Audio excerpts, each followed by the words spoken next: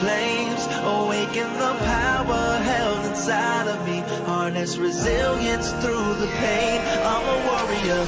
Self-bio, sleep on checkmate. Are you kidding? Marco to the rescue. The blade comes out and he shuts it all down in one fell swoop. Absolutely stomping. Oh, what is that? I haven't even gotten to the bridge. Backbone. Warrior, I'm a hurricane like Gloria. I won't fail my times now. Rise of glory won't back down. I take the pain and I let it out. On the mountaintop, shout it out. Break away, let me demonstrate my mentality. Activate. Oh, rampage through the side room. Everybody, massive for Bernard. Catches everybody else. I'm a warrior. Gonna look to make it happen, and there it is. Proper. Cannot be stopped. On the mountaintop, shout it out. Break away, let me demonstrate my mentality. Activate. Good evening, ladies and gentlemen. Welcome back to another day of the Overwatch League here in the APAC region. I am Achilles, joined by Avril, and we'll be guiding you through not just tonight, not just tomorrow, but all 3 days of the Action 7 matches. Kicking things off for our first one, we're going to have the Seoul Dynasty going up against the Chengdu Hunters. It is 7-match September, Achilles. Didn't you know? I mean, that's what right it's about to be. All seven right at the end. This is the last weekend of September. And the last week, by the way, before the launch of Overwatch 2. It's coming. It's officially coming. How many days out now? Like 5? It's less than a week. It's less than a week is what it is. It's pretty damn close. So I'm excited. We're so damn close. We're so damn close to getting there. But we do have some exciting matches to go through tonight. Important ones as well in terms of how it's going to affect our standings as well as entry into both playoffs and qualification into play-ins, as only 6 teams in this region can make it to play-ins. The top 3 go directly to the playoffs, and the bottom team, the last place team in 7th, is going to be automatically eliminated, and for them, their season will be over.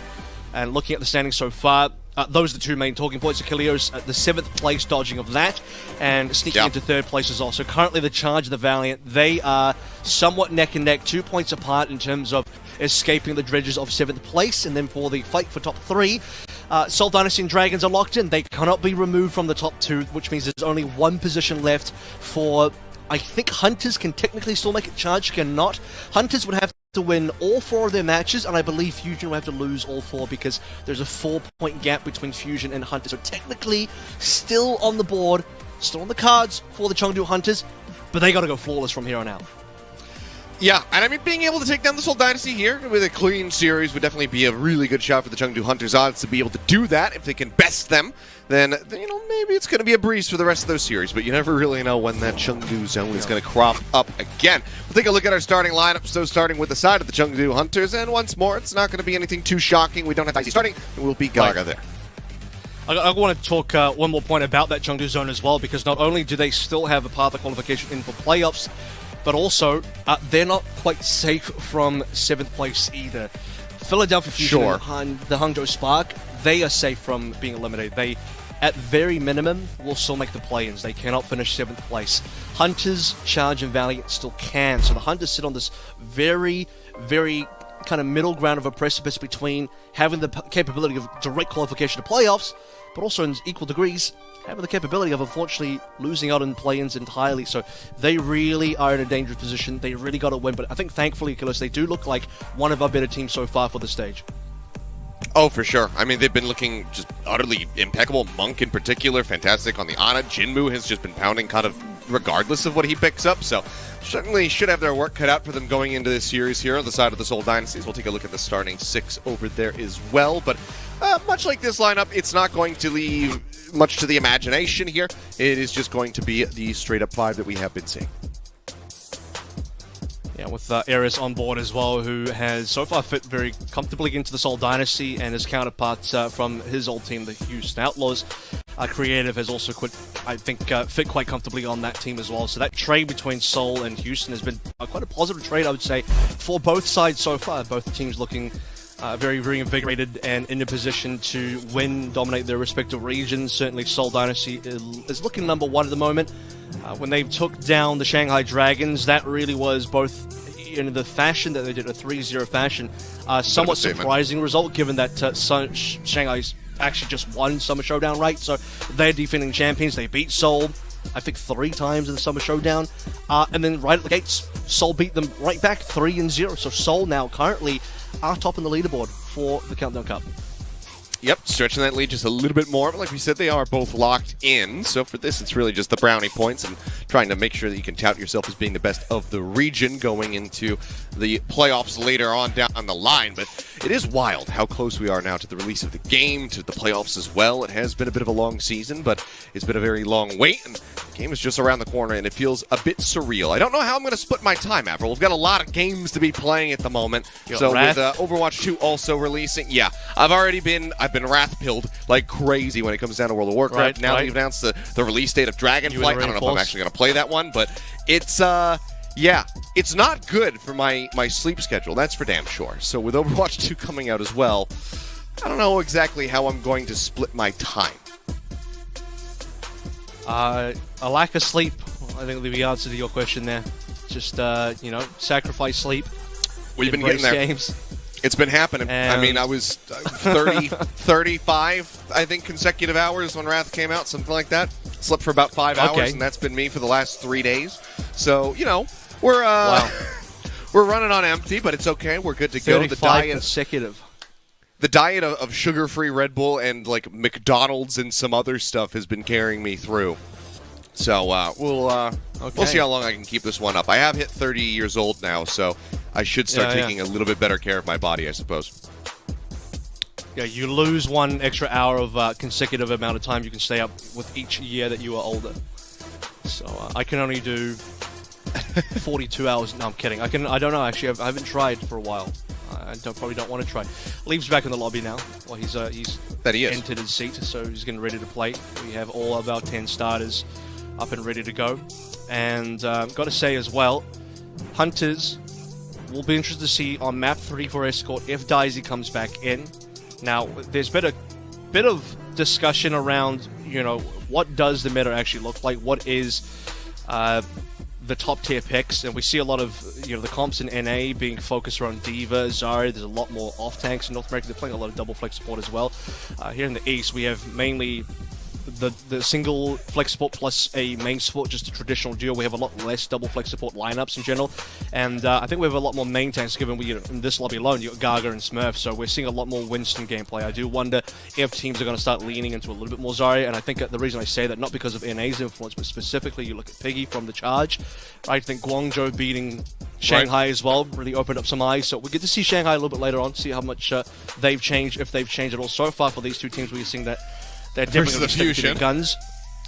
And we'll see, because Fusion also did quite well with Fury on Zarya. So let's take a look at our map set here. Starting things out on Busan, and then Dorado's on board now. Because Dorado's on board, I actually think Gaga might stand just play the Winston, but that'll be 2 maps down the line. Yeah. Well, I think this is just a taunt, because, I mentioned to you earlier when we were first getting checked in, I was going to maybe go to Busan this weekend, but we got fully booked up, so no days off, you're here. Which I don't mind. Well, you're here. So I'm here, but yeah, we got the Busan in the end. Not quite. Speaking of Busan, by the way, the scenes I was looking for. I want to, before we enter game, I want to mention really quickly, just to build some hype for it, but Seoul and Fusion will be playing their match next week live in Busan. In the Esports arena there, where contenders matches has been hosted. Many contenders finals have been hosted there, so we're actually going to get a live Overwatch match in APAC next week. But that's next week. Let's focus on right now. Chengdu Seoul, we're going to roll out. Smurf on the Zarya, Gaga on the Zarya. There we go. Okay. 2 main tanks, but it's 2 Zaryas. And it is. Well, they're looking for the Zarya there. Hack went across, but they're unable to find the pinch. And actually, it's going to be Vinham taking down Jinmu, opening things up quite nicely here for the side of the Chengdu Hunters. Here's now under a bit of fire as Gaga looks to pressure him out. Leave will find the rail shot to take down Fitz. The cleanup is coming through. Smurf just going to try to build as much of a grab as he possibly can, but inevitably does die, and that will be the cap coming through first for the Chengdu Hunters. A really fast first blood coming through in Jinmu as well. The follow-up from Leave. Look at the old charge already onto those 2 members. Chengdu have forgone the Sombra gameplay, not interested in that one. You have 2 of their players still on very comfortable picks. Jinmu Genji is always going to be a strong look for the Chengdu Hunters. Let's see if they can hold on to their positioning now as Fitz looks for opening pack. I don't think he got one. Doesn't seem like it. Excuse me, I was choking on some water there. That didn't go across on the microphone, but Prophet now just getting zoned out a bit. Gaga You can see that Jinmu has been surging forward. Gaga does get taken down, and Jinmu will fall as well. With him getting up on top of him, finds him with a right click. Prophet popping the deflect, just trying to stay alive. It has a good amount of fuel. Smurf is 100 energy. He manages to go ahead and smash out both of the supports. So the flip will be there for the side of Dynasty. Chengdu Hunters, they accrue 37%. Yeah, I mean, you look at Smurf's ult charge here as well. He's actually doing double the damage, or nearly rather double the damage to Gaga so far, who's still trying to catch up. And at this stage, you know, the opening hack from Fitz landing on top of Gaga, enabling that play to come through. I think there was a bit of a window of opportunity there for Chengdu to still strike back, but couldn't quite find the opening for it. Now Grab's going to come on through. Should be coming in this choke as well. Smurf low, though. Oh, he's going to use it. Get the solo here. On to leave. The Nano going to be invested for Monk as well, just to try to keep him alive. In the meantime, Smurf turns his sights over to Gaga. Will find that elimination, so it still does manage to come up with a kill here on the side of the Dynasty, maintaining that man advantage here for themselves. Vinhame first to have the beat, and he should not far behind. We'll see when the trigger does get pulled on these, because Fitz has that EMP locked. And that's the thing, right? Because we're looking at two potential plays here for Seoul Dynasty. They can go aggressive with the EMP, probably not recommended. They'd have to push into Chengdu, or they can allow Chengdu to push out into open, then EMP them. You also would like to catch Jinmu in that as well. Okay, well, it's going to be the EMP in response to the overclock. Sound barrier does come through from Nisha. He keeps everybody alive for the time being, and Vinhame is actually going to fall. Prophet take it down as well. 2 kills found. Jinmu will go ahead and resheath the Dragon Blade, gets on top of Iris for another kill. The flip should be there for the side of the Chengdu Hunters, so it's a lead right now for the side of the Dynasty, but a fairly narrow one. It's going to be about a 30% separation when this cap comes in.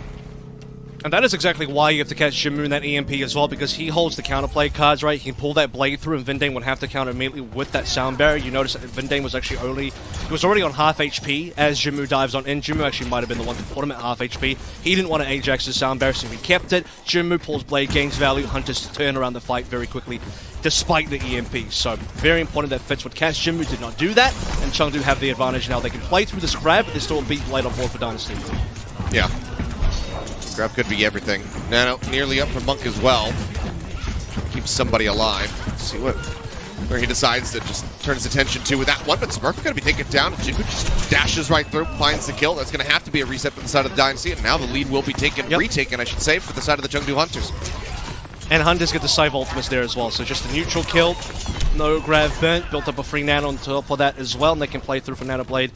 If this goes longer, Monk would like to not have to burn it on a Gaga, or maybe Monk, or rather Nisha, if possible. He is Monk. Seoul Dynasty now looking towards nearly 4 ultimates. Oh, grab is absolutely massive there. Just a couple. Prophet actually managing to survive, but getting nanoed out. Pulls the blade, finds 2. Gaga killing himself off the right click, actually. This Prophet will go ahead and slurp himself a 3rd kill. Cleanup is there, just shy of that 99%. But Chengdu Hunters, they do have some ults to work with to try to retake this and close out the round. Yeah, they're going to get grabbed, though. The problem is they have to fight through grab and a choke and EMP again, so Chengdu actually holding ults there. Notice that Monk didn't use his Nano. Jinmu didn't have the blade just yet. It's all 5. EMP basically catching everybody. Yep, Gaga, I think, able to maybe bubble off the whole thing there on the screen, but now he's trying to answer back a kill on Smurf. He's got 38 HP. They will be able to beat him down. That's Smurf out of the fight for a little period of time here. The Nano going to be expiring. They shift their weight over to the point. They start looking for the cap. Somebody from the side of the Dynasty is going to have to occupy this position here rather soon, or else the flip is going to be coming through, and actually they give it up. And can they touch? They can't touch. And no touch! Okay. All right, sure. Prophet was there. Too far away. I think that could have been a very interesting fight, because we have, I believe it was Beat Blade coming up for Jinmu and Nisha, or Jinmu had the blade, Nisha was about to find it. And on the other end, it was, I believe, only a grab for Smurf. Now, the critical moment there for me were 2 critical moments. One was when Seoul took the fight to Chengdu, played their Nano plus Blade plus, I think, one other ultimate got in there as well, the sound barrier, I believe. And Chengdu burned only their grab and response and nothing else. To be fair, they didn't have the blade at the time. That was a very important fight for Seoul to win, because then they retain tempo control as we head towards the 100% mark. But then Chengdu flip it when they kill Smurf, and Smurf is somehow solo beneath the point on the bridge, caught out by Gaga, and Smurf cannot die there because he had the pivotal ultimate. So Seoul kind of letting that one slip through their fingers a little bit. Smurf on a diva now. Were. They were just too good, Avril. They flipped the point before it hit 99%, so that when Chengdu regained control, there was just no forced out overtime. If Seoul Dynasty were 1% worse at the game, then they would have had OT. Monk with a nice opening kill. Prophet going to be taken down. Jinmu shifting over now towards that Sombra. Going to be matching Fix, and they do catch him out, but he's got the translate locator set up. The Gaga Ball is a very interesting pick here because it does get countered quite a bit by Vindame and Fitz's specific picks. Now, speaking of picks, Chengdu so far, they have the point control. They've got 2 kills in a row. Prophet and Iris have been taken down summarily. Gaga just has to make sure he doesn't get targeted too hard. So far, he's gone below half HP, but not dead. So still, again, has to be very careful. Fitz can build very fast EMPs off of farming Gaga alone. Slow and steady here. Some pings coming down. Smurf spotting out Lee for a brief moment, who is absolutely destroyed Prophet as far as that pulse bomb build time is concerned. Sleep out on a Fitz, trying to keep him alive, and no, Monk just pushes right up on top of him. Charge right click, Fitz dead. Great sleep from the side of Nisha. I'm used to saying Monk, but great sleep from Nisha. As they continue to go on the hunt for Prophet, pops the recall, still in a dangerous position, gets tagged up, Nisha takes him down. Prophet. Yeah, not having a good time against these double flexibles, and it's quite a risky pick as well because you would imagine that a dive tank plus Sombra Tracer would be able to control double flexibles quite easy, especially when you have an Ana, a Diva versus an Ana matchup as well. Leave now pop into that pulse that he earns so quickly, as we say. And we're at 56% now for Chengdu. Double EMP is about to be online. I mean, they've barely touched the point right now for the side of the Dynasty. That's how brutal this has been. They just keep getting picked off one after the other. And Fitz now, spy check going down low. Yep, takes the translocator out. Fortunately for him, there's no one there to go ahead and finish him off. It's about to be 4 ults v 4 ults. There's the EMP. Oh, the sleep! Pull. Jinmu does get something, but he's going to make it out alive. And Iris is going to fall. Vindame now under fire as well. Gaga comes up with both kills onto the supports. Pulse bump for Prophet. Yeah, wow. It will find Nisha. They get the flip in the meantime, but they still need to win out the rest of the fight. EMP is out from Fitz. He manages to get on top of Lee. Finishes up with a melee hit. Smurf popping that self-destruct. Not going to find any kills, but does manage to stay alive. Occupies the point here further as he waits for the reinforcements, waits for the supports to rejoin the fray. Here is at 92% now towards that Transcendence. Desperately going to be needed that one if they want to win this round.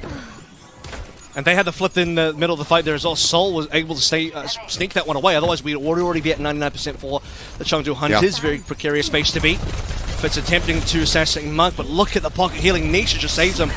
They take him so low, and the pile driver from Gaga is massive. Once more, he sets it for the kills onto both supports. Prophet answering a kill back. I'm getting deja vu, though it's not going to be on the Nisha this time around. But Monk's fragging. Well, he gets the one. He gets taken down. Monk has been absolutely crushing it right now. The flip is there once more. Dynasty only get the 44%. Chengdu Hunters getting ready to crest 85. Yeah, and Chengdu's dives have just been much better, right? Gaga landing on top of the pile drives, deleting Iris and Vindame with a combination of Jinmu and Leave in that play as well. And Soul Dynasty, the opposite, right? You see them try and dive on top of Monk and Nisha. The peel is so strong. Some more damage focus onto Gaga this time around. We're about to hit the 99 mark. Soul flip it again. No contest from Chengdu. Gaga was too low. But again, they flip it before 99%, so it's not going to be a forced overtime. Could it happen twice? Back to back. EMP coming again. Crazy. Well, that's going to be the Transcendence pop to go ahead and clear out the minefield. The EMP out from Fitz, manages to catch both the supports. The sleep dart out onto Monk. And they needed that to be able to get that pulse bomb because it had not stopped. But Leave answers back with one of his own. That's going to be the Zenyatta's now out of the fight. Now Vindame and Nisha both falling. Leave and Prophet doing their damnedest to try to turn this fight into their favor. He sees the Prophet so dangerously low, but he cannot pursue deep enough to try to finish him off. Leave going to be popping the recall. Doesn't take it back up to full. Chipped away at here. Smurf looks for the kill, but Gaga crashes through. Finds Prophet. Still in control right now are the Soul Dynasty. 82%, but the point going to be occupied. Chengdu Hunters once more looking for the flip, and this time somebody absolutely needs to get the touch. The contest is going to be there in time. Stop the flip from coming in. Smurf now in control. The Nano up, as you say, for Vindame. Leaf goes into the back. He's looking for Fitz. He's trying to take him down. The health pack comes back up. Fitz slurps that up. Makes his exit.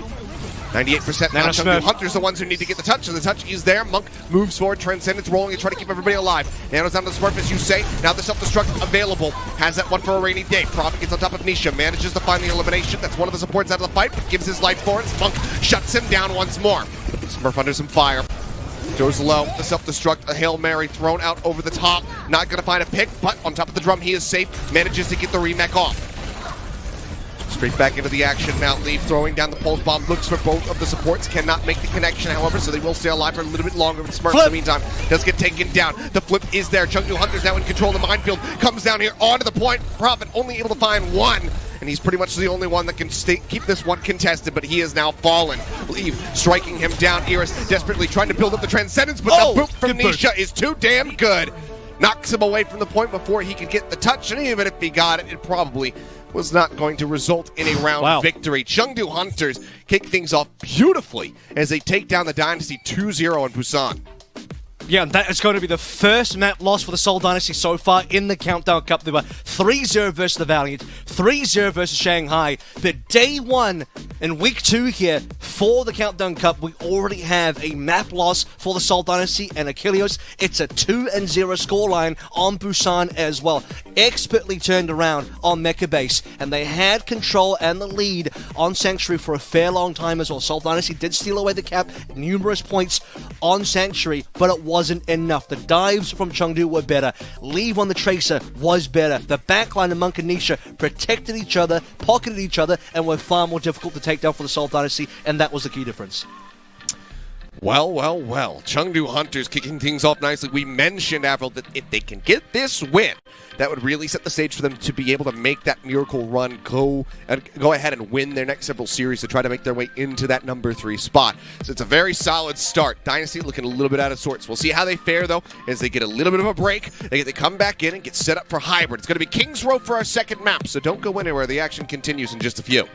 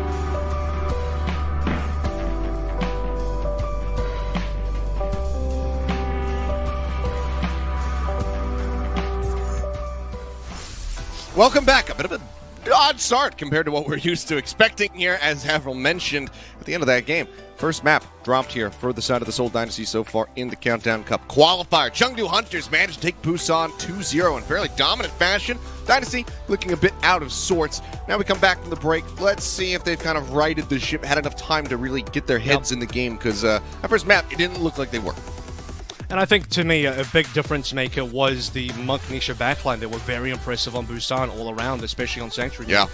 The difference in how effectively they can peel for each other and protect each other and keep them safe versus a Sombra Tracer dive versus the opposite with Eris and Vindame. How many times, Achilles, did we see them both go down the kill feed at the same time to the Jimmu, Leave, Gaga, Triarchy there, just dropping down on top of them? And I got to focus on one play in particular. Gaga played phenomenally on that map, considering, in my very humble opinion, he is definitely he's having to row upstream on this ball, given that you are up against a Sombra Ana combination in this particular meta where even things like a D.Va on the defense peeling is very strong. Your support should not be dying with the D.Va peeling.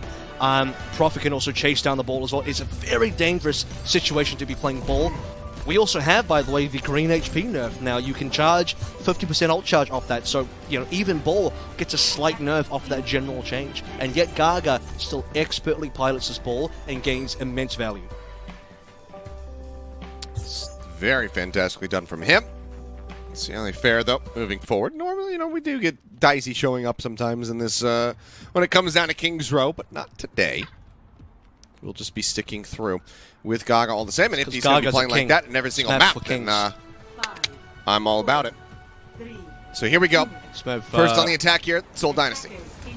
And Smurf onto the Zarya again, so leaning very heavily towards his off-tank hero pool today. You get to see him play any of those main tanks. Maybe swapping towards that on Dorado. I think the Dorado will be a very important map for Seoul, given that Prophet, Tracer, Smurf, Winston is bread and butter on that. But now for Chengdu, they are playing a very different comp. We are seeing 4 different heroes across the board. The only hero that is equal on either side is the fact that we have an Ana. Otherwise, it's completely different. Yeah. A lot of differences, which again, we were talking about this meta, you know, the meta so far, and how we love it. And this is a reason why. Gaga, though, getting picked off, Prophet finding that kill, that really opens up the point to be captured now for the side of the Dynasty. They down from Leave, Fitz, Jinmu. Duking it out. Fitz comes up. Trump finds the kill. Dash in. Both of the supports spotted now up onto the high ground in the window. Prophet pinging that one out. 2 ticks surrendered. 2 ticks. They still wait for Gaga's Gaga. back, I mean, they're pulling away. They're backing away. They have to go if they want to go now, but they're not going to go now. They have indeed, like you say, pulled away Gaga. Not in position. Gaga, to me, would have to come through from the bottom entrance or at least drop through window. He would probably be hacked instantaneously. Chengdu Hunt is very much just valuing the archway hold early on instead of going for any sort of retake scenario. Have to compliment Fitz there for the opening pick and hack onto Gaga that enables that, and now Prophet does very much the same on the beat. Attack. Prophet looking a hell of a lot better. Does get rail shot there by Leave. Finds that elimination, but I mean, you look at the ult charge between Prophet and Jinmu, and the fact that Prophet is nearly beating him out with that towards a Dragon Blade versus the Tracer is pretty damn impeccable. Monk finishing things off with a nice pick on the Fitz EMP. 12% away, though. That's a lot of the dashing through 3 members on the sort of balcony hallway area on Kings Row A. Also looks over towards B. Jinmu having needed to play very defensively after losing A quite quickly as well. And once again, Gaga is just going to get targeted here with Bubble gone. Hard for Chengdu to make any sort of engage, but they're very close to ultimates. Fitz now setting up for EMP going the back way. On the hunt. Sees Leaf sliding by. Pulse bomb out from Jinmu, not going to find a pick. Jump out the window. There you go. EMP's in. Instantly Leaf is greeted with a bio nade. Gets taken down. Nisha falls shortly thereafter in the hand of Fitz. Gaga now just trying to make his exit. Jumps back up here onto the high ground. Fitz just stealing away the Mega Pack, making sure they can't play off of that one. Should be a little bit of cleanup. Yep, as Gaga will inevitably fall. The cart can continue pushing. So that's about 1 minute and 20 seconds, minute 30. Dealt with here for the side of the Chengdu Hunters, but breaking through that initial archway control is absolutely paramount here for Seoul Dynasty. Yeah. And that was a very timing-intensive kind of position for Seoul to be in as well, because they had the EMP up and Chengdu just did not. In terms of any ultimates, right, we have Jinmu and Leave kind of just a little bit off there. Nisha was on about 98, 99, so couldn't quite counter the nano or at least make any sort of counterplay to allow Gaga to dive on in. Now Hunters do have something to play through, but Seoul Dynasty still hold on to Nano Blade, so it's still a tricky situation. Monk has to counter this. Well, he does. They can force there's his a hand grab with the online as grab well. early, though. Yeah, there'd be a really big window here for the side of the Dynasty once more. 5 ultimates nearly built up here for the side of the Chengdu Hunters. It's going to be the Nano actually going on to the Smurf, so it will not be a Nano Blade. Grab online. Gaga going to be antied out. Pops the Primal to stay alive. Leave on the other side. Overclock at the ready. Finds Iris, but Nisha going to be taken down. Now Monk is out of the fight as well. Vinham able to snipe him. Both supports gone. Now Lee picked off. That's everything in the kitchen sink thrown at this point here by both squads, but it's the Dynasty still standing at the end of it all. And I'm surprised by the trans usage there. I think Hunters were pressured out, but it's just Smurf rocking up with the Nano. Prophet didn't even receive the Nano to play with the Nano Blade. Smurf hadn't actually used the grab yet, so Monk pulling trigger early gives permission for both those players to eventually play through their ultimates, and Prophet in particular carved through the Chengdu Hunters with very little resistance afterwards. Leave did get a counter trade via his Nano Clock, but not quite enough to stop the Seoul Dynasty. And as you say, all ultimates that were available basically expended. I think Jinmu might have held there. And as we approach C point, just under 4 minutes, could be a pretty good time bank for the Seoul Dynasty. Next EMP can roll them through with a snowball. Yeah, he's the only one to hold, but he was also the last one to build it up. EMP again at the ready here from Fitz. Sat down below, and it's an instant collapse on the Gaga. Everybody piling in, and this is the Dynasty that we have come to know and love. Looking a lot more like themselves right now on this attack. Chengdu Hunters need to find some semblance of stability here pretty soon. Jinmu still holding on to the pulse bomb, just waiting for a moment. Everybody's clustered up into that right-hand side room. If he can get himself in there, it's potential for a multi-man, but now lets it loose, looking for Fitz. Won't find him. Fitz gets away scot-free. Look, Assault, they have control on that right side or left if you're looking from this POV. Currently, they can rotate directly onto the back line of the Chengdu Hunters if they want. Gaga sees that, trying to block Jinmu.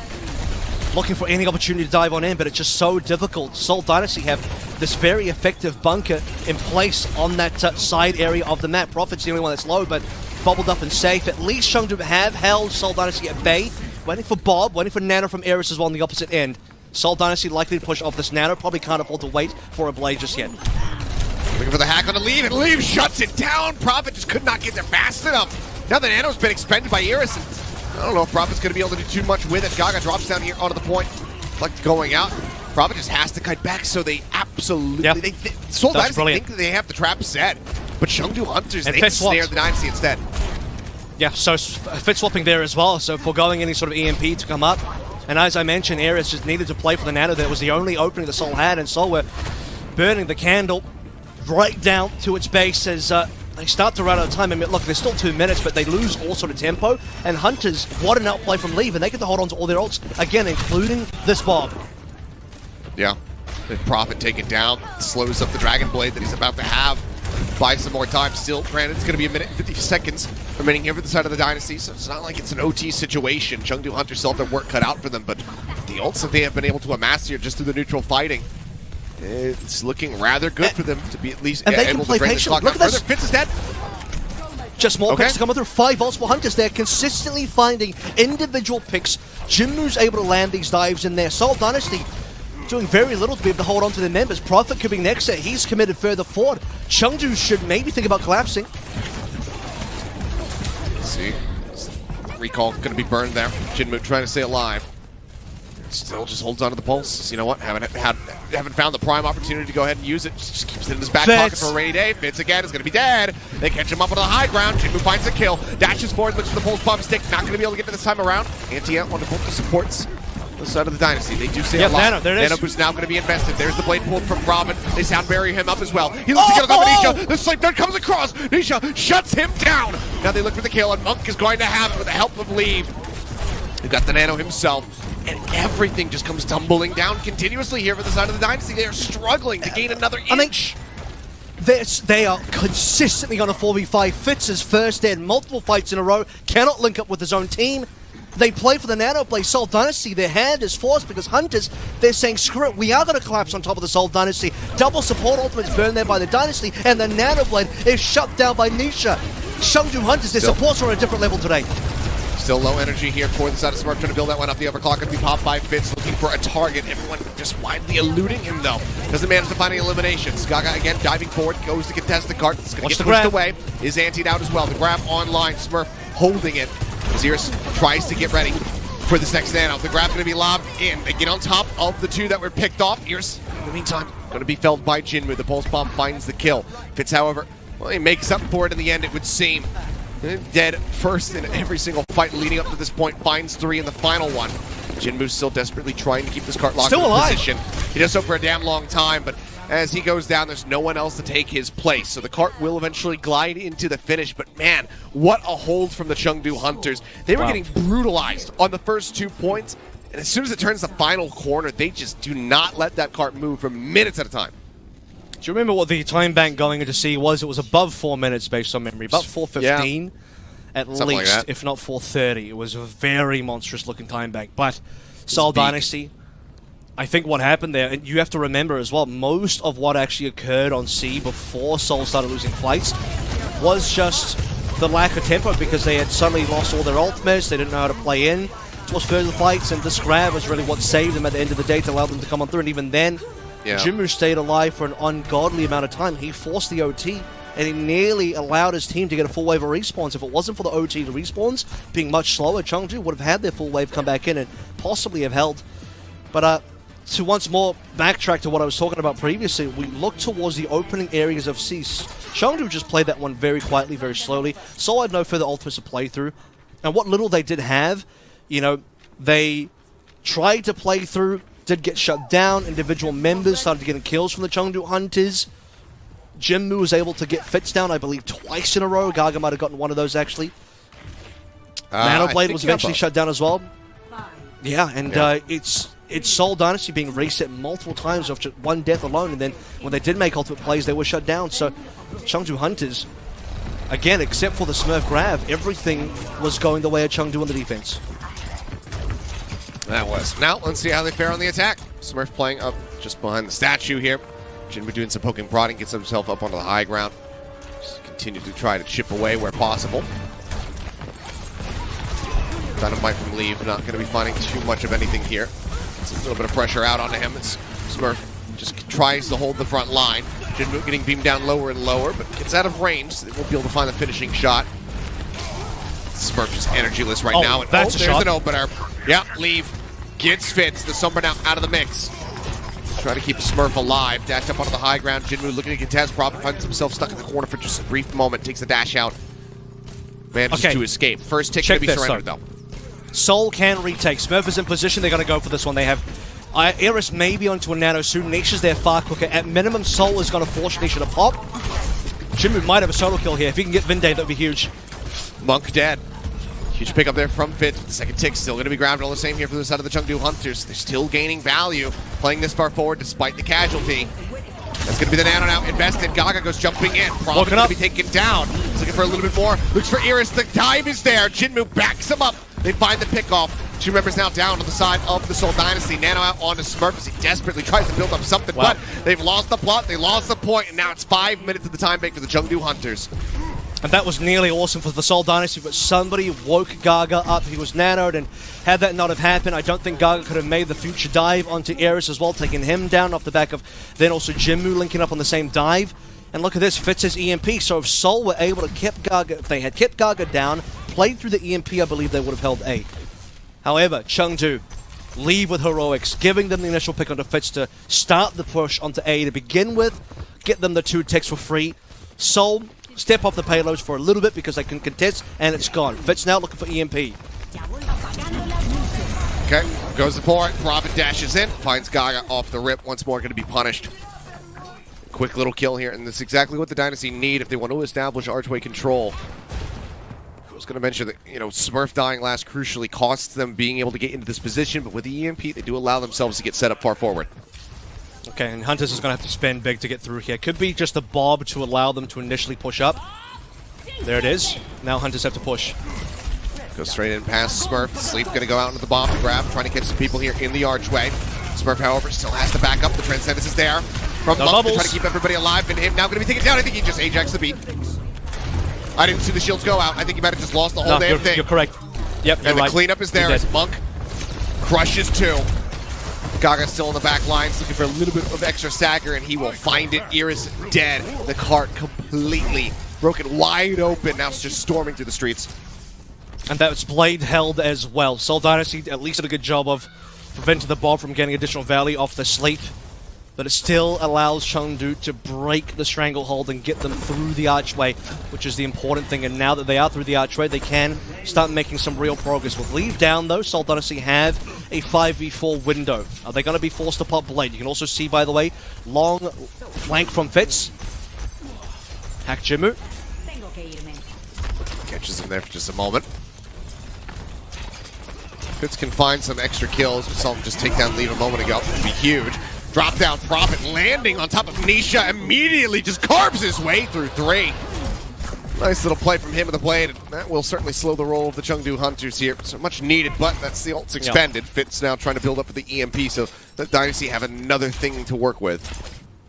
Prophet feeling thankful that the Nisha sleep dart went wide this time. He did see it from Prophet's POV, and that gave Prophet full permission to be able to get the double kill onto the back line. And onto Leave as well, but Hunters will hold. They actually couldn't respond with their own Nano Blade yet. I believe Nisha was on 99. So this is going to have to be the fight with Jimmy hacked out. They'll wait. They know the Nano Blade is coming through. Solar should be spacing with this one. You can actually see the team is kind of split at the moment. Prophet on towards that right side flanks there. Want to make sure they're spaced well enough. And by the way, Smurf should be holding bubbles at the moment. When Jimu Nano Blades, Smurf will commit those bubbles to the back line. It's going to need to be Johnny on the spot with them. Nano out, goes on the Leave. EMP strikes, finds both the supports. Fitz and Prophet manage to get it done. Jinmu out, still with the blade pulled. Finds one, they're fighting back. They traded a 2 for 2. Still supportless on the side of the Chengdu Hunters. Leave falling. Means that a lot of the firepower gone. Dashing in, Jinmu trying to get the best of Iris, but he manages to shut him out in the end. Gaga still chasing forward, still trying to find this Ana. But the peel is there, and Iris manages to come up with the kill as he goes off the side of the map. Just good defense there by the Seoul Dynasty. I mean, great positioning from the supports as well. Let's take a look at Nisha's POV here. He received most of the brunt of the pressure, and as a wrong person, Leave unfortunately gets in the way there. Jinmu doesn't receive the nano, and that is the end of that. Both the supports of Chengdu ended up falling in that fight as well. It's one of those really unfortunate situations, and it can be quite costly. To be fair, though, Vindame also lost a beat, so it's about 1-1 here in terms of whipped ultimates. It's a big interception. They're from Leave. Friendly interception. Yeah. Smurf now holding Your on. linesman gets in the way. Cut around the back, Fitz. Spotting Monk, goes for the hack. Tries to find the kill. They want to get within that hack window. Can't quite make it happen, so Monk stays alive, still has the Transcendence at the ready. Time. There's a big issue now, 30 seconds remaining and less to go. Yeah. Grav to come through from Smurf can be counterable by Monk, but we're looking for openings from Hunters. What can they open with? Has to be the overclock. Nano Blade online for Soul now as well. Big job for Monk to do. He has to counter 2 big ultimates, 3 including the Nano. All spotted by Fetch. Revealed, by the way. Nano Blade pull. He's looking for the kills. Transcendence is there. Tried to deny, but no, there's so much damage output on Tanisha. They managed to find the kills, and that is going to be it. Dynasty. Guilty will be forced out, but you've got several people occupying the cart. The cleanup comes through. What a beautiful point B defense here from the side of the Dynasty. Just continuously slowing things up, one pick after another, just chipping away at that time bank until it drains down to 0. 5 minutes to start with as well for the side of the Chengdu Hunters for that Streets Face push. The Dynasty looking certainly reinvigorated as they swap sides. Now they tie up this series 1-1. Yeah, Chengdu, man, they had Gaga on 98% on that final fight there as well, but the damage was done. Prophet with the Nano Blade, even with Monk's Transcendence rolling, cuts through Nisha, preventing the Nano Blade. You can see it was a 91, I believe, towards a Nano onto Nisha, or it could have been a Nano anything, really. Nano to Gaga would have been preferable there, but Seoul Dynasty, you have to remember, A and B is where they made their money. C might have gone poorly for them, but if they hold Chengdu, prevent the C point from even happening, it doesn't matter. Seoul will have it locked down, and that's going to be map 2, done and dusted. Well, tied up 1-1, Dorado on the horizon for our escort map. And if I remember last time, I think these guys played against each other on Dorado. There was quite a few highlights that were to be had. Well, hopefully we're going to be in for the same treat, because Chengdu Hunters, well, the attack leaves a bit to be desired. Still are very much in this game and can go ahead and turn things around. We'll see if they manage it, or we'll see if the Seoul Dynasty can continue on, try to close this out as they get to match point when we come back from the break. So don't go anywhere, guys. Chengdu Hunters versus the Dynasty continues in just a few.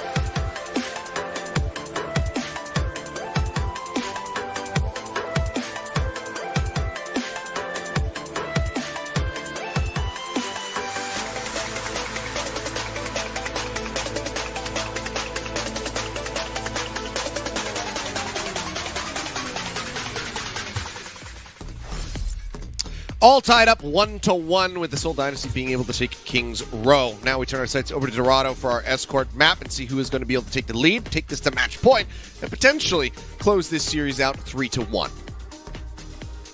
And it was a very good look for Chengdu early on for Busan, a 2-0 scoreline there, and Seoul Dynasty strikes back fervently onto King's Row, where they complete the map with a little bit of struggle.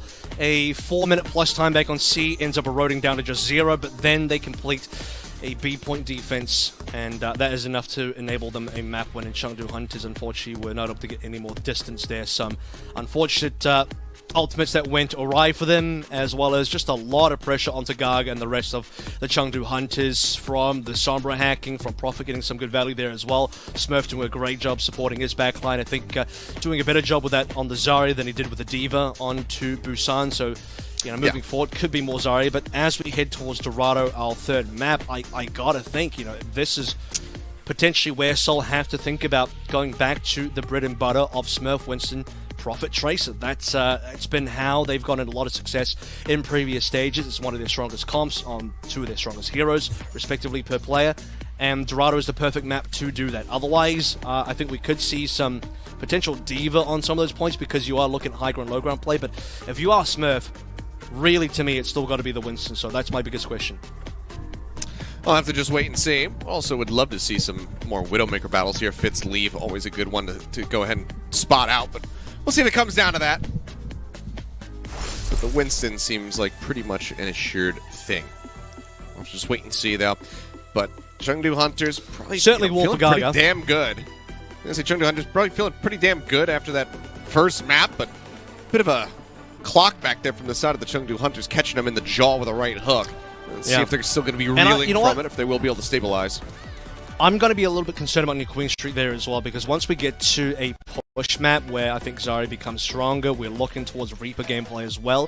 Things can only get more difficult for Gaga, as you have to remember, we haven't even seen a Reaper come through for Seoul just yet, so the Winston doesn't have to even deal with that, despite all the other pressure on board.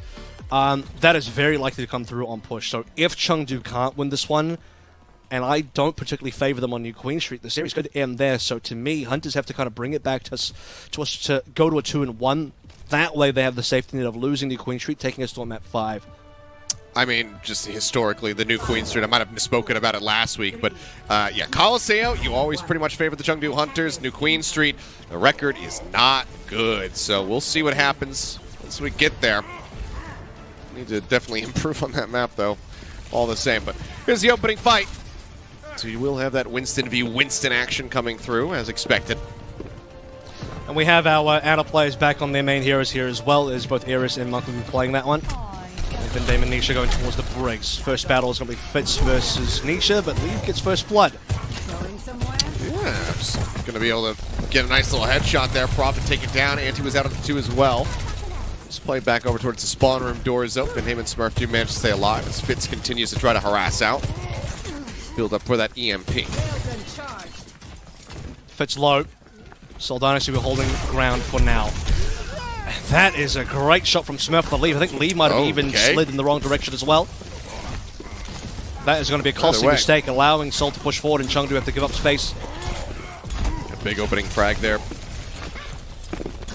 Smurf is going to be held at bay for a brief little moment there by the Antis. Prophet trying to get himself back into the mix of things, catch up as far as the vault charge is concerned. 47%, so it's slightly ahead of Leave towards that overclock. Jimmy Pulse.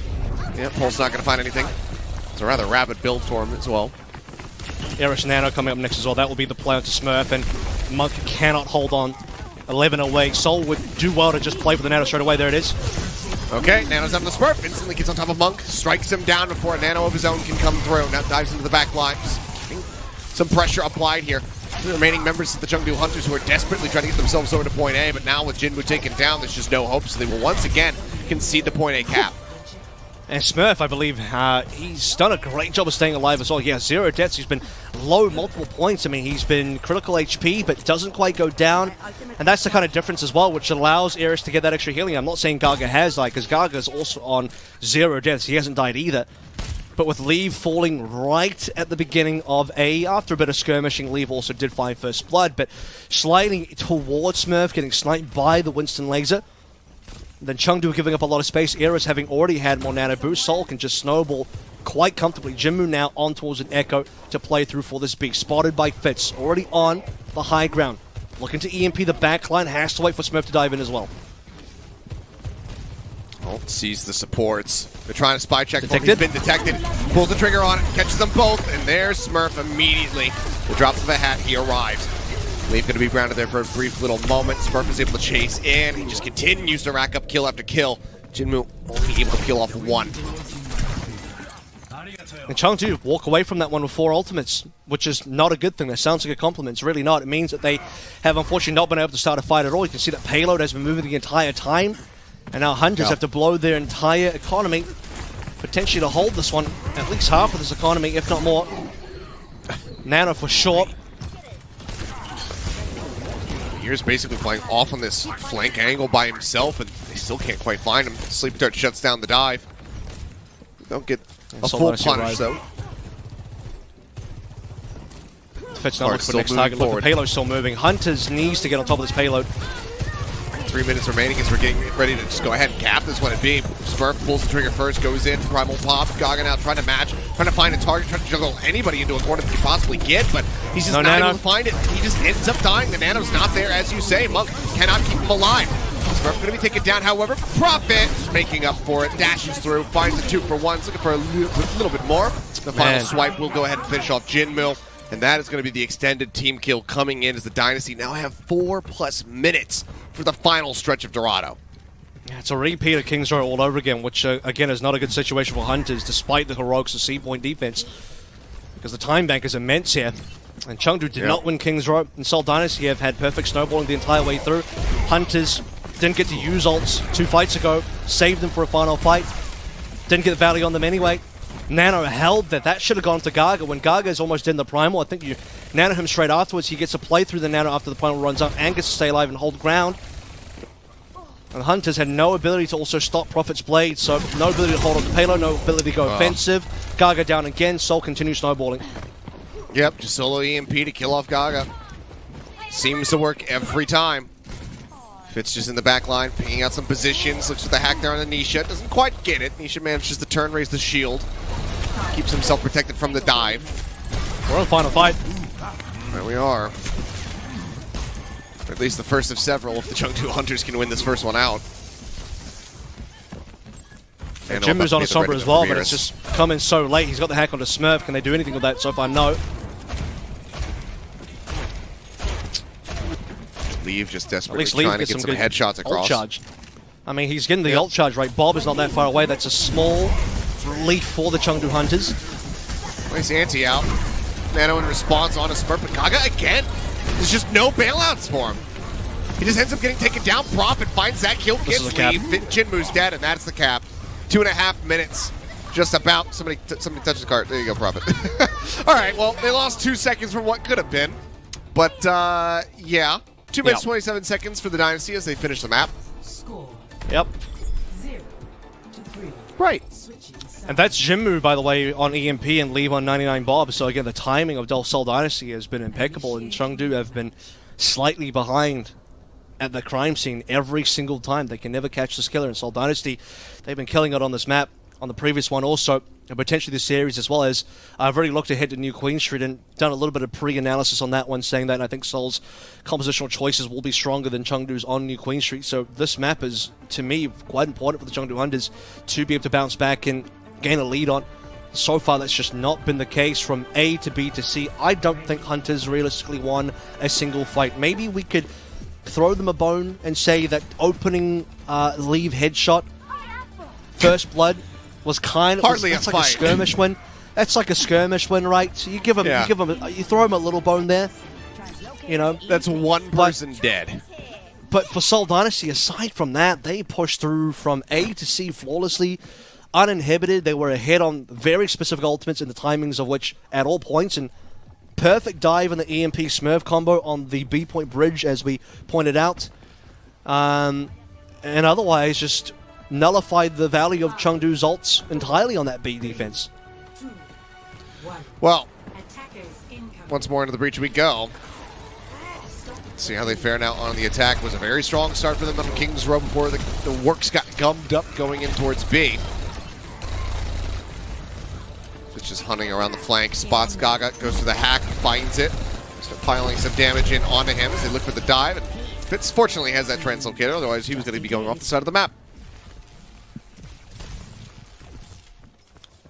Well, Seoul Dynasty will just wait out Smurf's hack here. Payload distance has been quite slow, given that both Smurf and Fitz and Prophet have been kind of assaulting that payload ever so briefly. Small windows there. Prophet is very far up on ult charge, so we're going to look at quick pulse bomb here. Nice Byronade as well. It catches him right before he goes for the dive. No punish to be found though. Jinmu forced back as Fitz has taken the lead in the EMP race. Just gets spotted, however, Monk has has to make his lead. Monk has his nano on board as well. This is very similar to what we saw from Eris on the attack as well. It's the attacking Ana advantage. It's a 10% advantage at this rate. And look, if Monk pulls the trigger early, Seoul can do very little to stop this, except for Pulse from Prophet, making a difference. So that is going to be key now, as the nano should come through ASAP. Oh, they're clustered up. He's looking for it. He's got the stick, and it's both supports taken out by Prophet. Just casually identifies their position, now looks for the finish on the Gaga, and he has got it. A 3K for Prophet in the fight. Leave, doesn't make it out. Four kills. Where was this? You all forgot about Prophet DPS. You forgot about the Prophet DPS. Everyone's like, hey, this break play is like kind of okay at DPS. No, this is Prophet. Don't forget. Here's the impact of that kill though. The 4K coming through from Prophet, but especially the 2 on the pulse and the double supports of the Chengdu Hunters. First of all, we have a positional disadvantage as Hunters now lose all that forward positioning. Have to push through. They're going to be up against EMP, but Eris has also matched Monk now, so there's no longer a free window of nano advantage for Monk that did exist for Eris on their 8-point attack. Okay. It'll be 5 though. Great hack. The Prophet does get taken down because of that one. Gaga able to dive back in. They find the kill. Leave holding on to the pulse bomb of the zone now needs to come up huge. EMP only catching Gaga, but this time there's just not enough throughput of the damage to try to actually get a punish there.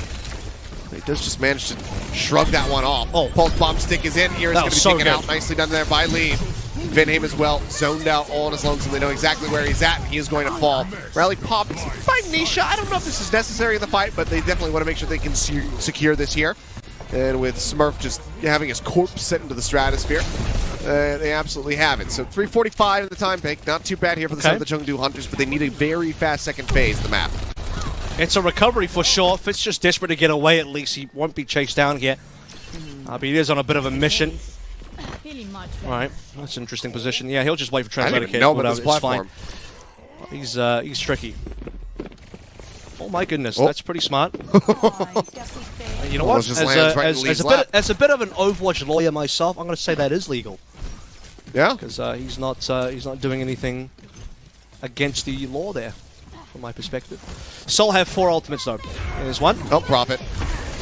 Well, Monk just doesn't get to play the game when Prophet has a pulse bomb in hand. It would seem this time Nisha does get spared. Hack on the Gaga. EMP catches pretty damn near everybody. Jinmu able to clean up too. Both supports now going to be out of the fight, and that EMP completely has turned the tide, it would seem.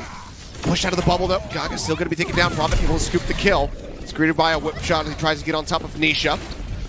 It's now being locked over in towards the Mega Pack. Just knocked around by Smurf. The cleanup kill comes in. It's a bit of a casualty as Prophet eludes getting hacked here by Jinmu. He's trying to make his way out, but Leaf manages to come around the front side of the bank. Scoops the kill. A nice alley-oop set up there by Jinmu, pulling attention. The cart inches forward once more.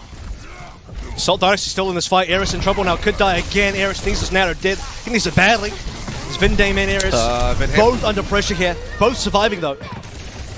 He does, and he gets the rally off. Gaga going to be taken down.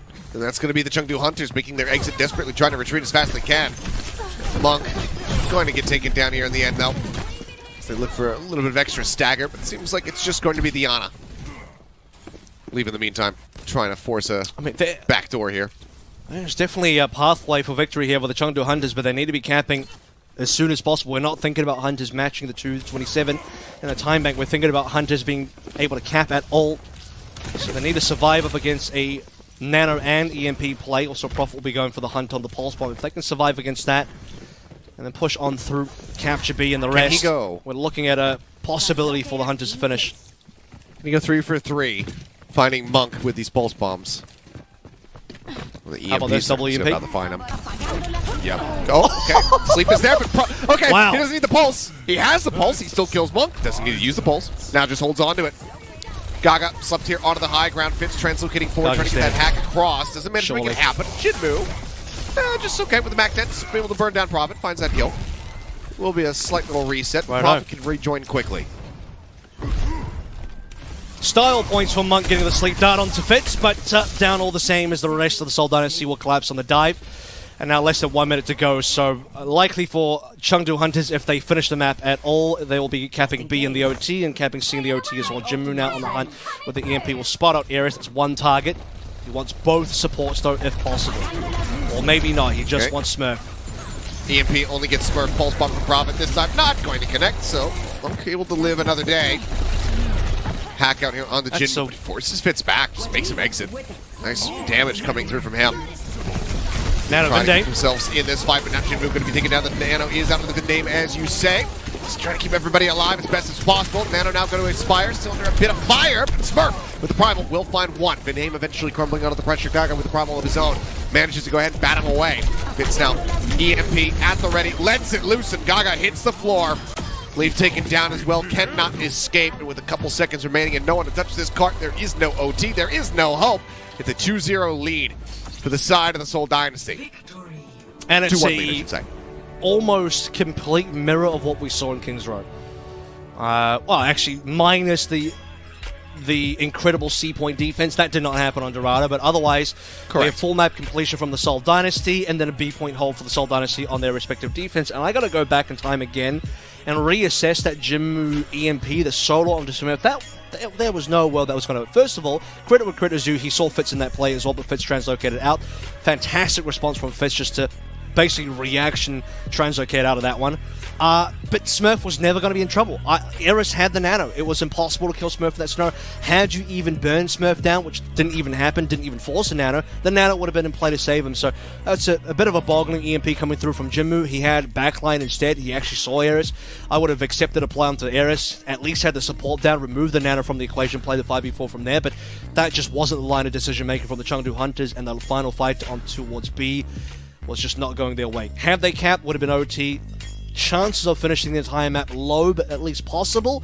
They were definitely on the back foot for Dorado, and now we'll have to see what they can do in New Queen Street.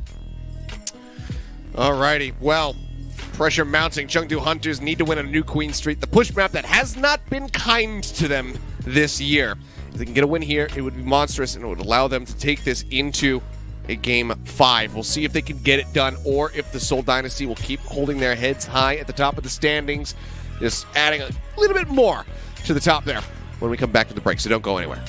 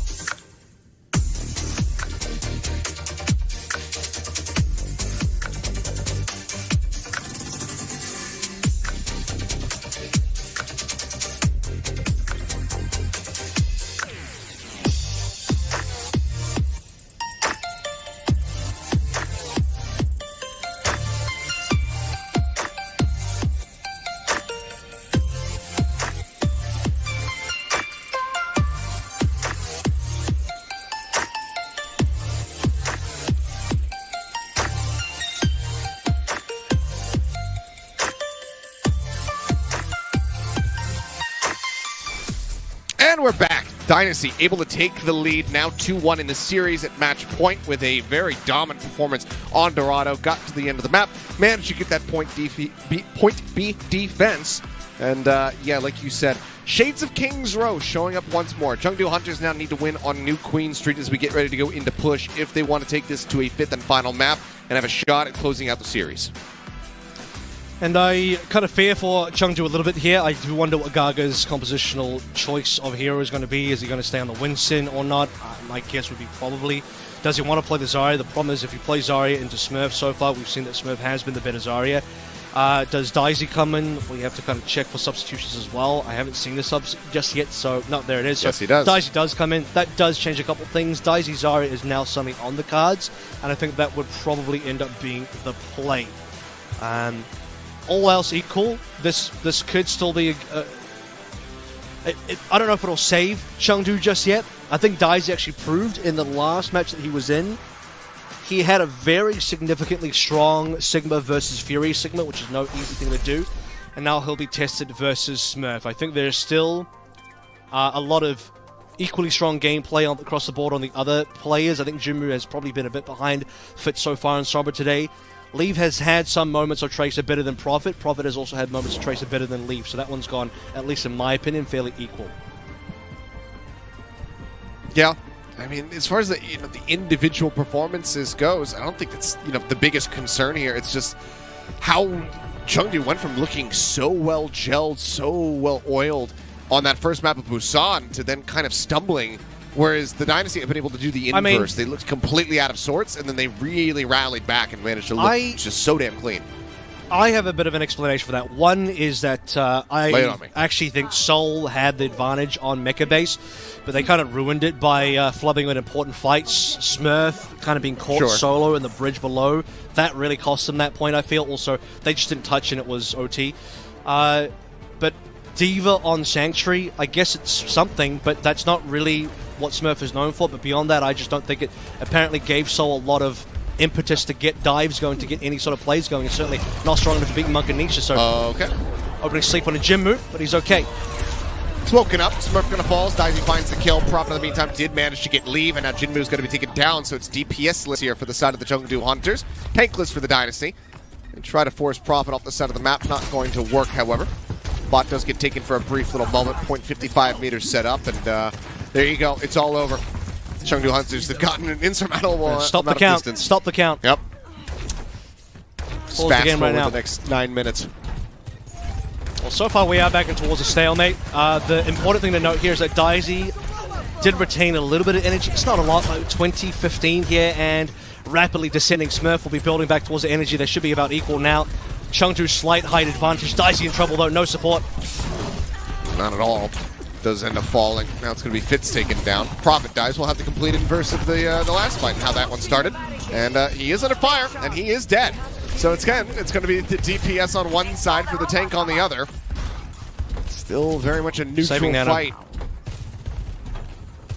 Okay. What really goes wrong there for Daisy is that he's the only one on payload contesting. The rest of his team is above, which is fine, but no LOS from support. So once Daisy's under pressure, Nisha and Monk chose not to, could not, was not able to help him at all. And now looking at ultimates coming online. Fitz and Eris plus Monk. Bot still pushing forward here. Still small numbers that we're talking about at the moment, but if the Chengdu Hunters can win out the fight, then they can definitely make this a bit of a larger figure for them. Nano goes out on the both of the Zaryas, but Smurf is able to put to use here first and foremost. Finds Jinmu. Now the grab going to be online. Hack on the Daisy. Bubble himself. Prophet dash across. Manages to find that elimination. Now the Dynasty have broken things open for themselves. Just the Nano invested. Then they rack up 4 other ults to use in the future fights. Well, you saw there as well, the Nanos coming through onto both the Zaryas, but Hunters, they were lacking at least a couple more in terms of Jinmu, I believe, was just below Blade. Leave obviously still on 95 here. And had, Hunters, were they able to just pull back slightly, Nisha speed them back, Monk play for the Nano Blade, I think that would have been a much more successful fight for the Hunters, given that Eris already burned the Nano and Smurf. And now Jinmu goes for it, but it gets EMP'd. Yeah, I mean, both Genjis, both just going to get evaporated with sound barrier out on either side.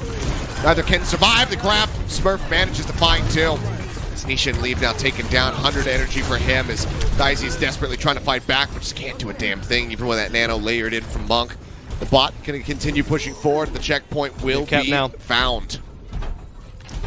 And that is a pivotal fight, rather, to lose for Chengdu, as no contest there. They'll have to be waiting for a little bit longer.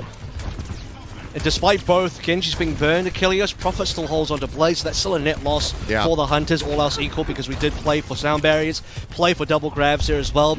Seoul Dynasty, I think the only thing Seoul lose is the fact that, okay, because they did actually lose a couple members, they do have to kind of wait for the respawners. Now that they have 5 together, play for this Nano Blade and they can go for it. Ares just 15% off, now 9. Closer and closer to it.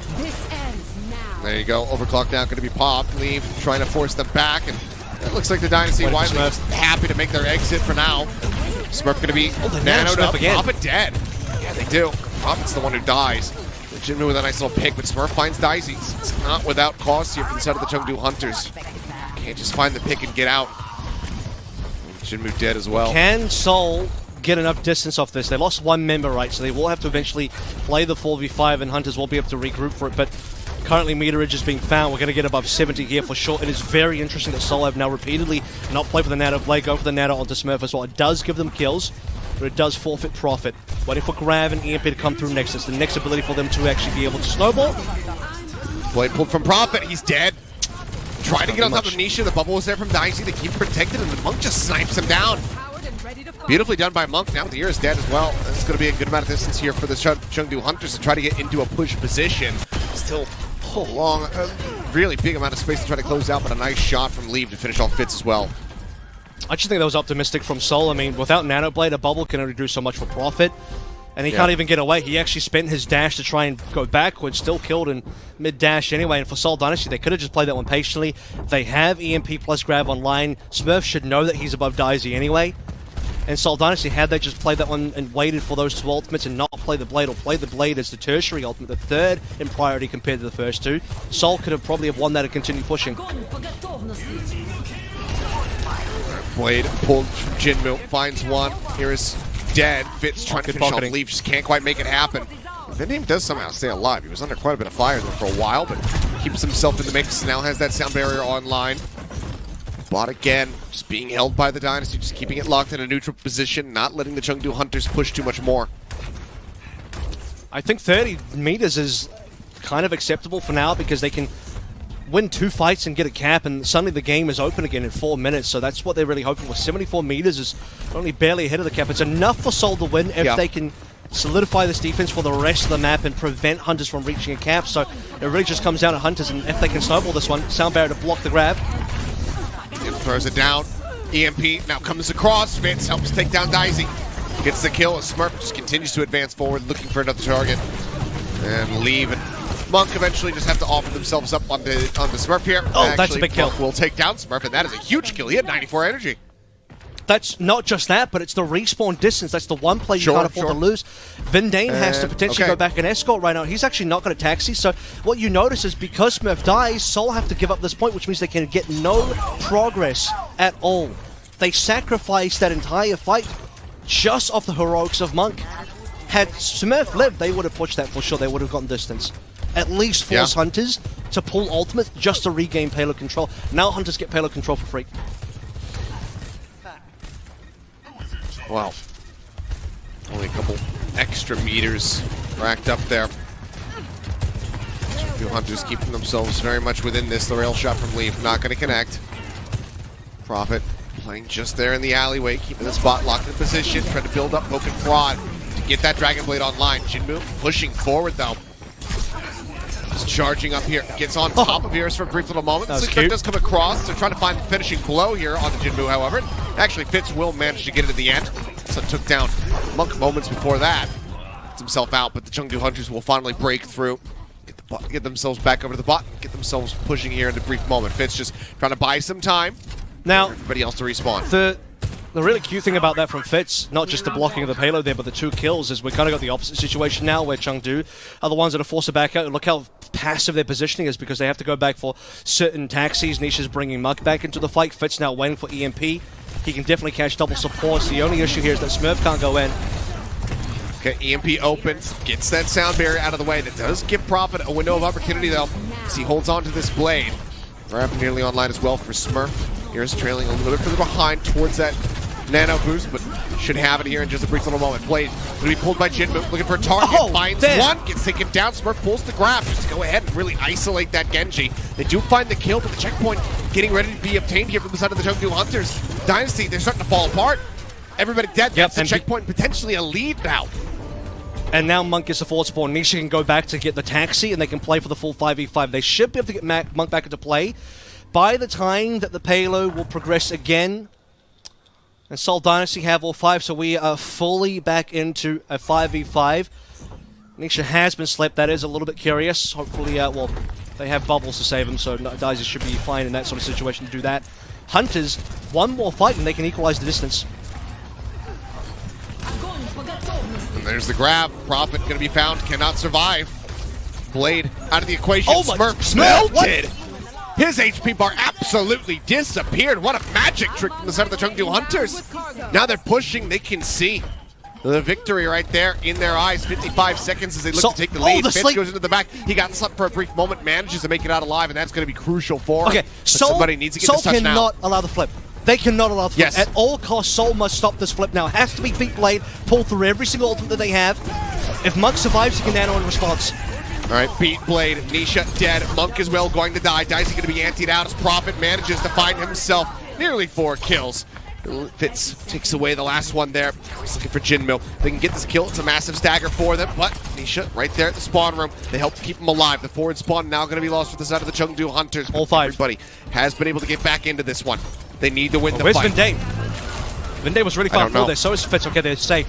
Bubbles saved them there, but Smurf is full out of bubbles at least for now. 1 back online. Final fight territory now. Chengdu have to win 2 fights to get this map. Seoul have to win 1.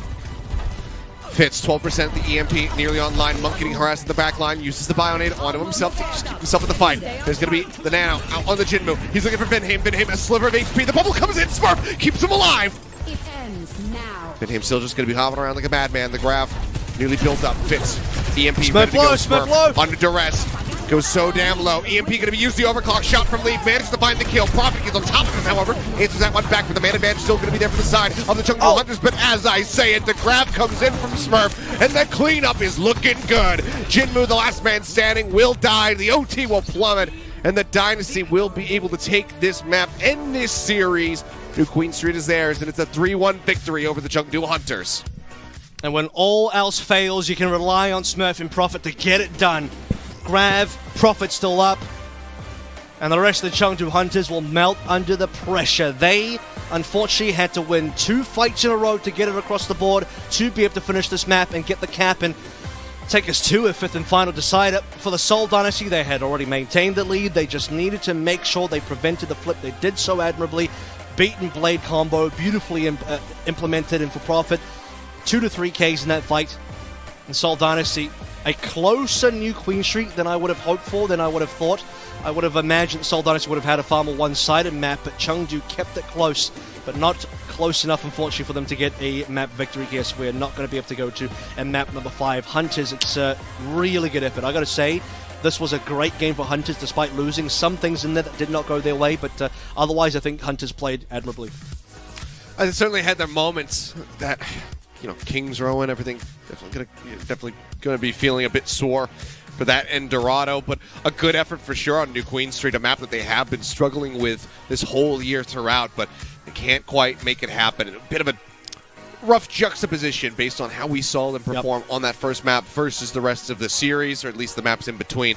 But there's still very much hope here for the side of the Chengdu Hunters. While they are at risk of falling down into that 7th position and missing out on everything, it seems like it's nigh impossible for that to occur. But it would be very Chengdu of them if it did happen. Anyway, we'll jump into our player of the match. This one I think was pretty much on the edge between 2 people in particular. But Prophet, the GOAT, he has managed to edge up just a slightly bit more over Smurf to be able to take the award today. I think when you start to get deeper into the series, you start to really get a hold of Prophet's capabilities on the DPS again.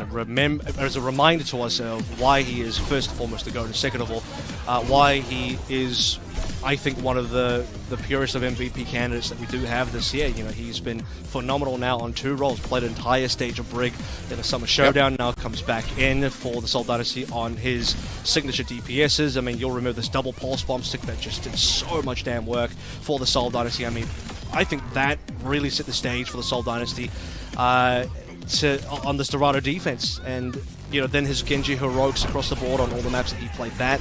Comboing with both Smurf and Fitz for perfect dives. This Blade to save the map. You know, Prophet had to get the done on the Speed Blade. They only had the 2 ultimates to play through, and they needed value, and they got it. So for the Seoul Dynasty, edging out the Chengdu Hunters. A couple of close affairs there. A couple of maps did go a lot more one-sided. A couple of maps didn't go... Well, one map did not go their way. And at least one of the map was far too close for comfort. But Prophet is the player of the match. He was performing, I think, to the highest degrees in the series, and Seoul Dynasty still in the lead. They might have dropped the map today, but they are still the leading team in this region in the stage. That they are, just looking impeccable. But you know, they do get that little blemish, I guess, on the record, dropping a map for the first time here in the Countdown Cup qualifiers. So you know, they don't walk away completely unscathed. There is a wound there. But the bleeding has widely been stamped. A great performance here from the side of the Seoul Dynasty. We'll talk a little bit more about this matchup, though, because we have a game break coming up in just a few minutes, and then we'll set the stage for our second series of the evening. So don't go anywhere, guys. Our faces right back here on your screens in just a moment. Sorry if you don't enjoy that, but it's going to happen anyway. The Overwatch League is brought to you by Upper Deck, the official trading card of the Overwatch League, and by TeamSpeak, the official voice supplier of the Overwatch League.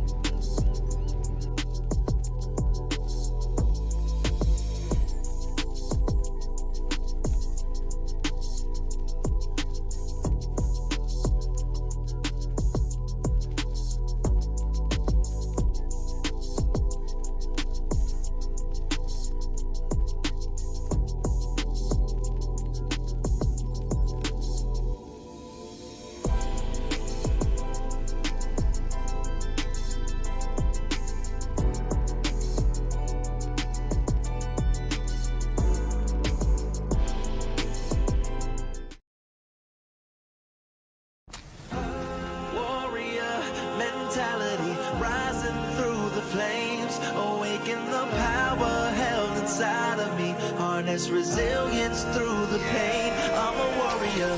Self-bio, sleep on checkmate. Are you kidding? Sparkle to the rescue. The blade comes out and he shuts it all down in one fell swoop. Absolutely stomping. Oh, what is that? Haven't even got to the bridge. Backbone.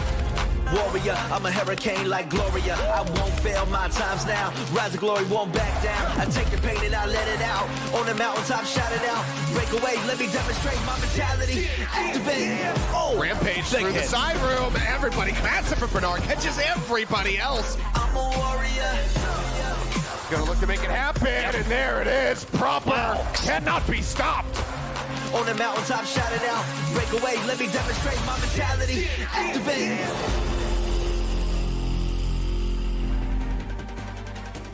Welcome, ladies and gentlemen, to Watchpoint. I am your intrepid host, Mitch Leslie, with me from the Watchpoint mobile studio.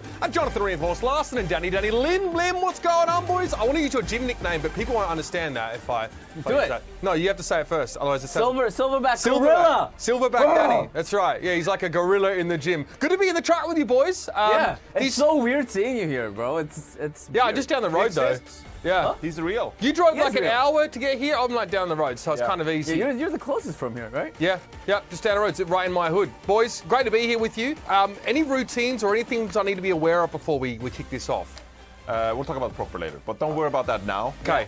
It's all about APAC. Right, okay. Also, there's like the typical host is cluelessly cheering for the Philly Fusion. I think they have that one on. I've had that one on for like 5 years. Right. Wait, what? Yeah. When did that happen? That wasn't Oh, you missed totally. You went there. That's in the intro pack they give to the host. Okay, week 2 of the Countdown Cup kicked off overnight in the Eastern region, and things are getting a little bit tricky in the standings. But first of all, let's talk about how it all went down. The Chengdu Hunters went up against a soaring Seoul Dynasty team, and the team from the capital seemed to be pulling away from the rest of the competition, especially in a metagame like this one. Yeah, I mean, starting off this match, I think Chengdu Hunters looked really good on Busan.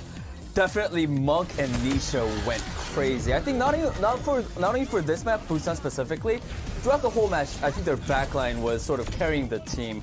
They all looked really good, but I mean, it just wasn't enough for the Seoul Dynasty. I think this match was another case of, Seoul really proving that they are the #1 team in the East. Fitz on that Sombra looked great. Prophet, Genji, and Tracer, he was phenomenal. Smurf as well. So like all of the members, they're really showing their mechanical skills, and also their sort of teamwork is definitely there as well. Despite the 3-1 score, however, I did like Chengdu's sort of playstyle as well as what they had in plan for Seoul Dynasty. They were, they had a lot of different compositions and a lot of different looks throughout the whole series. But at the end, like I said, it was 3-1 victory for the Seoul Dynasty. So yeah, Seoul's looking really good. Johnny, we see Chengdu, they really prefer not to play Sombra a lot of the time. Is that going to be a problem for them going forward?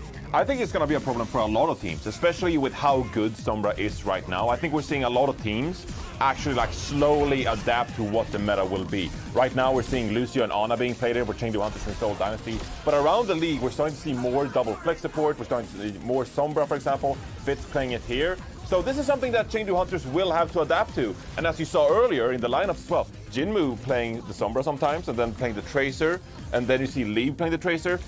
Chengdu Hunters, it's awkward for them right now because they don't have a designated Tracer player, and you have Jinmu flexing into the Sombra. They will have to learn eventually how to play the Sombra Tracer, because I think it's going to be a hugely massive, important composition later down the road. Looked really hard to punish Smurf on Zaire on King's Row without a Sombra, right? They couldn't really burn any of those bubbles for free, and their dives got shot down a lot by the durability that Smurf could give with those barriers. But up next, the Shanghai Dragons took on the Philadelphia Fusion. The Fusion need to keep getting wins to keep pace and stay in the top 3. This is why I'm banned from casting APAC. It's unreal. Are you good? I'm actually banned from casting APAC. I'm not allowed to. Last night, they got their win against Shanghai, baby. Yeah! Let's go. But the story here might be more that the Dragons have actually lost 3 in a row now, and they're winless in the Countdown Cup. It's like Gladiators syndrome in the Sombra meta. Let's talk about this. What is going on with this Shanghai team right now? Why is a meta that should fit them like a glove not looking so flash for them? They've been so slow to adapt to this meta. And as we kick things off here on Busan, we're going to see that Void is playing the Diva, and meanwhile the Philadelphia Fusion. Fury's on that Zarya. Fury had a great game on that Zarya. But coming out with this looks, the Shanghai Dragons, they were always on the back foot. Baby, of course, he's had a bit of a mid-season so far, hasn't been that shining light whenever he's come into the roster to replace Lee Jigon. And this was really the story of the first couple of maps here as well as Eichenwalde. Shanghai Dragons, full held here on Eichenwalde versus Fusion. They couldn't get anything going with this D.Va pick. It slows you down massively because you can't just push into a full charge Zarya when you're playing D.Va. You're just going to get shredded, right? Where Shanghai Dragons really stood a chance, it was right here on Circuit Royale. You bring in Who Are You to the lineup. He was fantastic with these Nano Blades and really got things going for the Shanghai Dragons. You have Lip as well. When he played the Sojourn, his railguns are still insane. It just makes me giggle when I think about Lip playing the Sojourn. The way he's able to rack up all these first kills and then Void as well with the Graviton Surge. You round things out with all these ultimates. So the Shanghai Dragons, when they're in a groove and they're rotating Graviton Surge, Railgun kills, and then we have Nano Blades, they got things going. That's why they won Circuit Royale. But then we go over here to New Queen Street. And if you look at the time at the top of your screen, 6:30. And the Philadelphia Fusion Is that fast, Johnny? Is that good? That is quite fast. They finished this map faster than what a full hold is able to do. You get 4 minutes on payload, you get 4 minutes on escort. They finished this map in less than 4 minutes. It's absurd. This is the fastest map in Overwatch history. But you know what's so exciting? They didn't even move the cart at all. No. But you know what's so exciting about a game like that? If you're a Fusion fan, you still know it's anyone's game, even at that point. That keeps you invested in what could be another 6 minutes of play. It's actually incredible what that team's managed to do for the excitement of their matches. I want to mention before we move on, Shanghai Dragons, of course, they looked completely lost on that New Queen Street. All over the place. Isayaki, no room at all. Just died repeatedly. Lip was by his lonesome on the Sombra. Fleta was completely invisible on the Tracer, was just in his own backline. Didn't dive aggressively with Lip, anything else. But moving on to the Philadelphia Fusion match. You just saw that happen. You just saw that map happen. 3:55 or so for the Fusion to cap New Queen Street against the Shanghai Dragons. How confident are you in the Fusion moving forward? Did that feed your ego as a Fusion fan at all? Or are you still just they could lose to the Valiant? They lost to the Los Angeles Valiant, so not confident in the slightest, but that's just the way it goes. But they dominated the Shanghai Dragons right now. What is the state of a Fusion fan? Because I don't know. How do you read into that? You know how bread, when you butter bread and it falls off a countertop, it always falls butter side down, but cats always land on their feet. So it's like if you strapped a piece of butter bread to a cat. And it just hovers there in a state of quantum indecision because obviously it has to land on the butter side, but also the cat has to land on his feet. That's what it's like to be a fan of the Philadelphia Fusion. I am so lost. Yeah. It's like trying to know where the electrons around an atom are at any one time. They're everywhere but nowhere at once. There you go, figure that one out. Let's give some credit though to the Fusion because slow start with a loss to the Valiant, but they've beaten Hangzhou and now Shanghai. And all the credit probably should be going over to the damage line in a big way. We've shown some crazy plays from MN3 in the past, but Zest has been a consistent menace. Let's take a closer look here at a player who, as we kind of now know, is up for some big honours at the end of the year, potentially. Zest, really a huge factor in this matchup. Absolutely. I mean, Philadelphia Fusion came out with this Sombra Tracer composition. They look good doing so. I mentioned Fury on the Zarya, but Zest, the dives, the way he shut down Isayaki multiple times with the pulse bomb attaching it onto Isayaki, Baby couldn't even afford to help him out. Bionade, no, that's not gonna help against the pulse bomb. So Zest, huge impact player against the Shanghai Dragons backline in today's matchup. And yes, the Shanghai Dragons, they have some things to figure out when it comes to countering Tracers, but I mean, this Genji play as well on Circuit Royale. Great stuff from Zest on the Philadelphia Fusion, and he's done this repeatedly all season, right? Yeah. That is why he is an official MVP nominee for later down the year when award season comes around, right? So, great performance by Zest on the Philadelphia Fusion, and you're mighty happy if you're a Fusion fan right now with this damage duo, right? What do you think about sort of Fixer playing in the double flex support setup really quickly? How does he sort of look there? Because we know that's not sort of his wheelhouse as far as we know. Someone's got to do it, right?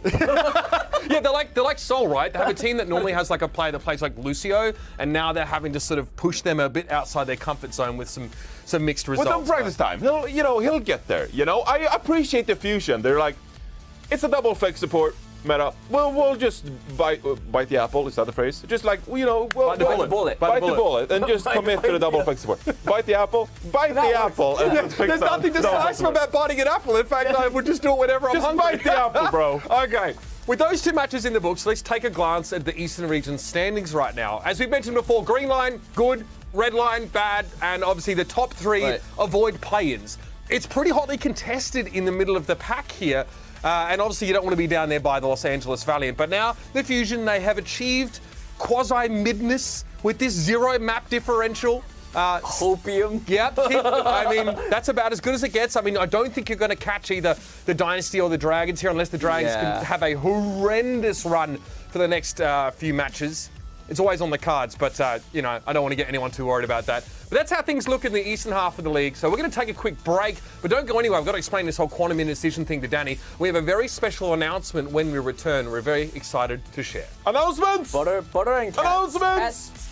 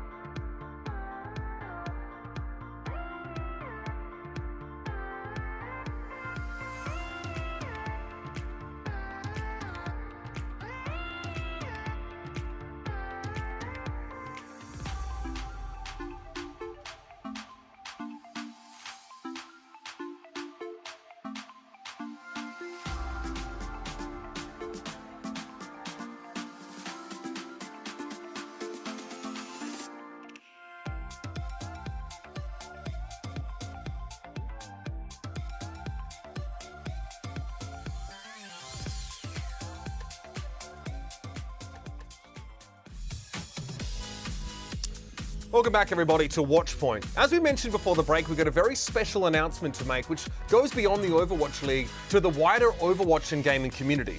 So, without further ado, we're pleased to share that Overwatch is calling all heroes. With the dawn of a new era of Overwatch, we're calling on everyone. To make this a better community for all.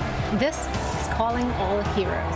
Calling All Heroes is a gender inclusivity program within the Overwatch ecosystem designed to uplift and empower marginalized genders to reach their fullest potential within the Overwatch esports community. Yeah, and our team is excited to share the specifics about how we're planning to accomplish this over the next few months, what our goals are, and how we'll hit them. As we execute these specific programs, we'll be listening to feedback as well to consider how to best support players in the future. And we'll also share what this initiative means for us and what we hope it will mean for you. And with us today are a few leaders of this initiative, Eleanor Fortier, Sean Miller, and John Spector. Thank you for having us. Yeah, I've been so excited to bring this initiative to the community. And for all those at home, what is Calling All Heroes all about? The mission of Calling All Heroes is to build a more inclusive game and competitive ecosystem in Overwatch by bringing equity, providing visibility, and creating connectivity for underrepresented genders. With that mission in mind, I'm excited to announce that we'll have 2 programs this year, Challengers Cup and the Caster Camp. Yeah, absolutely love it. It's great to see more opportunities being added for underrepresented genders to participate not only at a competitive level, but in other aspects of esports like casting. And I'm particularly excited to be one of the leaders of the Caster Camp. Is there a hub? Like, where can I get all the info on how to participate? All the information on these new initiatives and updates can be found at callingallheroes.gg.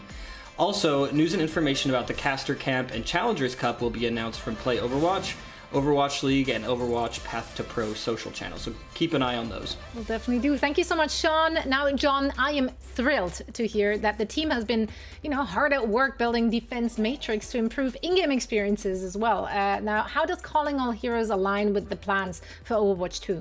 Defense Matrix actually includes multiple different systems that the Overwatch team has developed, all aimed at several goals around making sure that we're creating a level playing field for competition, that we're building a safe environment for our players, and that we're minimizing disruptive behaviors and rewarding positive ones within our game. We know that this topic is really important to all of our players, and it is to us too, so we have put a lot of effort into all these systems for launch, but we also know that this will be an ongoing effort and something that we need to continue to work on over time. Beyond just the Defense Matrix, we've been really excited to work with the Overwatch League team on some of these Calling All Heroes programs that you'll see over the next few months. Yeah, this is really important because safety really starts at the core of just playing Overwatch. Yeah, it's going to be so worthwhile. I totally agree. I mean, safety and integrity in the game is just critical for a positive experience for everyone who wants to play.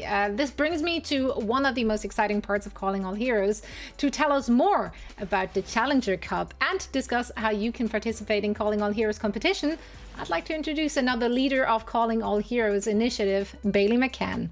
Thanks, Zoe. We're excited to host the Calling All Heroes Challengers Cup. Its goal will be to help build equity in Overwatch esports and the competitive community for Overwatch by creating more opportunity and visibility through additional competition in a safe space community. We're also hoping that it will serve as an entry point for underrepresented genders to be able to jump into the Overwatch esports ecosystem. So how does Calling All Heroes fit in with Path to Pro? The Challenger Cups are not a replacement to the Path to Pro for underrepresented genders. It is instead going to serve as additional competition that's going to help equal the playing field and bring equity to the ecosystem. Well, that sounds incredible, and really, it will do so much good for underrepresented genders and the competitive Overwatch community at large as well. How can you participate, though? So to participate in the Calling All Heroes Challengers Cup, you are able to participate as a team or as an individual. But first, to get started, you need to head to our website at callingallheroes.gg and then find the link to our Discord server. Upon joining our Discord server, you will be prompted to fill out our verification process, and once that's complete, you'll be able to access the Discord and register for the tournament. To register as an individual, you can sign up through our free agent form to get matched to a team that's looking for another player, or get matched to a team of other free agents just like yourself. If you want to sign up as a team, you'll complete the same verification process through the Discord that everyone else will be doing as well, but you will just go to game battles and register your team, similar to our other Overwatch esports programs such as Open Division. This sounds awesome. The community building from this alone will be huge. Absolutely.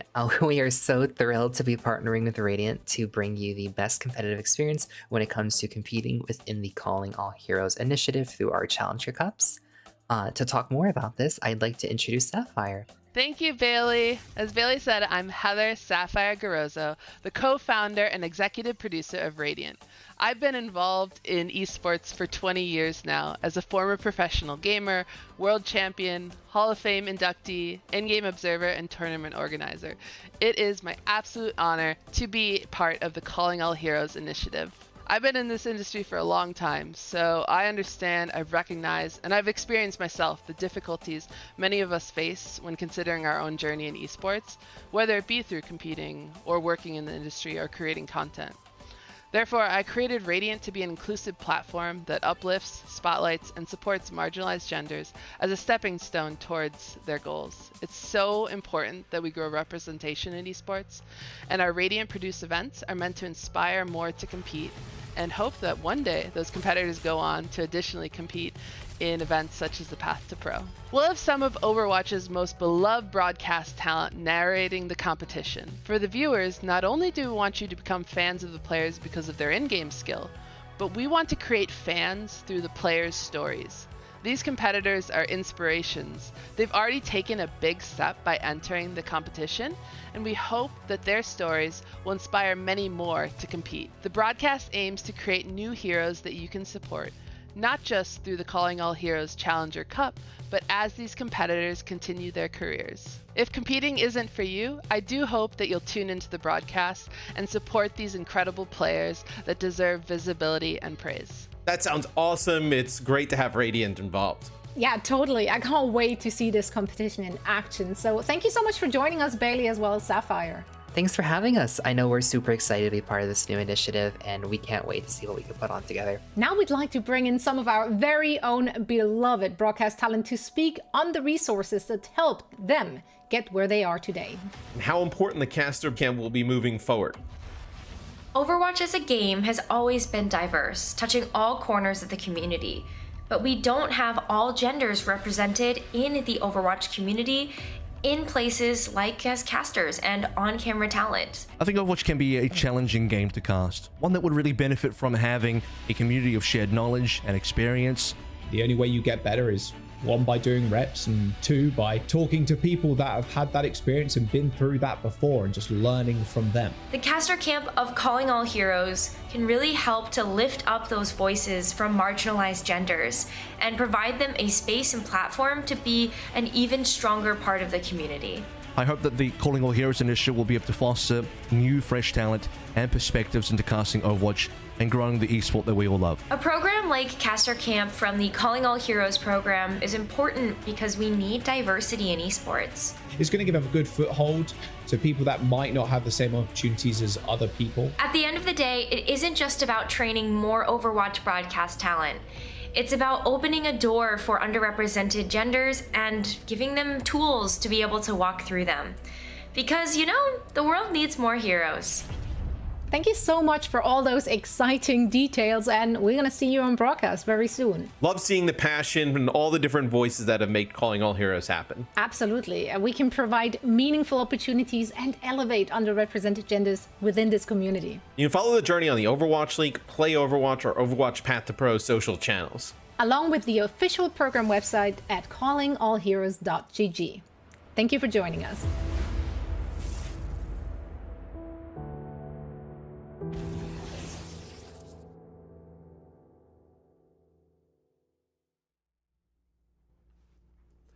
You can visit callingallheroes.gg for more information on the program and registration for the Challengers Cup and the Caster Camp. You can do that right now, actually, because we're going to head to a very short break before we break down the first match of the day. That's right, the London Spitfire versus the Los Angeles Gladiators.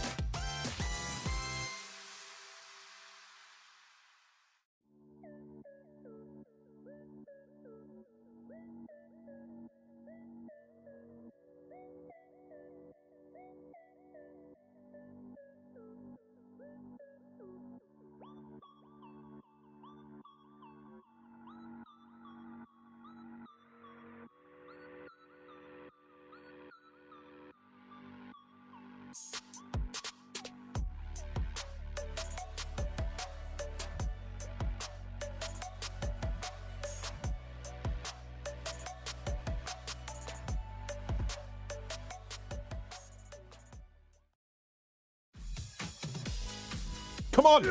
Welcome back to Watchpoint. We're about to kick off our first match of the day. The London Spitfire versus the last... I'll get to next, don't worry about it. The Los Angeles Gladiators, with both of these teams looking to lock in their place in the standings, which we're about to have a look at right now, of course, because the London Spitfire... you okay? You need some help? London... currently in the top 5 spot, and they want to stay there to avoid the play-in qualifiers. Obviously, that top 6 gets you out of there. And a win today would go a hell of a long way to secure that seeding. But of course, they'll be facing off against one of the top teams in the Overwatch League, the Los Angeles Gladiators, who've returned to form after a tough Summer Showdown qualifier stage. Danny, the Shoo train has left the station. You're on the hype train for the Gladiators and their Ana player, yes? Yes, I mean, we've seen how good Shu is, and we haven't seen him in the Summer Showdown because of meta, but he came back, and while he was definitely. I mean, we're gonna see the stats right now. He is definitely a DPS. First in hero damage, first in final blows, enemy sled. Healing done, and it's fine because he's a DPS player. If you here's my thing. If you could clear out the enemy before you need to heal, then your job is done. Yeah, right? your damage is effective healing in that sense, really. Yeah, definitely it is. And I mean, I talked to him, I think last week I interviewed him for the post-match interview, and he did say, taking some time off for the Summer Showdown, like he was like, he really wanted to get back in, but he was never sort of worried about his sort of plays, even with that long break, because he had that confidence. He believes in himself. And I think it really showed, from all these matches that he's played, that he is a very confident player, and his sort of skills definitely back it up. Pretty clear to see Ana. Baptiste metas are the ones where Shu really gets to shine. A bit of a blooper when he came in to play DPS for a brief spell, but I'm glad we tried. Not his fault. I'm glad that we did that experiment. We sort of tried that out here. It's interesting, right? I would also say that while he's 19th in the hero healing per 10, 8k per 10 is still pretty reasonable. I think. Although some Anas get up to like 16k per 10, but it's pretty rare, and often they're just healing the whole time. When we get a stat card that says a lot of healing, we'll just say that healing is important. Yeah. Okay, sure. Just like every map, right? Yeah. Yeah, okay, cool. Johnny, the Gladiators made some moves recently. They lost half their DPS players, with Arns and Patapine both departing the team. Happy comes into the team, picks up a lot of the slack, you feel, but perhaps he's not known to the same degree for his Sombra play, especially because even on the Justice, it was like, Assassin would normally come in and sort of fill that role. How's he gone so far in the Sombra? Does he look as good on like a lower economy DPS? He's been okay, like completely acceptable Sombra gameplay coming out from Happy on the LA Gladiators. The problem is, they want to win the championship. The LA Gladiators, they're not interested in coming fourth, third, they want to be in the grand finals. They want to win titles. As you look at the Happy Sombra stats so far, enemies EMP'd looks great. Hack assists, that's a stat you should actually point out. That means that he gets the hack, but then he also gets the job done. His teams capitalize on those hacks with those hack assists. But also the final blows, they need to get up there a little bit. Happy, he is forced to fill into the Sombra role, of course. This year so far, it was all about Patapine. Patapine came in to play the Sombra, as you mentioned, the Flex heroes, even the Mei sometimes, right, at the start of the year. And now Happy, he's not only required to play these long-range hitscan heroes that he's known for, the Widowmaker, the Ashe, stuff like that. The Tracer is good. But the Sombra is a hero we haven't really seen Happy on before, so now he's forced to adapt to this new hero of his. And as I said, the LA Gladiators, they're in the interest of winning, right? So Happy, he'll be forced to improve on this hero massively over the course of the next few weeks. Of course, they're already pretty much qualified for the end of season playoffs, right? Yeah. So the Countdown Cup regular season matches, not of huge importance for the LA Gladiators, but you still need to improve on this Sombra gameplay, and that is something I'll be looking out for on the LA Gladiators when they're playing later today. Can he stand out on this Sombra to another level? Not just be good, but like a top tier Sombra. There's a lot of talk about what are the stats that you want a good Sombra player to have. But I feel like high final blows and high hack assists seems to be right up there in terms of key metrics, right? Getting involved in eliminations and also finishing those kills, like you mentioned, seems to be crucial. So by that measure, Happy seems to be like a top 5 Sombra right now in the West. Yeah, sure, but he also plays on the LA Gladiators, remember? You know? So, look, I got so many excuses in my bag here. I'm just gonna keep pulling the stat excuses. No, okay. Look, great that he gets EMP efficiency, but we've seen plenty of Sombras around the league hit big EMPs, and then there's no follow-up, right? Yeah. There's no follow-up. Happy in this case, if he can sync up with the rest of his team and continue getting those hack assists and the final blows, that's a great sign for Happy. We'll talk about follow-up. This is a meta where Zenyatta players are really getting put in a position to shine a lot of the time. So one player I want to keep an eye on in the coming days, the coming weeks for the Spitfire is Khan. Obviously coming over from the Paris Eternal, that team undergoing a metamorphosis, for lack of a better word, so he comes over and takes the Zen role here, previously occupied by Senor Boneback, and he's allowed London to play their players now in sort of the right role, set them up for success. Guys, feel like this speaks for itself. True. He's crazy. He's nutty. He is sick on this Zenyatta. Like, legitimately one of the best Zenyatas we have in the league, all right? And I feel like Khan doesn't usually get a lot of credit. He was on the Paris Eternal, keep in mind, right? They didn't have the best of year, and now he's over on the London Spitfire. But it feels like at times when you watch this composition at work here in the Countdown Cup, right? It almost feels like they're playing around Khan. Like, he's that good. He's getting nanos, like, a lot of the time. Yeah, for sure. And he's making it work. How does it play out, though, when you're playing with a main tank that's less peel-oriented in Hardy, right? Because the Wrecking Ball comps have been a little questionable for London, like their success has been up and down with that sort of setup. Khan seems to be able to hold his own even without Hardy necessarily spending all his time peeling back for his backline. Yeah, I mean, I think in these compositions, like getting to Zenyatta is so crucial though, that I feel like you can't really focus down Hardy that much, right? You know, so I feel like Hardy has some room to spare because in these compositions, well, you want to get rid of the Tracer or the Sombra, you know, you don't want to get hacked excessively, you want to get rid of the Zenyatta because the Discord Orb is going to take you down over time. So in that regard, I feel like investing the Nano in the Zenyatta might be meta. Also saves you from the Pulse Bomb. Yeah, saves you from the Pulse Bomb, yeah. 50% damage reduction, so a Pulse Bomb is 300 damage, 50% math, 150 damage, you have 200 health. Here you go. So, save you from Pulse Bomb. Danny, if you want to play Zenyatta in my games, I will Nano you any time of the week. I don't think you want me as Zenyatta. Also, Johnny, you don't play. I mean, when Johnny's smurfing, he doesn't play support. This guy is playing. He's playing DPS. Yeah, he's hey, I'm not like Jaws, all right? I actually flex. You know, I'm racking up those like priority passes, all right? I'm not just solo queuing DPS. That's what Jaws. Okay, yeah, that's the Tokboki principle. Yeah, Jaws is. Yeah, if you see that, that's his flex account. Yep. All right, let's talk about our picks for today's matches here. I don't think there'll be anything particularly revelatory from what we have in this setup. Guys, I think you are pretty well aligned on what you expected to see. Here they are. They put me in there as well. I just told Hex what I predicted. Whoa! There we go. That's crazy. It's crazy. I copied Danny's picks. I did. Where's the upset potential, if at all? The San Francisco Shock throw the Defiant, right? No, I think if anything, it's London versus Gladiators. Oh, yeah? I think any upset potential, I think London has the best. Hardy, MVP. Hardy MVP! MVP candidate. Hardy MVP! All right. That's all for our picks, and that's it for the Watchpoint pre-show here. We're off to a great start, guys. Feel like we're really gelling already, so let's keep that. You want to establish dominance? Yeah, that's not what it was. We're just hanging out. All right, let's send it over now to our casters, Jaws and Necra, to start us off for the first match of the day. What's going on, fam? Dude, Hey!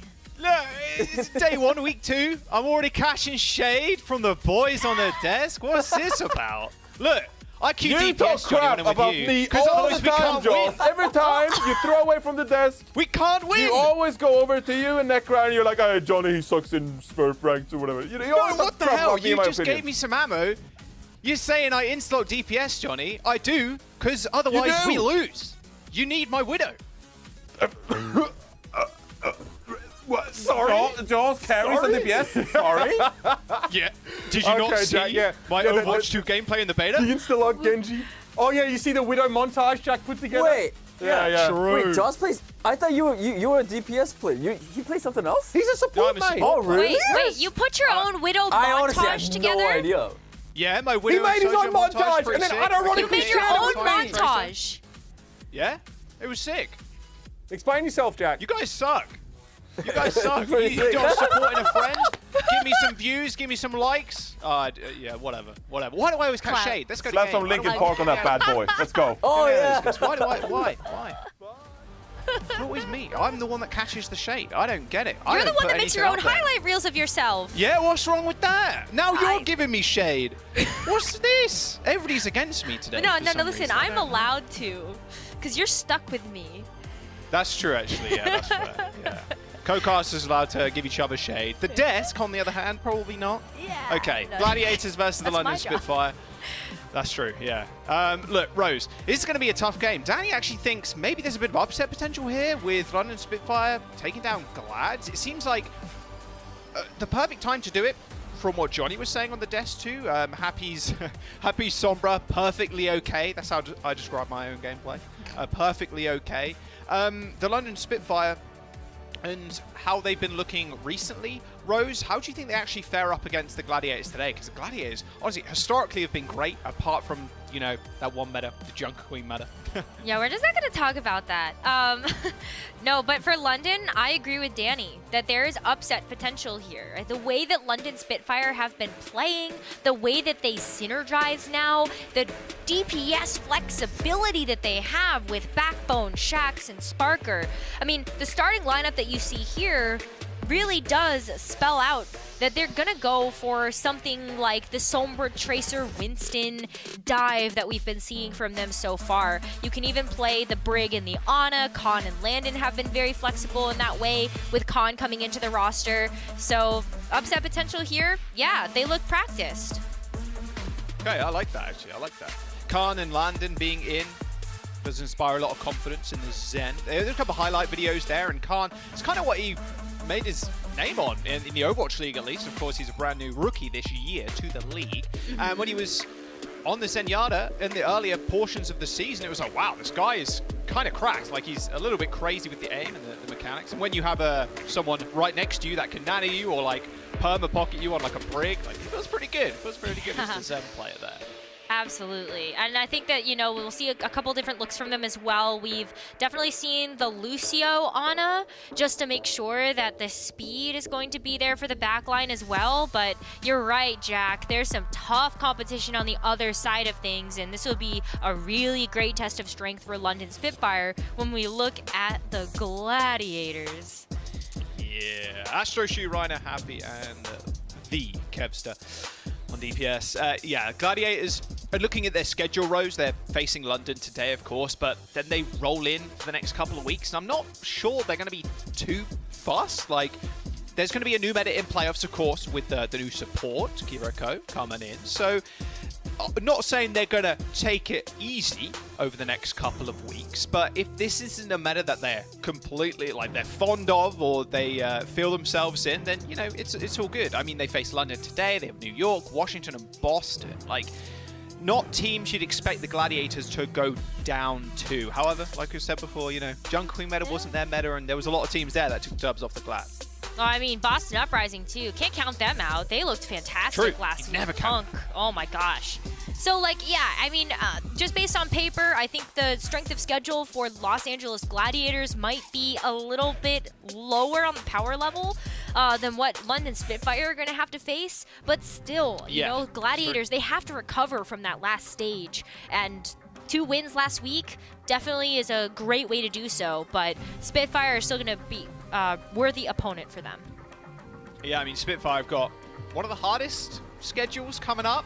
Like Glads, Dallas, New York Excelsior. Okay, maybe will be a bit of an easier game. But then the San Francisco Shops, 3 incredibly tough teams that have made it to the playoffs already. Like, yeah. It's rough. But if London can show up here today, you know, thinking about how confident they'll go into the Dallas match, could pay dividends for them.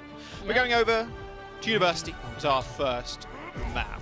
Wouldn't be too surprised here just to see the Sombras again. Maybe Gladiators pull out a little, not the Bastion. Not the Bastion. Maybe the Bastion, but not the Doomfist, Bastion. though. I don't think we're gonna see the Bastion there. I think Sojourn makes a lot of sense. Gladiators have not been super comfortable flexing Happy over to the Sombra, and instead going with something like the Genji or the Tracer alongside the Sojourn and then the Doomfist. On the flip side of things, London Spitfire are going with another look that I expect from them. Shaq's gonna use that Symmetra teleporter to get the team out of spawn faster and then switch back over to the Tracer. So two very comfortable compositions for both of these teams. We haven't seen them play Oasis yet this stage, so let's see what they got. Yeah, the Doom versus the Winston. It's kind of an interesting matchup. You can sometimes bully the Winston, especially if he uses bubble early. Displacing Winston could be quite easy with that punch. Kevs is already hacked, but Gladiator's taking that high ground first is pretty nice, so Spitfire have to utilize cooldowns to get on the back line.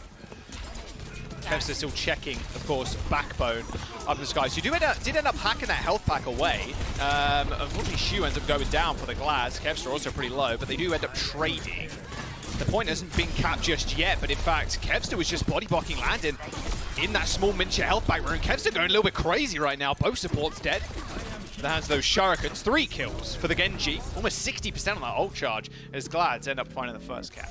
So smart the way the Gladiators played that as well. You mentioned that they got the high ground first, and that really set up Happy for success on those longer range damage options.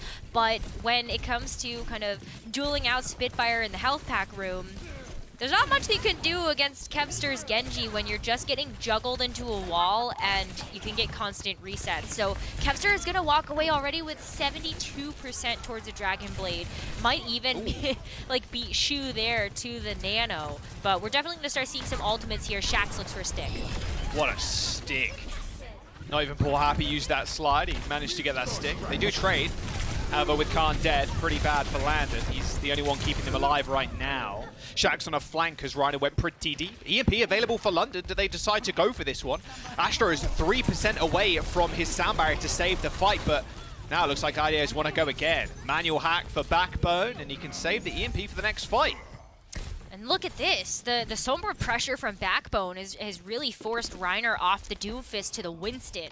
You know, Sombra in this meta has already been very oppressive, especially when you have high mobility heroes like Kevster getting access to his tools cut off, and then the Doomfist as well, just not being nearly as powerful as a Winston that still has that health pool and also the Tesla cannon damage. So I like to see this swap here. Blade. Oh, no way surviving that. Can't use all his cooldowns on Landon, try and keep him alive, and he might not survive this onslaught of damage. Last Astro with the boot. We take those. Landon was not rallying, luckily enough, so London Spitfire still have a single support ultimate. Hardy gets the better of Reiner, juggling him off of the map, but big stall potential here for Reiner now, for Hardy now even, as he jumps onto that mega health pack. Hasn't got to jump for another couple of seconds, so it looks like the lads are going to cap. A nice nade will land on Shu and Funny Astro, but Kevster returns to the fight. Same with Reiner. Now they have 55% online. And London Spitfire could absolutely get staggered here. You can see Shax taking a wraparound. rallying. Wow, the rally! Defensive Sombra EMP too? Okay, not bad. Gladiator is looking to force a fight, but in fact London Spitfire were more than happy to take that one in their stride. I mean, Landon used that rally, they end up backing up, and Gladiators didn't make it out in time, and Backbone found the perfect opportunity to hit that EMP. I mean, that was great timing, too, because Hadi was about to jump right back into the action when Backbone hit the EMP, so you're getting that landing damage on top of the fact that you have everybody else shooting at the Gladiators. So really back and forth fights for this first round. Happy now gets to go ahead and let things loose with the overclock, try to keep people at bay that way, and also create some space for the Gladiators to get back in. Ooh. What a beautiful stick by Shax. So I think it's 2 for 2 at this point. Happy using the overclock to try and turn the tides. Of course, it being 80%, the Gladiators have to make a decision. Do they fight or do they go again? It's going to be last fight in a couple of seconds. And Reiner's in the back line. He has been hacked, but he's still hiding behind that bubble. He has no Primal Rage either, so he has no support whatsoever. I mean, Hardy can just gatekeep him at this point, or even send Shax after him. He's so low. Gladiators still managed to find the flip, though, as London Spitfire too preoccupied with trying to chase down Reiner. He eventually goes down, but I think Glads have bought enough time. They might have bought enough time to maybe get some of these ultimates. Rip. Yeah, Hardy got woken up from that sleep as London do find that cap again. The beat from Astro is good, but with Backbone so close to this EMP, they might be in a little bit of trouble. London in OT at this point is happy, has made his presence known on the point with a nice double kill, even without that ultimate. Astro finishes off Hardy, as now Gladiators are in final fight. A true test of endurance right now for Gladiators as they manage to keep themselves in this one. London supports in a little bit of trouble as someone from the London Spitfire does need to touch. Luckily, Shax is there, but Landon is not. Neither is Khan. Astro takes care of both of them down in the pits. The ball for Hardy as a giant nade from Shu lands on the front line of the Spitfire, but Hardy coming back on the ball is going to be so survivable on this point. It is still OT, and London need to keep alive for Landon to come back with a rally. With the body block at the door from Reiner, is that going to be enough? Pulse is decent. Oh, Pulse is good from Kevster. Shax's one connected. Wasn't good enough to end the fight, though. Kevster's a little bit better. Gladiators, in what was quite a close round, end up taking it 100-99. All kicked off like a minute and a half ago for the final fight. Oh, yeah. Whew. Yeah, super scrappy. I appreciate what London Spitfire were going for by trying to stagger Reiner, keep him away from the rest of the fight. Maybe London Spitfire would have bought themselves enough time for the rest of that team fight to just kind of get the Gladiators out of the way before Reiner came back. But I mean, it just... Twinkle toes and 1 HP. Yeah. Shu, what an unbelievable sleep. When you have like Shu and Funny Astro just keeping the team alive, it's a little bit tougher to get what London Spitfire wanted to do accomplished. Reiner was able to come back. You got a ton of extra time to build up to those ultimates. But ooh, look at this. We're going to see similar looks from both teams, but big key difference is that Happy's on the Sombra for this round. So he can get done. I love taking the point first when you have Sombra, just like rush point, take away some of those health packs. There's only really one around this point though, Rose. It's the either the mega health pack or the mini next to the point itself. What a nice dive setup from the Gladiators. Spitfire trying to race them at this point, but their supports are long gone. There's gonna be some cleanup here for the Gladiators as they don't have the sustain anymore. So Spitfire, yeah, they got to get reset, and when they have to come back and Gladiators are running the Sombra, Happy's already hacked the health packs that London would have liked to be able to rely upon going into this next attack push. I think this is just really good momentum for the Gladiators to capitalize on. They're just going to dive in.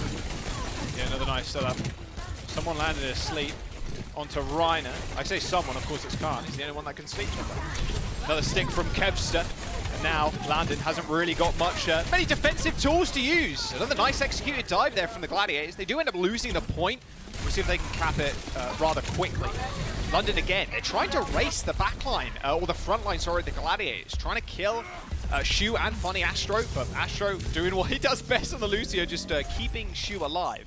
And you just create so much value having your Honor alive for that long. You can see kind of the ult disparity between Landon and Astro. Of course, different heroes, but still. Astro getting his beat online quicker than Shu's ult. Pretty crazy there. Kind of crazy. The mobility that the Lucio provides, too, does make it way more difficult for Spitfire to just go ahead and jump on that as well. Happy, though. Look, wow. I think he's setting up for an EMP. Forced the recall. That was like super nice. Not something you usually see there. Sombra forcing the recall of a Tracer. Nano boost for Rhino. They try to keep this fight going, actually force a nano onto Landon to keep the line, but little do they know, of course, Astro has got that ultimate. London Spitfire do end up capping the point once again, so Gladiator is more than willing to kind of let the point go as long as they can find an upper hand in these fights, but now the London Spitfire is setting up a nice position, maybe even looking for an EMP. The beat comes out from Astro as it does hit 3. That pulse didn't connect, but it was good enough damage to end Khan's life. Same with Landon. The London Spitfire support's just absolutely melting right now. It's rough when you don't really have the bodies to hit the Inspire healing off of. Everybody on Gladiators are so mobile that Landon's really only hitting one target at a time. Where do you force the fight if you're Spitfire? You could go into the small room, but then you're giving a lot of agency for Reiner to just jump into this large ball of players. And that's not something you want to really have to contend with either. Oh. Nice defensive EMP. Yeah, it was going to come sooner or later.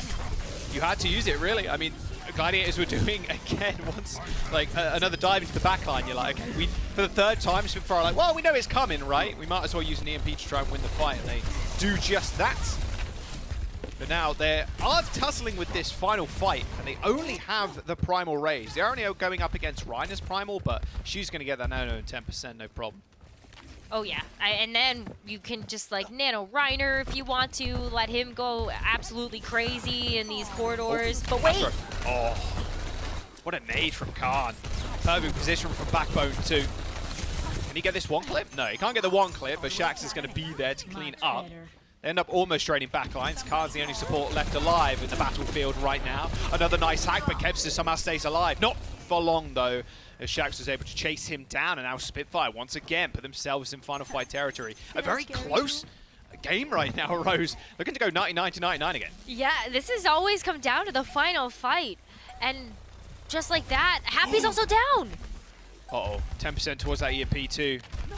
Could be the thing that Gladiators needed in this fight. They got Pulse, they got Nano, but someone needs to touch. 95% in building for London Spitfires. Kevs has set us up for a Pulse Bomb.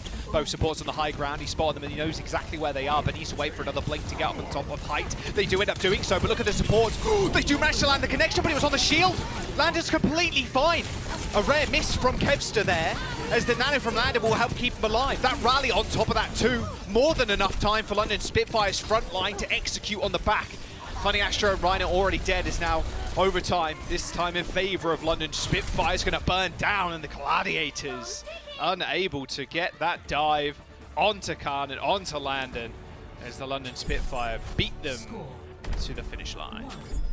I think that round is a great example of the difference between Backbone Sombra and Happy Sombra.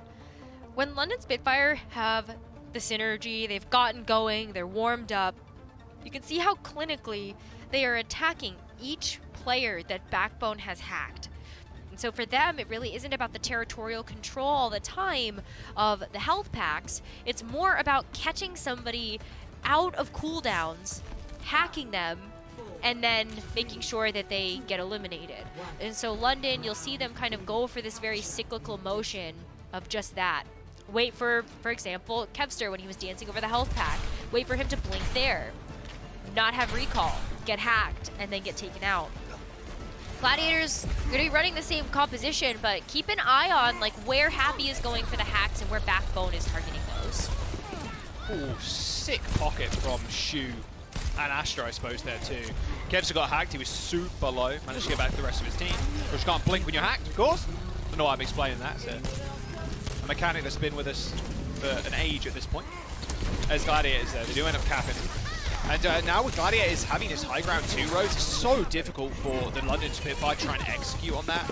Again, you're kind of looking to trade backlines, but when you're that far away, you have to invest so much into getting up onto the high ground. She does end up falling to Hardy. I mean, it's going to be trades across the board, and still Gladiators keeping control, but Spitfire posturing to take it right back.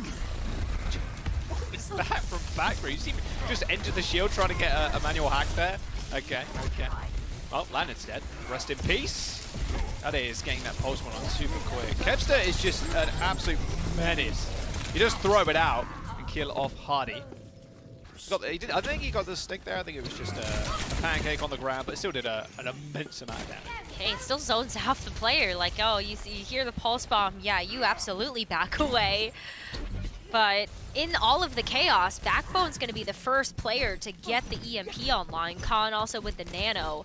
And, you know, despite the fact that we have seen London Spitfire get 4 ultimates online, Gladiators have 60% already.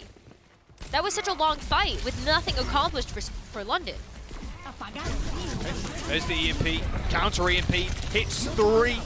Nano boost onto Reiner to fill his health bar all the way back up. Wow, he almost managed to one-shot Shax there. And now, here's the dive onto Khan. Beautiful sleep from the Mechanics Warlord, but can he keep himself alive? And it is there too, but yeah, not for long. 80% for the Gladiators, with a beat and a Primal Rage still available. Ryan doesn't want to get this force, although, yeah, Hardy not doing a crazy amount of damage with his own Primal. Is not going to be able to do that. Tough situation for London now. One of the most one-sided rounds we've seen so far. Yeah, I mean, when you have Reiner that still has the Primal Rage available, you can just push people away. Funny Astro with the P2, that's a stain. Oh, he's super low. Donate tracks it. He's fine. What a perfect amount of heal. Beat comes out, only hits 2, but Kevster finds a double kill of his own. Both supports dead to the Tracer. And the London Spitfire with little hope left even after that pulse landed on Shax. You see him kind of AFK waiting for a health pack, and someone needs to still touch. He's not full HP. He's got recall, but that's just about it. Kev's waiting for some supporters.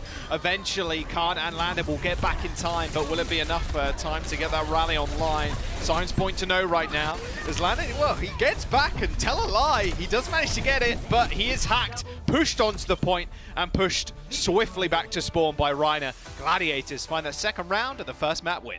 Oh yeah, super cleanly as well. So maybe it just, they needed some time to get warmed up on the Tracer Sombra too, because that looks really, really well done. Kevster also kind of went crazy in the backline. Yeah, looking pretty good. Both Astra and Kevster coming up with some fine kills on London's backline. And they're playing Break too. You're like, oh, they're going to survive this, no worries. Just the tempo game in favor of the Gladiators right now. Upset potential still on the cards though, Rose. Almost went to 99 to 99 on the second map too. So we'll have to see if Danny's miniature prediction there will come true after this break.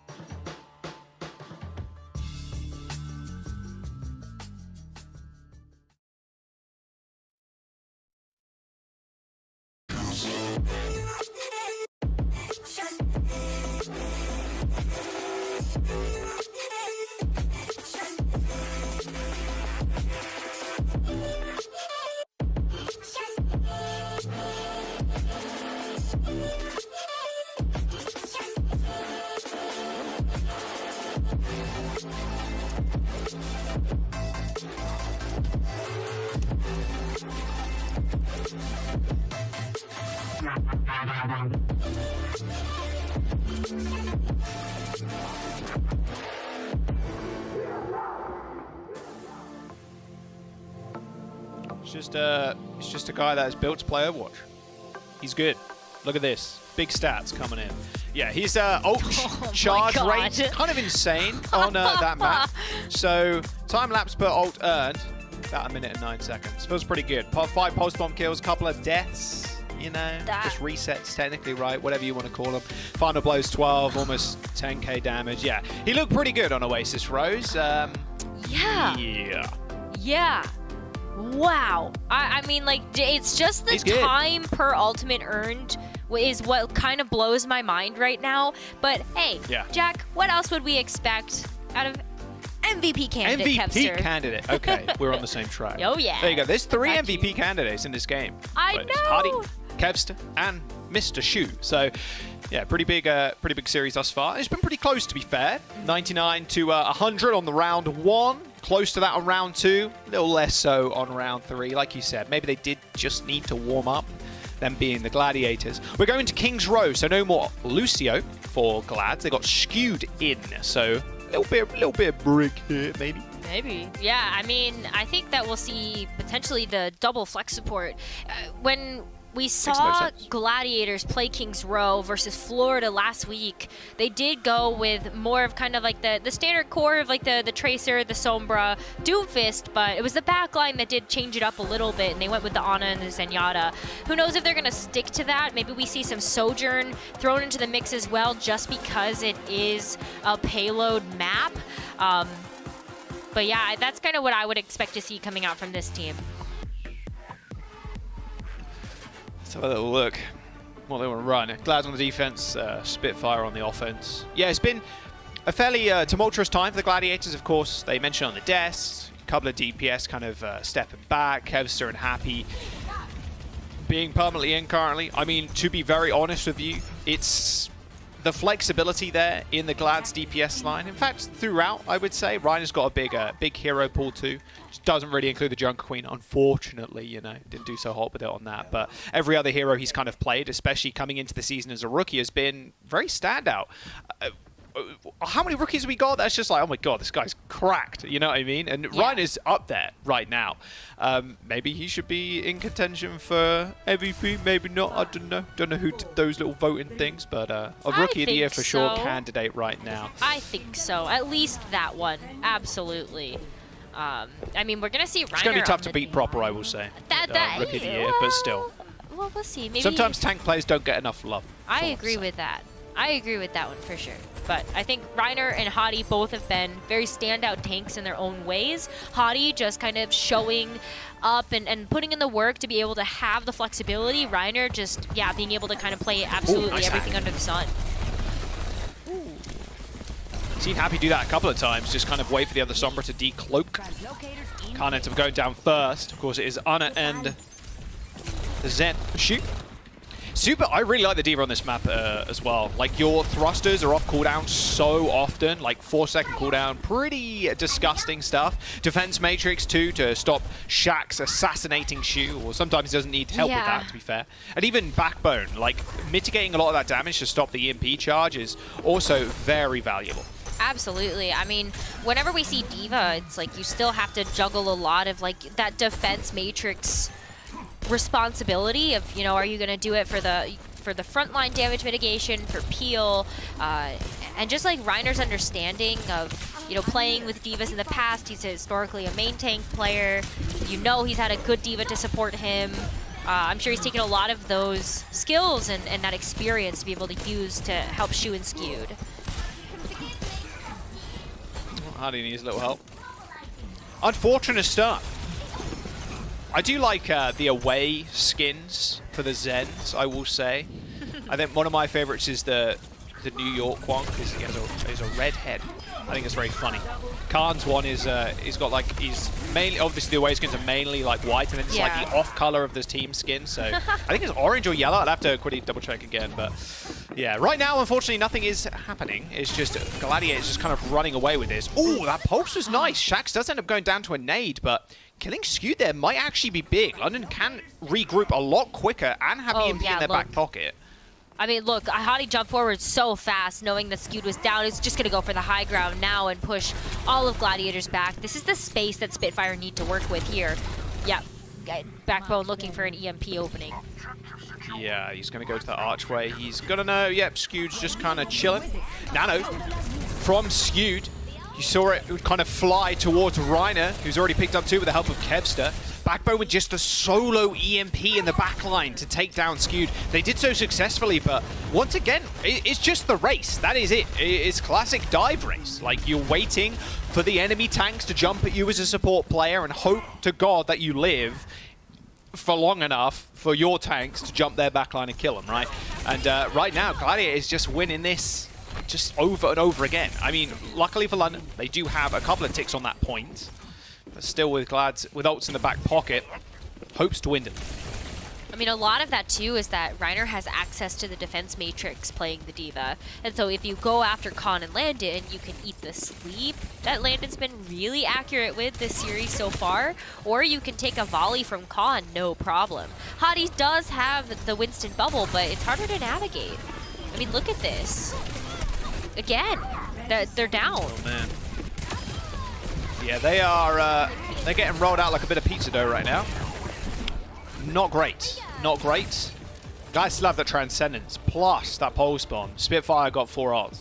They need to go, and they need to go now. 14 seconds. Win condition still on the table, of course, with 57% ult. That's the Copium approach right there.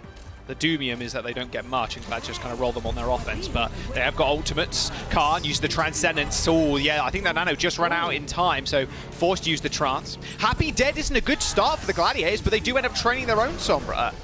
Transcendence later one used by Shoot, but Khan taking the game into his own hands, killing 2 people. Both Reiner gets demeched and Shoot dying. In fact, Khan just taking care of the whole game. Backpack open, the rest of Spitfire in it. They do end up capping that first point in OT. The prediction of where Kevster was going to be on the Tracer, he just couldn't get away. There's no escape from the Khan. Well, look at this. Okay. Just D-Mex Reiner. Goodbye. See ya. Oh, right when the Transcendence expired too. There's a prediction too. Oh my God. That was a dirty clip. That was gross. Right click on that Zen. That's a Zen gap right there, baby. Zen gap. Oh my God. All right, 1 minute and 50 seconds for London. Still a tough point to be in. Ooh, that was almost a memp. It did hit Shaq, so it wasn't that bad. Nice sleep from Landon. Will it matter? Probably not. At least the overwhelming presence of Gladiators on that payload. Although saying that, once again, it's been a big race. And this time, Spitfire in pole position. Shax takes care of the backline. And even with the sleep onto Happy, I didn't think it meant too much, but it bought them enough time. And now London can set super far up with Backbone's EMP. Exactly. I mean, Backbone just gets to push so far forward. And he could throw a translocator somewhere interesting. I'm just going to keep at the bookshop, I guess. But what's this flank that Shax is on? Okay, he's just kind of holding down the corridor and actually maybe giving Backbone another route to get to the back line.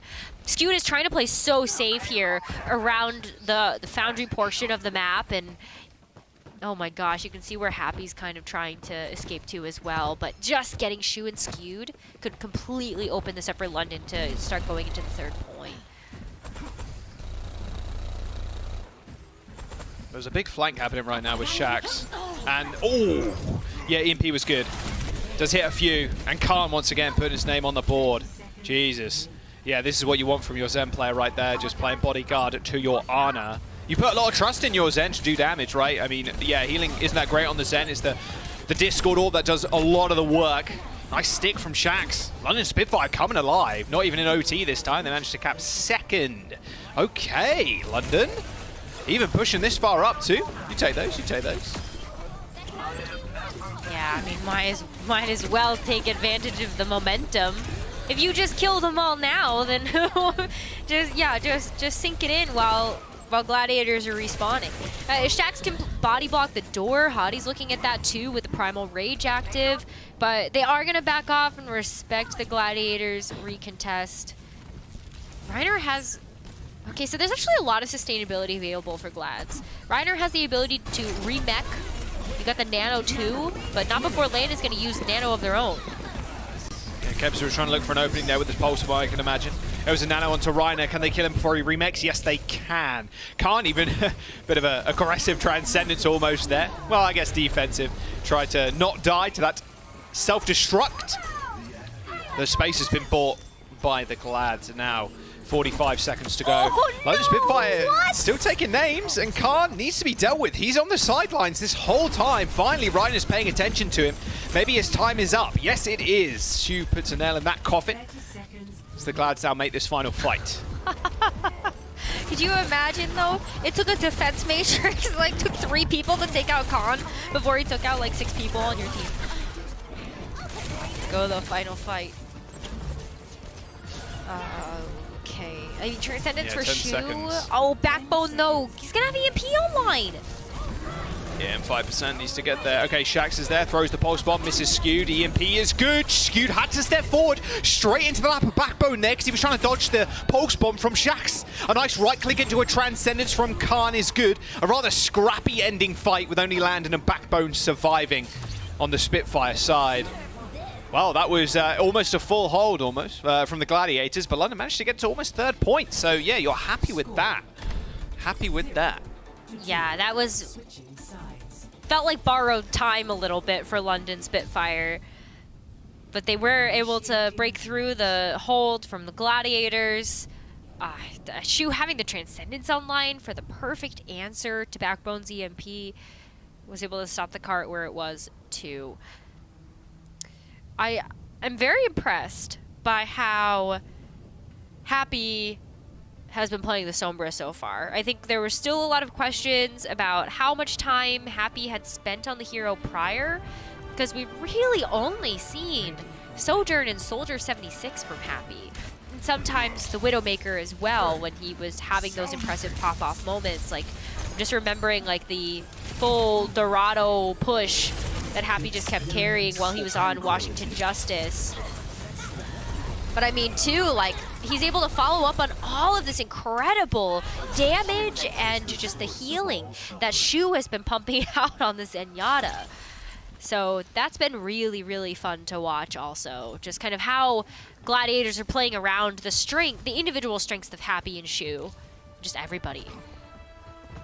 It looks quite painful, Rose, on the outside. Like, okay, playing a Zen in this meta with this dive, Sombra, Tracer, and Winston, like, man, that must suck. But if you're a decent Zen player, it feels real good because you're able to stop the front line of the enemy team from doing much. Like your Discord Ord, yeah, okay, we get it. But the damage that you can output is a little bit ridiculous. Like in those small corridors, Zens have gotten to the point of, well, for a long time at this point, that they can deal with Tracers, they can deal with Sombras, they can deal with Winstons. Even more so in Overwatch 2 with the kick, right?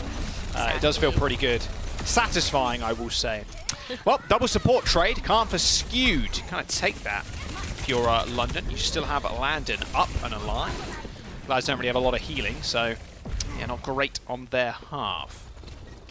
Now it looks like this should be a pretty quick take here for London, especially when Hadi is just going to go ahead and jump back in.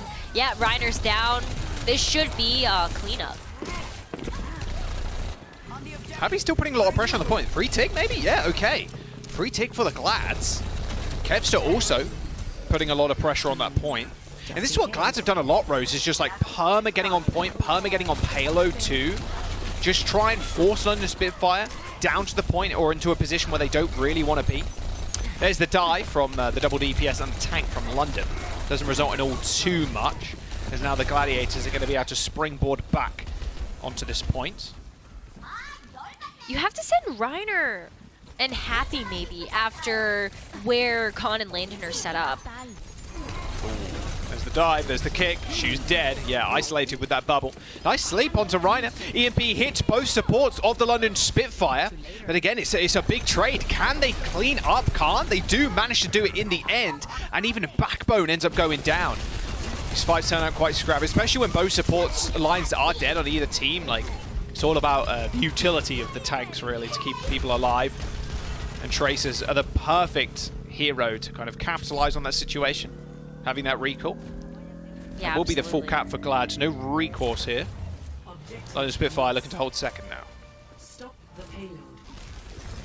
It's going to be a little easier knowing that Backbone has EMP available. They had to use EMP on the Gladiator side just to crack through this first point, really focusing that onto Khan and Landon. And that's just what you're going to have to do. I mean, on the defense, it's a little bit easier to keep hold of Hardy. it. I mean, yeah, I see that too. Hardy's right above them right now. And Backbone setting up with the EMP. Hardy's not there to actually interfere with this fight. Can Backbone actually finish off Skew? Doesn't look like it because Reiner has already come alive. Both Shax and Landon are dead. And now he comes in for the defense. Shu did end up using the Transcendence as well as skewed the Nano. But it was good enough. The Backbone's EMP was just a little bit too early. Hardy wasn't like right on top of Skewed and Shu at that point. Yeah, I mean, well, look at how Reiner is controlling this territory too. Like, he just goes in with the Nano, and that's so much damage. Shax was outside of the Transcendence as well, and so there was just a bit of a miscommunication there. Too early of an EMP. Khan also just kind of running away with the Transcendence without being able to save Landon and Shax. And now the Gladiators, though, they're just rolling. Yeah. Heads up diva play there by Reiner. There's a tip and trick for you. I'm sure Karki's got it in a video somewhere, but yeah, defense matrixing the other enemy support that isn't the Ana, so the Ana can't heal because you're shooting into matrix. Very, very nice. Sometimes it's not about the damage you do as the diva, it's more the defense matrix, stopping that other support from getting healed. Heads up play. 2 minutes and 30 seconds remaining for Galads. There's the self-destruct to try and buy some space. Both supports from the Spitfire, a little bit cut off, but Reiner sees the prey and jumps on it. Reiner, without the mech, evaporates. That's going to be a huge reset here for the Gladiators. I wouldn't have done that because of the risk that has, where you're vulnerable outside of your mech. Of course, Hadi's going to jump in and try to capitalize on it. Maybe Reiner thought he had a bit more time with it, but it was a nice reaction there from the Spitfire. Gladiators, though, getting stops here. Maybe they're hopeful that despite the fact that Reiner got taken out, you have the EMP available, and that should be enough knowing that Khan just used Transcendence 2 fights ago. It's not online yet. So they definitely have a way to get through this. Kevs is just waiting for Orb. A little bit of spy check in there for Backbone. See London once again trying to go first. Although, knowing that, yeah, the supports and Kev still were up in the little bar area, Reiner was just alone. Nice little kick onto Backbone there, getting Shu away from him, but an EMP follow-up should seal the deal. Stick from Shax will definitely do that. And with London Spitfire even holding on to this Nano for this potential last fight, it's looking pretty good, although the Gladiators are still somehow surviving. How is Happy and Kevs to turn that one around? I'm sorry. What on earth? Reiner is dead, so no defense matrix, no like big body to kind of stand in their way. The Gladiators still managed to capitalize on that fight just with Kevster and Happy alive. It was a final fight, but now 2 minutes and 20 seconds to not even get a 2/3 points. I mean, that's just the power that they have as being as mechanically skilled as they are. This is ridiculous, though. I mean, you still have 2 minutes left. Maybe London can come back into this, but you've got a Transcendence. You have a Nano if you're the Gladiators. Ooh. Oh, Khan's down. Yeah, Nano onto Kevster this time. That's 2 little one clips. You take those, you take those. Wow, the Gladiators just rolling this one. Spitfire weren't quick enough on the trigger because Landon still has that Nano. Can he get out in time? Maybe Nano Shax? I mean, there's no one really there. Someone has to touch. Shax's not there anymore. Oh, the nade ends his life rather quickly. The Gladiators will take the second map. One more map away from just clean sweeping the series. Again, still fairly close, Rose. Definitely competitive. Yeah. But now London, yeah, they're in this situation where they need a reverse sweep for Danny's pred to come true. Well, I guess he predded the Glads, but he was He said that there was upset potential. I agreed with him. Hoping for an upset, yeah. But we didn't say a percentage. Yeah, true. True, can't be called out if you make a vague prediction. That's what the desk is all about, baby. Let's go. And the plat chat when we do our preds. Feels good, man. All right, that's it for map number 2. Gladiators on a 2-0 streak right now. London, they got to come back. It's looked pretty close. Can they turn the tides? We'll have to wait and see after this break.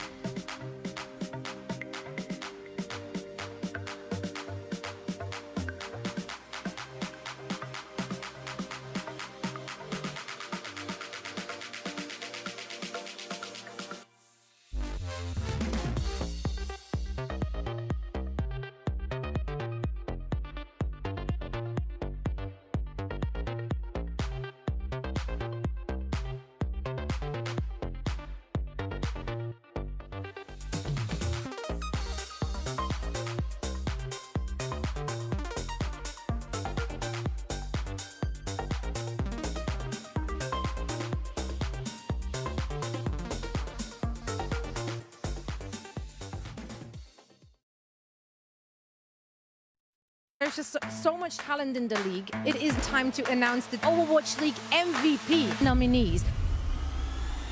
Season 5 of the Overwatch League has brought with it a new era of Overwatch and a new wave of MVP candidates. Ooh! No way does he win that! Are you serious? That's what you want to see! Your 2022 Overwatch League MVP nominees are Lip from the Shanghai Dragon. Oh, Lip! It's sweet music to our ears!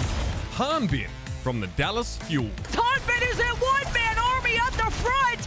Kai from the Atlanta Rain. The hit scan legend Killer AI, it's Mr. Kai. Smurf from the Seoul Dynasty. This is two-time champion Smurf. Oh, that is disgusting. That's just so good. Kevster from the Los Angeles Gladiators. Oh my, that's perfect from Kevster. Hardy from the London Spitfire. What a slam! That's filthy. That's Hardy for you. Zest from the Philadelphia Fusion. Zest is hunty.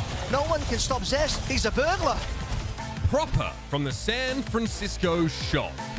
Proper has arrived. It could be one of the greatest rookie performances we've ever seen. Prophet from the Seoul Dynasty. And who's going to carry Hardy? It's going to be Prophet. What can you do when Prophet is this good? And Shu from the Los Angeles Gladiators. Shu making a name for himself. How does he keep doing this? The winner will be determined by you, along with Overwatch League casters, teams, and the media. Use the hashtag OWLMVP on Twitter and tag your favorite player by their Twitter handle or in-game tag. You can also cast your vote by going to overwatchleague.com/MVP. What is happening? Oh! Somebody stop him! Who will be your Overwatch League 5th season MVP? Help decide and cast your vote today. Voting ends October 10th.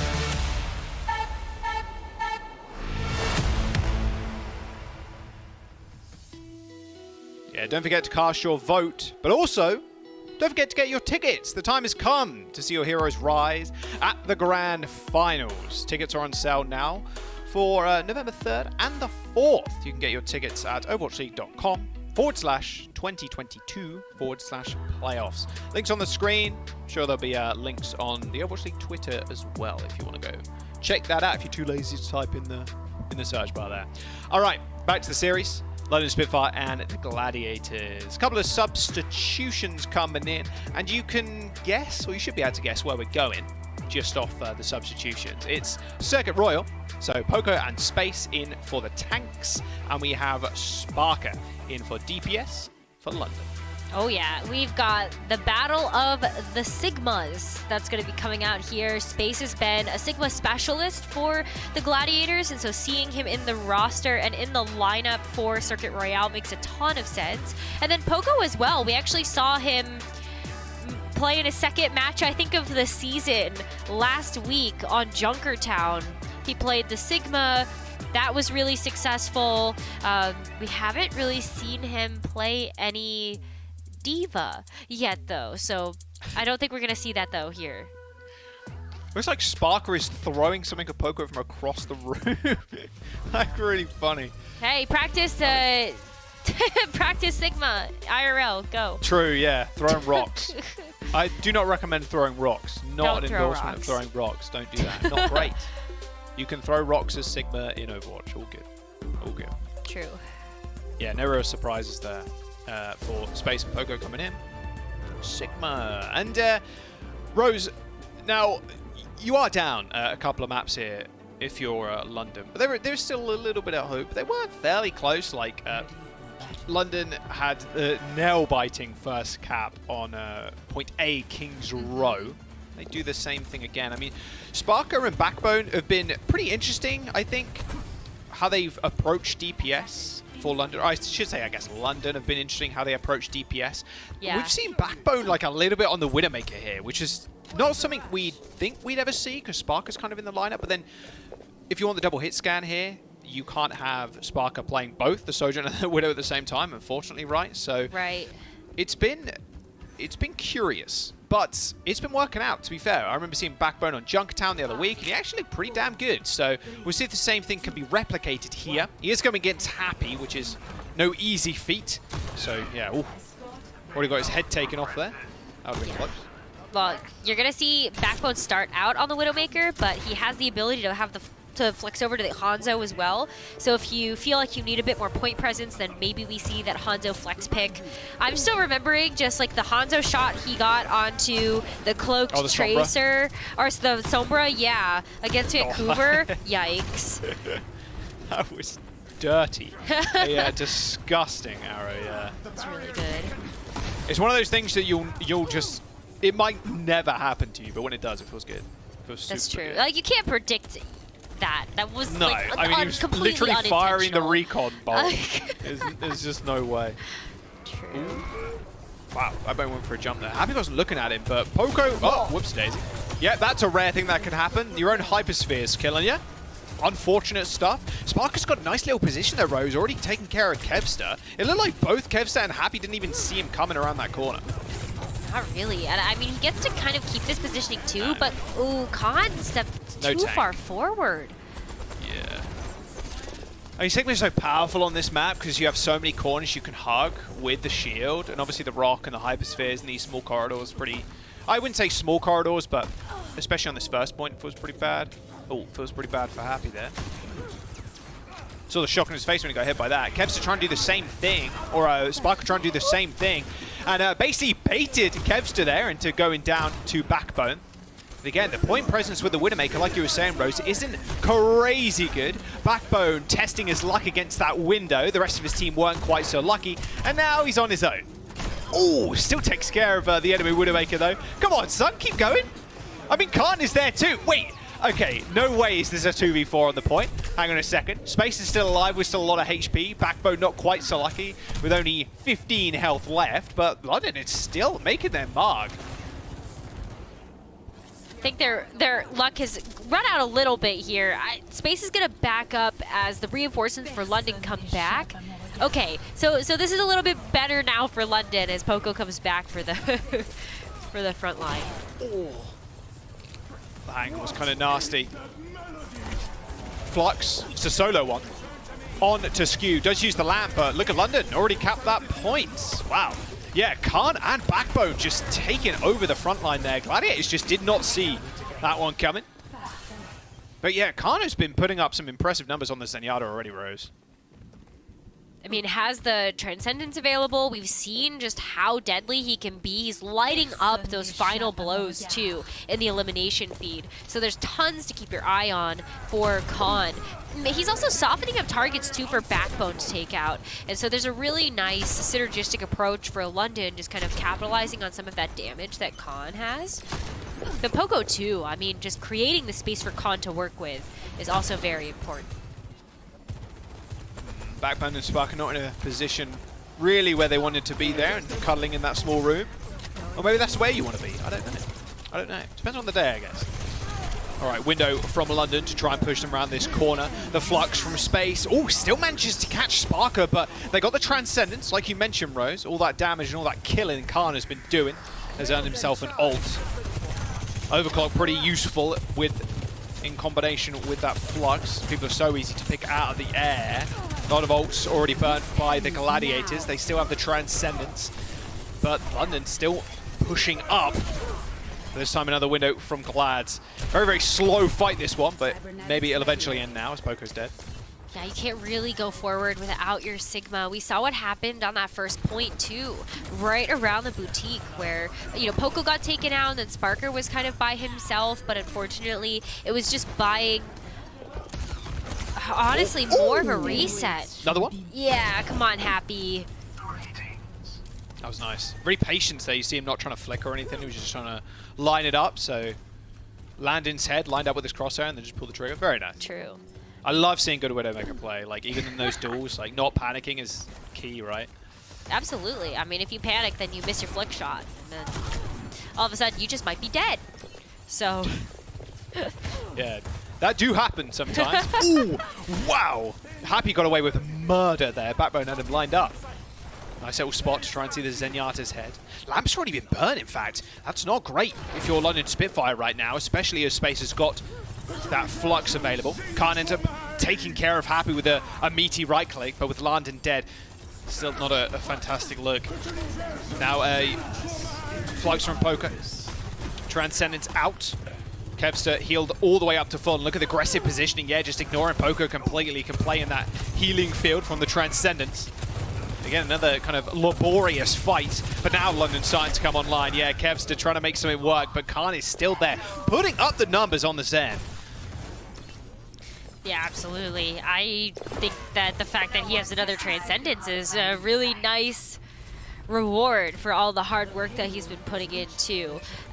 And what's kind of interesting about the way that these Transcendences have worked is that, you know, both Zenyatta so far have saved the Transcendence as a response to the Gravitic Flux from Space or Poco. Now that Khan has it, you're probably going to wait a while if you want to use it for Space's grab, then you could just go in, use it aggressively here, especially when this third point is so difficult to get through. If you get maybe even one pick here, Backbone hits one headshot. Ooh! Okay, maybe you don't or a use body it shot now, through a window. We take those. We take those. It's like Hanzo and Widowmaker, something you don't want to walk into when the window is out. All right, still a minute and 40 though for London Spitfire. Coming up on the hardest stage of this map, or the hardest point to cap. Yeah, window on high ground now. That Transcendence ain't going to save anybody, but, well, Sparker don't need saving. Look at this aggressive push from London. Up onto this high ground, trying to negate that window. They do a good job of putting Poco up there. And now he can just rain death from above with these hyperspheres. They're making their move, Rose. This final corner with a minute to go. Well, this is what they want too. Even though the Transcendence wasn't used to deal with Space's Gravitic Flux that will be online soon, you did get something valuable from that, and that's the space to work with. So now that you're looking at this final straightaway, that sets up Sparker so well. Not only do you have Backbone that might be able to hit a big snipe, but you also have Sparker's Overclock. And you're definitely looking at trying to take somebody out with that, but look at where Kevster's going. Okay. Do you win Does he duel? challenge? Oh, surely Does he not. challenge? Yes, he does. Of course he does. Khan's up HP without a right click. Yeah, as soon as you hear that right click go off, you know that's your time to spring. And now Kevster's behind them. Surely they got the call. Surely they got the call. Nope. Backbone is dead. Wasn't even looking towards him. And yeah, Kevster's on the flank. Doesn't even need the overclock. Nothing you can do. 20 seconds to go. London Spitfire getting spawn camped. Khan goes down here. It's bad news. Oh, he does! No! Just the overclock the now, disruptor too! shot on the palm tree. Oh, yeah, that's rough. Is there any touch? Any touches? Backbone's on the tracer. Gets headshot by Happy. Nope. So no touch. Yeah, even Khan in the chat there. Bruh. Bro, yeah. Die to a disruptor shot at max range. Yeah. I mean, to be fair, he was really low, so even if he did get healed up, he probably gets taken out by Kevster's Overclock because he hadn't used it yet. But still doesn't feel very good. Still. Got put in an air fryer there. Hey, he's the one that took the duel. I will point that out, that Khan and Kevster decided to have it out for each other. No, I'm going to defend my boy Kane. Okay, He did not take that duel outside of spawn. Not outside of spawn, but I Kevster be mean by running. the pool. Oh, by the pool? Yeah. That's what I was talking about. Props for Khan to take that duel, 100%. Even when the that's disruptor ballsy. field was down on that corner, it was like, I'm going to peek anyway. He's not going to expect this. That's funny. And he Yeah. did. Kevster was ready, but that's okay. A different look here from London on the defense. So it's going to be Sparker playing the Sombra. We've seen Sparker do this before, and this is what I meant by like the DPS flexibility between these two. They can both play the Sombra.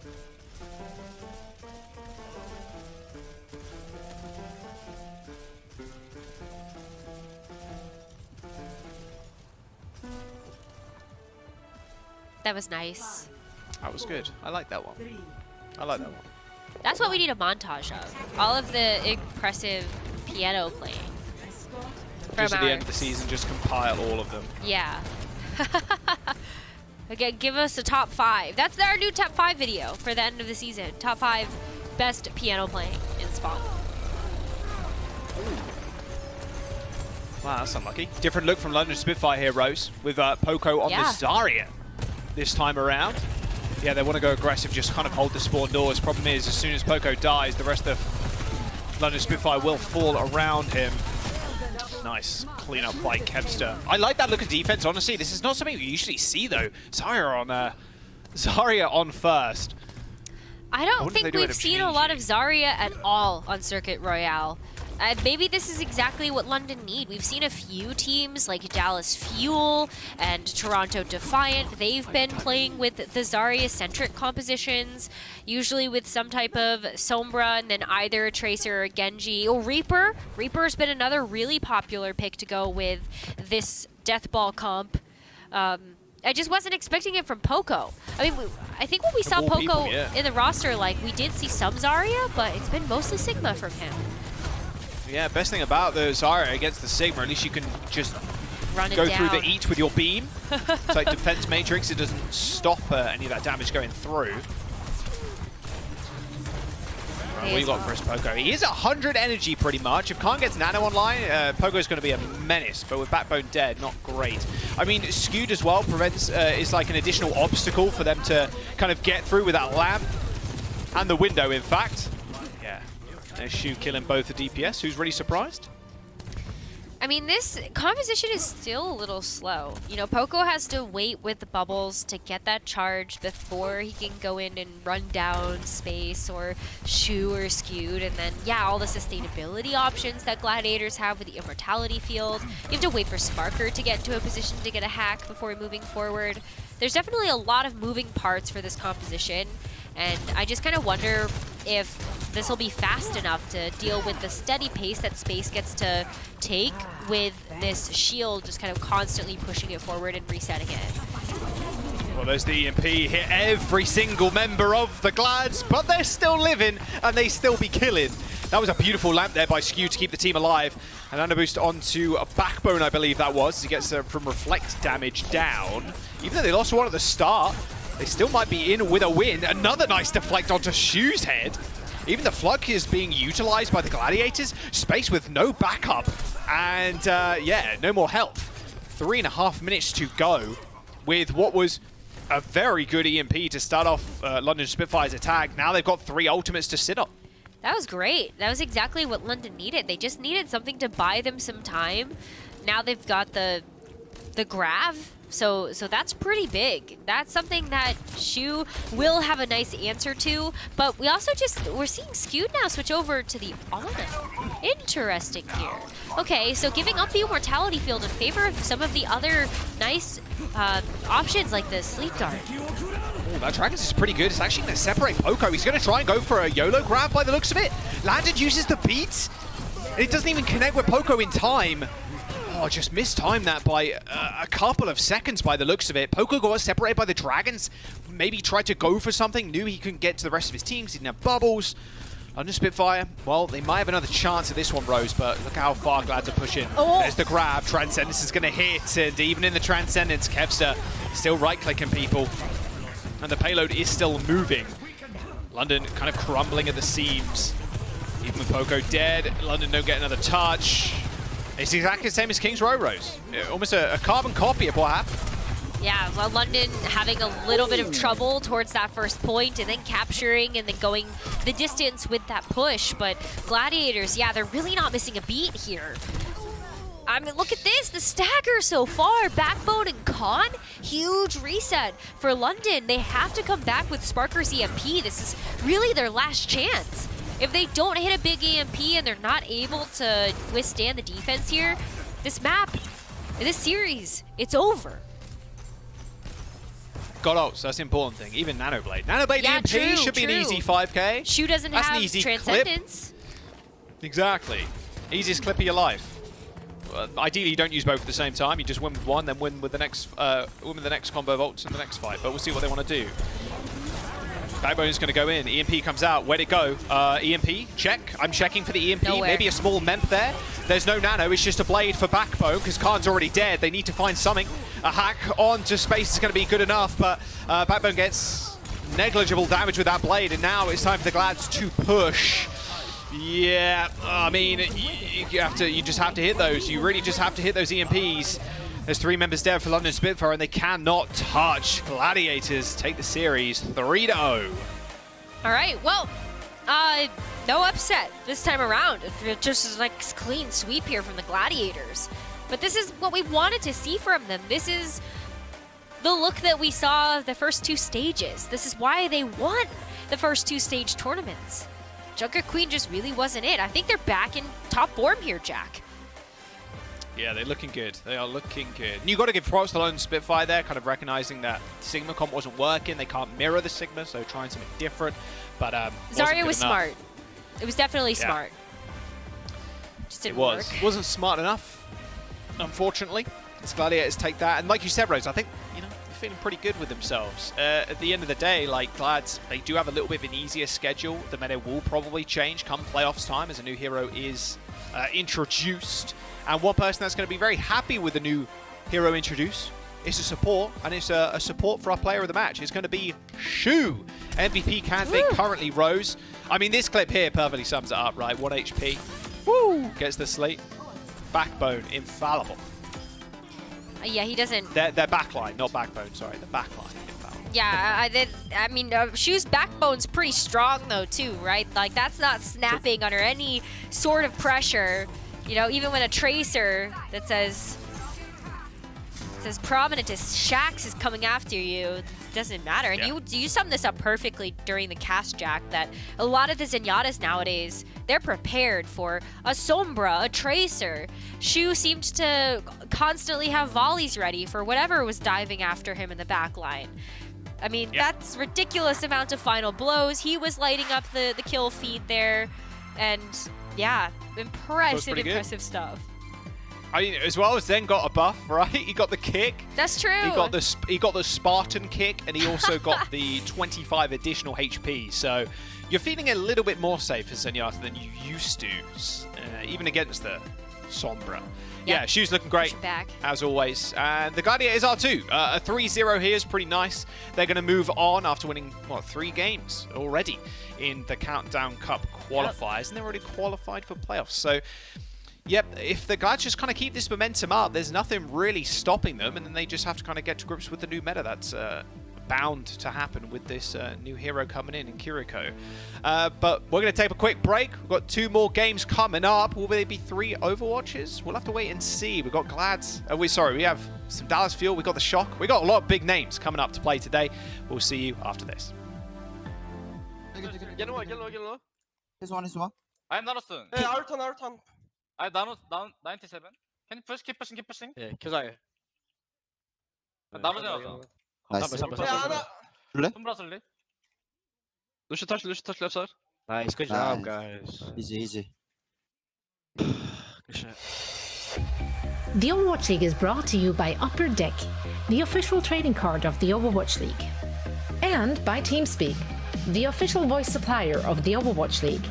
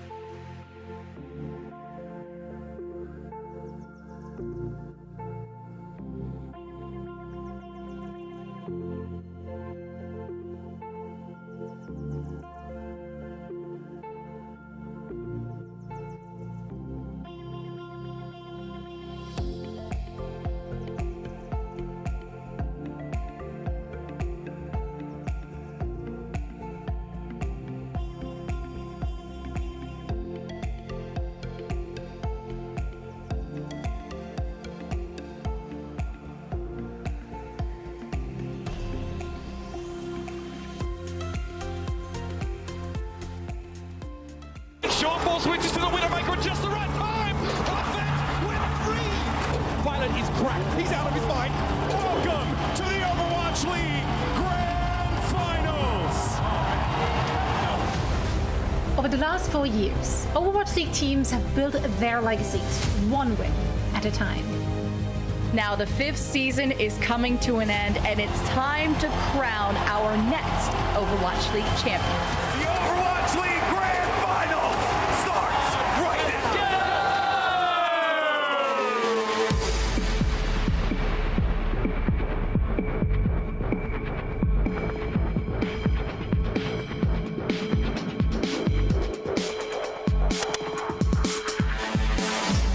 Every upset, every tournament, every victory has led to this moment. And at long last, we're back. Join us as we crown the world's best Overwatch 2 players, the newest Overwatch League champions. We're coming home.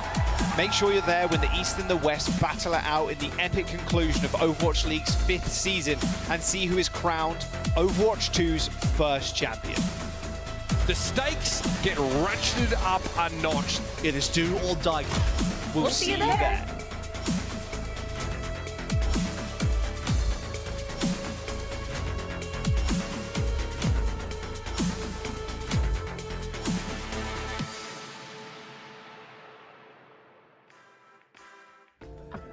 Welcome to Game Break, everybody. I'm here joined now by Happy from Los Angeles Gladiators. Happy, congratulations on the win. 3-0 victory against the London Spitfire. And I think you played a big part and your Sombra played a big part because Sombra has been, we're seeing a lot more Sombra in this stage. And you know, we sort of haven't seen you on the Sombra, but now we're starting to see more of it. So I want to ask you, how has, picking up that Sombra for Gladiators, how has it been for you? Sorry. 자, 오늘 승리를 축하드리면서 일단 해피 선수의 솜브라에 대해서 좀 여쭤보고 싶습니다. 아무래도 이번 스테이지에 들어오게 되면서 솜브라가 좀 큰 역할을 하고 있는데 해피의 솜브라는 어떻게 보면 좀 이렇게 잘 많이 못 봤던 조합이긴 하지만은 지금 들어와서 글래디에서 굉장히 많이 보여주고 있는데 솜브라에 대해서 좀 어떤가요? 지금 이제 뭐 연습 과정이나 뭐 아니면 플레이를 하시는 경우에 좀 어떤 의견이 있으신가요? 일단 확실히 제가 전에 많이 하지 않았던 영웅이라서 조금 처음에는 불편한 느낌이 많이 있었는데 지금은 팀이 많이 도와주기도 하고 합도 점점 맞아가는 것 같아서 점점 이제 편해지고 있는 것 같아요. 성장하고 있는 것 같습니다. Alright, so definitely, Sombra isn't a hero that I'm very used to. I haven't put in a lot of time before this. But so going into the stage, I had a little bit of difficulties, most of it because I was sort of uncomfortable playing that Sombra role. But now that, you know, I've gotten a lot of practice in, I'm playing a little bit better. And also I think our team Gladiators, you know, we are sort of getting better as playing as a team with that Sombra composition. So as of right now, I think definitely I am improving. I mean, Happy, you sort of just talked about, you know, how your team plays around the Sombra and everything, but you are also playing with an MVP candidate, Kevster, and you guys are the DPS duo. So how's it like playing with Kevster for you? 자, 두 번째 질문은 방금 이렇게 말씀하셨던 팀업에 대해서 좀 더 디테일하게 좀 여쭤보고 싶은데요. 이제 해피 선수와 지금 이제 딜러 듀오잖아요. 이제 캡스터 선수와 딜러 듀오를 지금 하고 계신데, 좀 캡스터 선수와의 좀 이제 딜러 합이 좀 어떻게 되는 것 같으신가요? 좀 이제 불편함이나 뭐 그런 건 없으신가요? 이것도 제가 팀을 옮기면서 처음에는 조금 불편함이 있었어요. 왜냐면 이 팀이랑 제가 있었던 팀이랑 플레이하는 방식도 다르고, 그래가지고 처음에는 합도 잘 안 맞고 그랬는데, 그 캡스터 누가 봐도 잘하는 거 알잖아요. 그래가지고 아까 말한 솜브라 같은 캐릭터 할 때도 이제 그냥 콜 하면은 알아서 잘 따라와주고, 지금은 합이 잘 맞는 것 같아요. Alright, this is sort of the similar case with the Sombra. You know, after moving from a different team and coming into Gladiators, you know, there were a little bit of difficulties, mostly because my previous team and the Gladiators, their playstyle is completely different. But as we all know, Kevster is a super talented player, so whenever I play that Sombra and whenever I make callouts, he's always there to sort of provide those kills and also support my Sombra play. So as of right now, I think are improving, definitely. Definitely. All right, Happy, that is it for the interview. Thank you so much for your time and again, big congratulations on the win. 자, 마지막 오늘 승리 다시 한번 축하드리면서 인터뷰 마치도록 하겠습니다. 감사합니다, 해피 선수. 바이바이. 감사합니다. Thank you. Can you believe the guy was actually saying that he was, you know, uncomfortable on that Sombra? I think we were almost clutching at straws, saying, "Oh, this guy doesn't play much Sombra. Like maybe it's reflected in his stats." Then we see the stats even before this game, and they were really quite good. So for someone who was nervous and uncomfortable, he hasn't showed it yet at all this stage. Maybe he learned something from DK, just not being confident in himself. What? So yeah, thanks for passing that time-honored lesson on Decay. But look, I mean, you know, I think pointing out that playing alongside Kevster as well is a different feel. What do you think is actually the stylistic difference between the Justice and Gladiators? Now, be nice, but I honestly wanted to ask him. He alludes to it, but what can we piece together from that?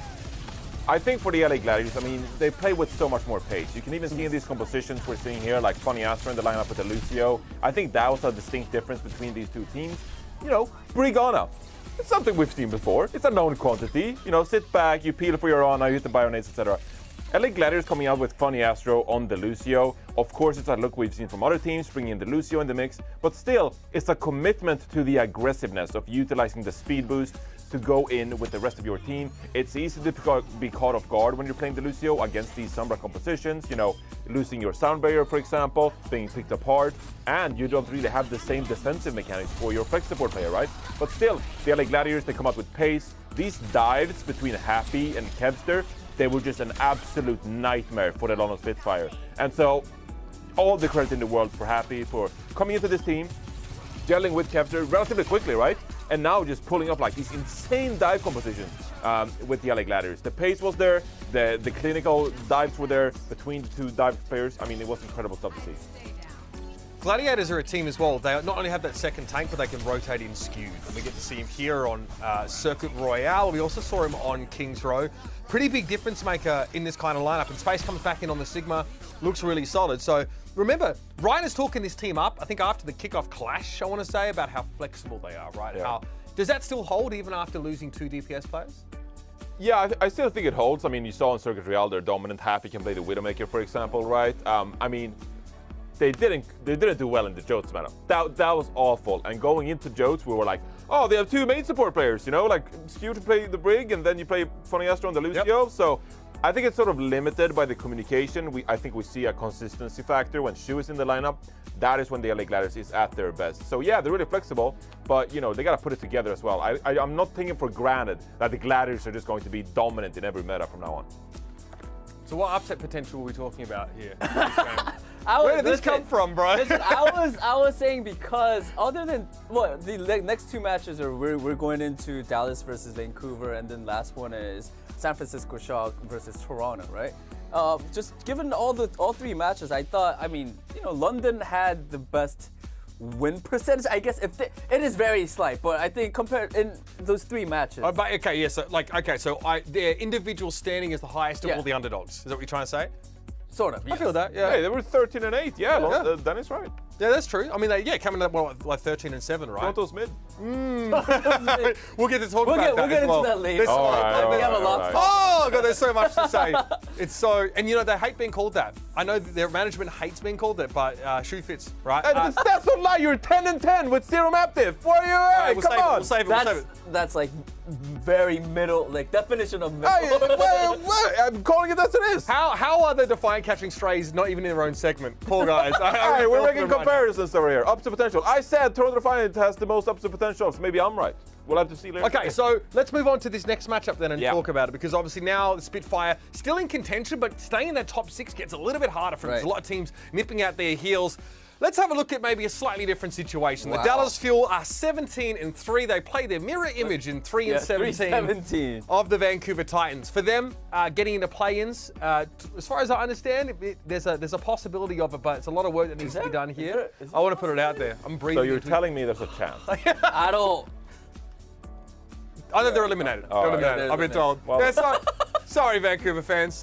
Look, next year though. Next year. Come on. Who are you bringing back? Summer Showdown, they had some good signs, right? They look pretty good in that Joe's meta. Now I think right now they are still struggling after that Joe's meta ended.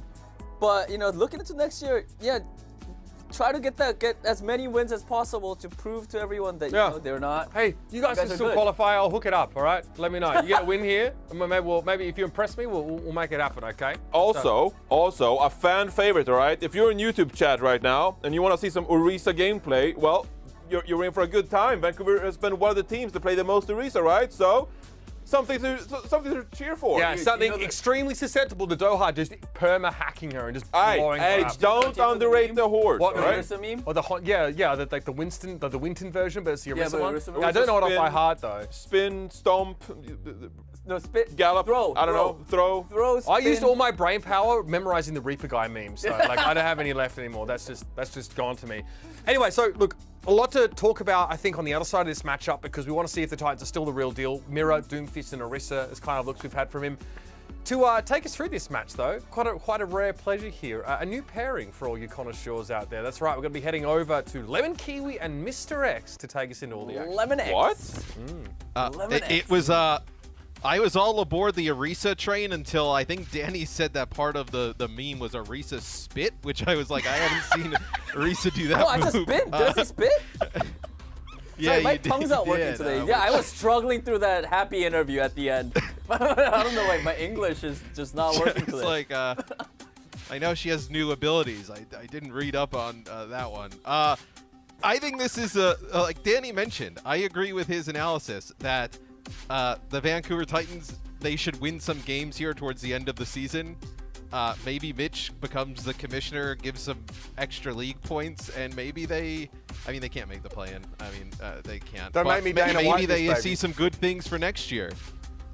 Well, Mitch has the power to put them in playoffs, along with apparently making himself host and putting me with you. So Mitch has too much power. He'll get them signed up.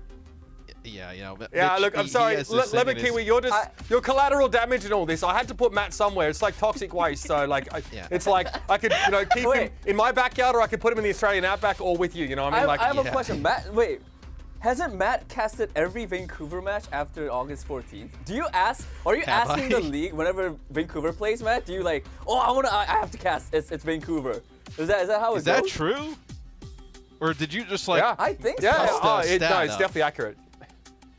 That is a You just custom made that stat. up, Danny. Did I make that up? That is a custom No, 'cause I stat don't for know. sure. Matt's still on the Trans-Canadian Express, you know what I mean? Yeah, brilliant. Matt Well, wants to maybe leave the Matt train likes and a Bruno's quick like, no, you day. stay there. Maybe Matt likes a quick day, so we'll try and make this a quick one. Bye, Mitch. Take care, everyone. I'll take care of this little one as we go into our match for today. Dallas Fuel against their friends Little one. Owen. There was somebody in Toronto who came up to me and was like, "You don't need a box to cast," and I was like, "Well, how tiny did you guys think I was? I'm not that." Well, I needed a box, and I'm surprised you talked to anyone because every time people That's a were good around, point. you ran away. That's a I very saw good you point. physically run away from everything. Yeah, I do typically do that in public spaces. I run away. Back to my joke. Dallas Fuel versus their friends Owen. Owen to this stage. Vancouver Titans, though, a lot of hoping. I'm trying to make you laugh because I got to fill the shoes of Mitch today. Titans, though, yeah, they don't have a chance to qualify, but they do have a really good head on their shoulders. Speaking to DPay, it's about having fun, but most importantly, trying to prove that they can keep their jobs or at least land on another team next year. Yeah, and I mean, I think you're going to give the Vancouver Titans players some, run. You have a pretty large roster. We can take a look at the Dallas roster first. Dallas, they don't need to do any of that. They're in a very good spot, the Dallas Fuel. They look like arguably the best team right now. But we do have some changes interesting here for Dallas at the start. So we've seen a lot of like Edison throughout this tournament thus far, with him playing a lot of the Genji. And you'll have Sparkle in today, which actually, like, when you kind of think about it, if they want to play Genji, makes a little bit more sense, but maybe they lose some hit scan. And then they have Fearless in the lineup today, which is, everybody talks about, like, Hanbin and how great he's been, like, MVP candidate. And then today, here to kick things off, we'll get a Fearless sighting, which I feel like we haven't seen him in a bit. A lot of teams are going through different changes right now, and at least this Dallas Fuel, speaking of the DPS, the Doha Sparkle, I mean, I was trying to ask stats, like, when's the last time we've ever seen Doha and Sparkle start together? Because they kind of have that overlapping role of Genji, but I'm thinking Doha, we've seen his Sombra more as of late, he's becoming more of that starter because of that meta, and Sparkle also has a serviceable Tracer, so I think the double flanker duo matches up really well on a control map. Yeah, maybe even see like a little bit of the Reaper brought out from the Dallas Fuel. Take a look at the Titans lineup as we have a False in today here, starting things off here for the Titans. So you mentioned like, hey, we want to see like some more of these players, like give them some more run. You have False in, you have Skyrippa in. We'll see what they can do and bring to the table here today for the Titans. I think this is a big redemption arc for all of Titans. Like, we already mentioned, like, it's important to still perform well, even though there's no actual stakes on the line for them. But they want to prove that they have potential to maybe grow on another team, maybe stay on this team. But specifically False, we haven't seen him since the end of mid-season madness. And that was kind of like that diva-ish meta. He was kind of brought in on Control. And he was known for his diva back on Contenders. And now that we're in a diva meta, this can fit him well. Although I do prefer Mirror. I think the team prefers Mirror when it comes to that leadership, that initiative, that experience that they really need. Yes, I think this is going to be a tough series for the Titans. I have been on the Titans bandwagon. I don't want to say all season long. I was on them from sometime before August 14th. I made a declaration, but this is going to be a really tough match. I mean, regardless who they play. I think the players, like, you kind of have to understand like where you are in terms of the pecking order. I think the teams in the league, like you see, they're kind of like laughing, like everybody, like, hey, maybe we go in, we steal them out, we keep it close, we give them a tough time in this series. And I think at the end of the day, right, it's just having these players have a good showing, right, that they can look forward towards the future and have some success. Yeah, I think the Fearless False matchup is interesting because I'm thinking Fearless, which we haven't touched on yet, but Winston Ball was kind of what he was known for. He's a main tank player for the roster, whilst False is this off tank. And I've been kind of hearing through scrims that D.Va really bullies Winston a lot. You get into that bubble, use the micro missiles, and you force Winston to jump out. Now, Winston can hold space for longer amounts of time because of that bubble, that shield, but D.Va not so much, but she has more flexible mobility. So I'm interested to see that kind of False Fearless interaction if they do end up on kind of that Winston D.Va or the Ball D.Va matchup. Yeah, Winston, at this point, it's just Winston jump, Winston dive, right? Whenever we see the Winston into D.Va, it just jumps in, just gets blown up with the missiles. I think the D.Va is just a better look, which is interesting that the Dallas Fuel take out their D.Va player and play Winston here today, where I would never question the Dallas Fuel, but maybe I just did, as it looks like Dallas at the onset. Potentially going to roll with Fearless on the Winston. Doha hovering over the Echo. I think Sparkle, could this be like Tracer or Genji here? Either of those you can kind of combo. For a second, we had False hovering the Roadhog. I'd love to see the False Roadhog at some point today. Maybe not now, but... All right, so Sparkle will play Tracer, so you'll get a Sparkle Aspire Tracer matchup, which will be interesting. I mean, Doha's like an ultimate flex. Maybe I wasn't expecting the Echo today, but maybe that's a response to D.Va. If you run this double flanker, maybe you can get spy checked a lot easier running to Sombra against the D.Va. As he flies to the back, it's already False harassing him. That extra mobility from D.Va will be trouble for Doha to deal with, but the point will be unlocked shortly, and we'll see who will head to it first. I was laughing at Fearless on the rooftop, doing his best Widowmaker impression there on Winston, just firing off those alternate fires. Yeah, it's going to be interesting how they try to, I was going to say play around this Winston, because Winston can't really dive into the D.Va. Can play more around this point, though, and like you mentioned, can occupy some more of that space where the Titans that get on the point, Aspire's pretty much dead instantly, and it'll be Dallas in control. Yeah, King got caught off rotations. He was kind of floating around the point, and then you saw Fearless take over the enemy high ground, which was floating above Skyripa. So first point to Dallas Fuel. It's looking great. You have Sparkle that can harass the back, Doha from above. So it's about Vancouver really playing to their strength, which is probably going after Doha and then playing off that advantage. Yeah, we'll see how the Titans are trying to set this up. Like, they're in a position where they have to be like the aggressive out of these two teams. It's just they look like they don't really have anybody they can actually go in on. It's actually a nice nano to be able to keep Masa alive. Yeah, I think the Dallas Fuel are playing to their win condition, right? Of you have a Winston, you're going to want to go after those supports, gets the nano, and it's really just to control the choke. There really hasn't been any kills up until now. King gets the finishing blow onto Doha, 5 versus 4 for the Titans, as now they start to occupy more of that middle map real estate. Chio finds himself by himself, and that's a great sleep onto King. Is there anyone to capitalize on it? King manages to fly away, Fearless a little bit late, and with Fielder down for Fuel, Titans have a chance to flip, and they do. Yeah, I was going to say, maybe do you see Fearless try and primal here at the end to keep this going and get towards the point? I think he was just so far away that you're better off just giving it up. Does it feel to you, though, that, like, the Titans just had to work extremely hard to win that fight, and, like, it was still, like, kind of 50-50. I feel like Dallas is even playing the suboptimal comp, I would say, between the two. And even then, the fight seems really difficult.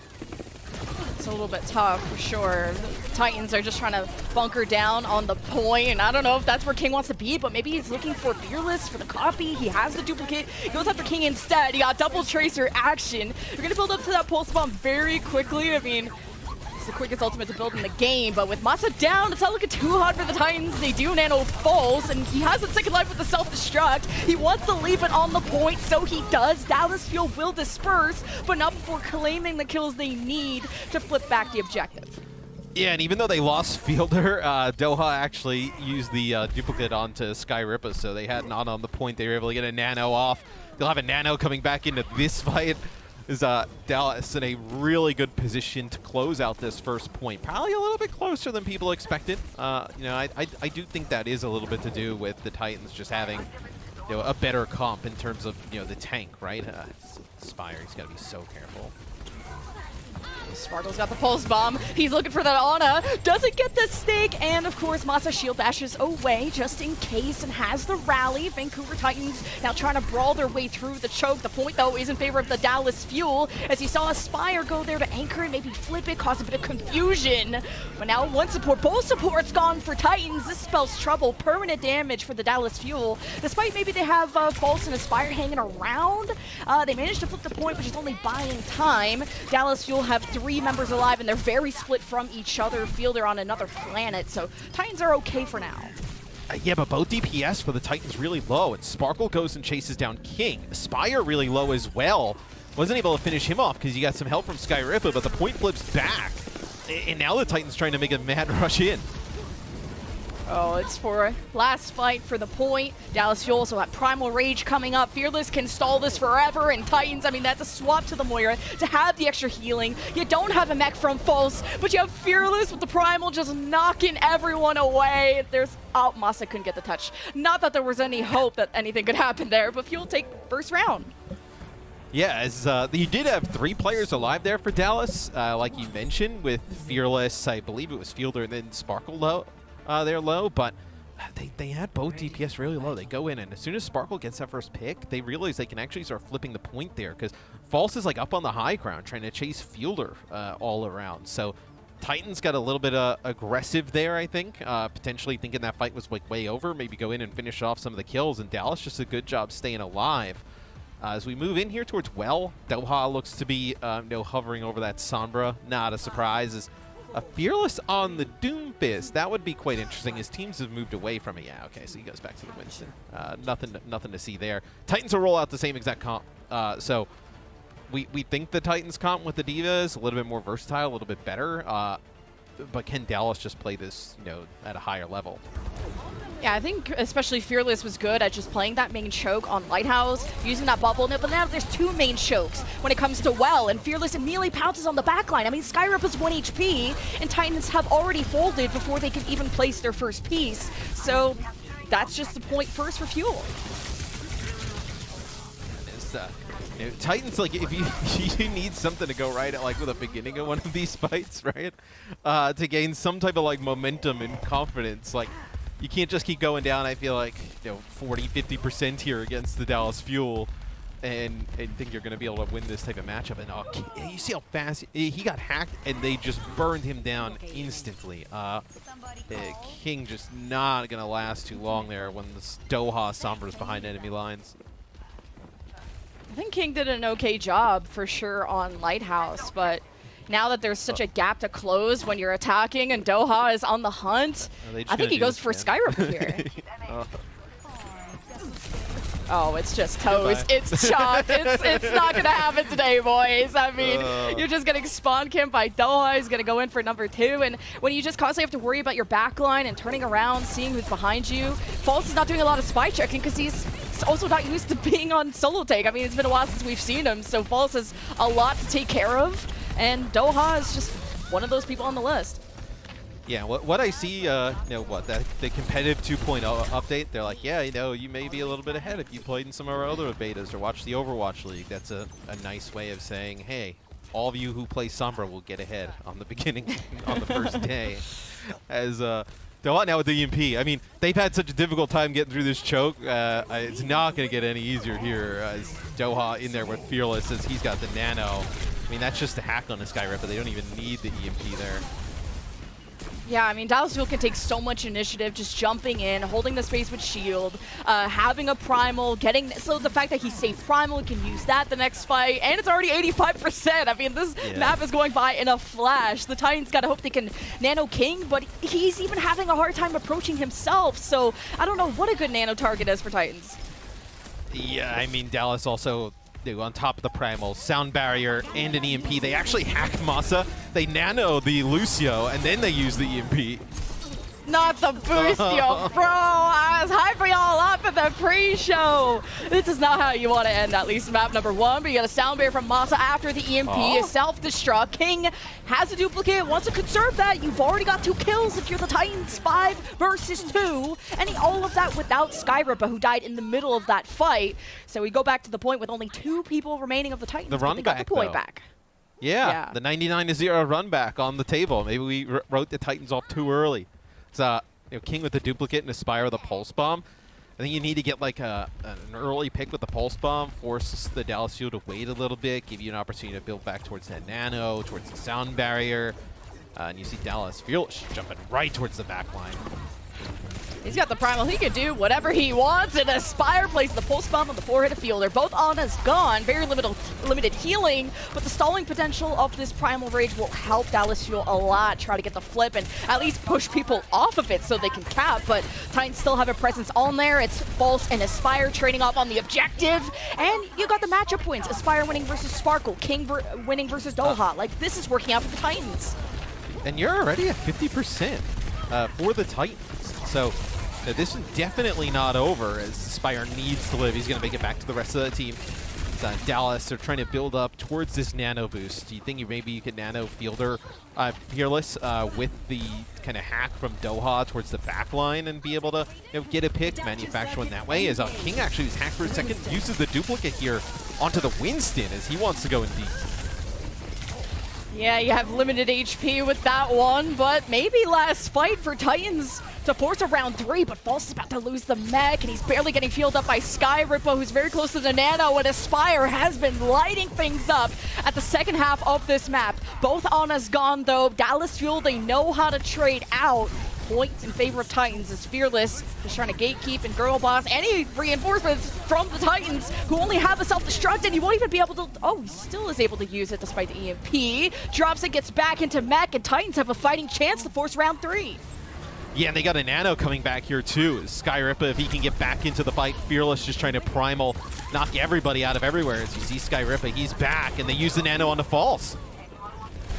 False just having all of that sustain. He needs to absorb all the damage. He's cycling his Matrix very well. He's putting the pressure on the fielder, and Aspire is on his way to finish the job off, but he also has to babysit Sparkle around. Fearless swaps to the Doomfist. He needs to get back quick. Titans are seconds away from making a 0 to 100 comeback here on Well, and it's all chaos on the point. Everyone doing one-on-one. Sparkle gets an important double kill onto the supports. A pulse to D-Mech False. And no comeback will be happening here today because Fuel will be taking map number 1. Almost for the Titans. The first point, not great. The second one, they battled back after being down 99-0. Some nice play by False on the Diva. I thought Aspire also being able to pick off players with pulse bombs was a big difference maker, but Dallas just too strong in the end. It'll be interesting for me if they continue to run this Winston throughout the series. Yeah, I wonder, and we were expecting that False kind of fearless bullying, and I think that happened a lot more when False was able to get that attention, the resources, the nanos, and everything. It's a close call, but still our Summer Showdown champions are on top, and we'll see you guys on the other side of the break.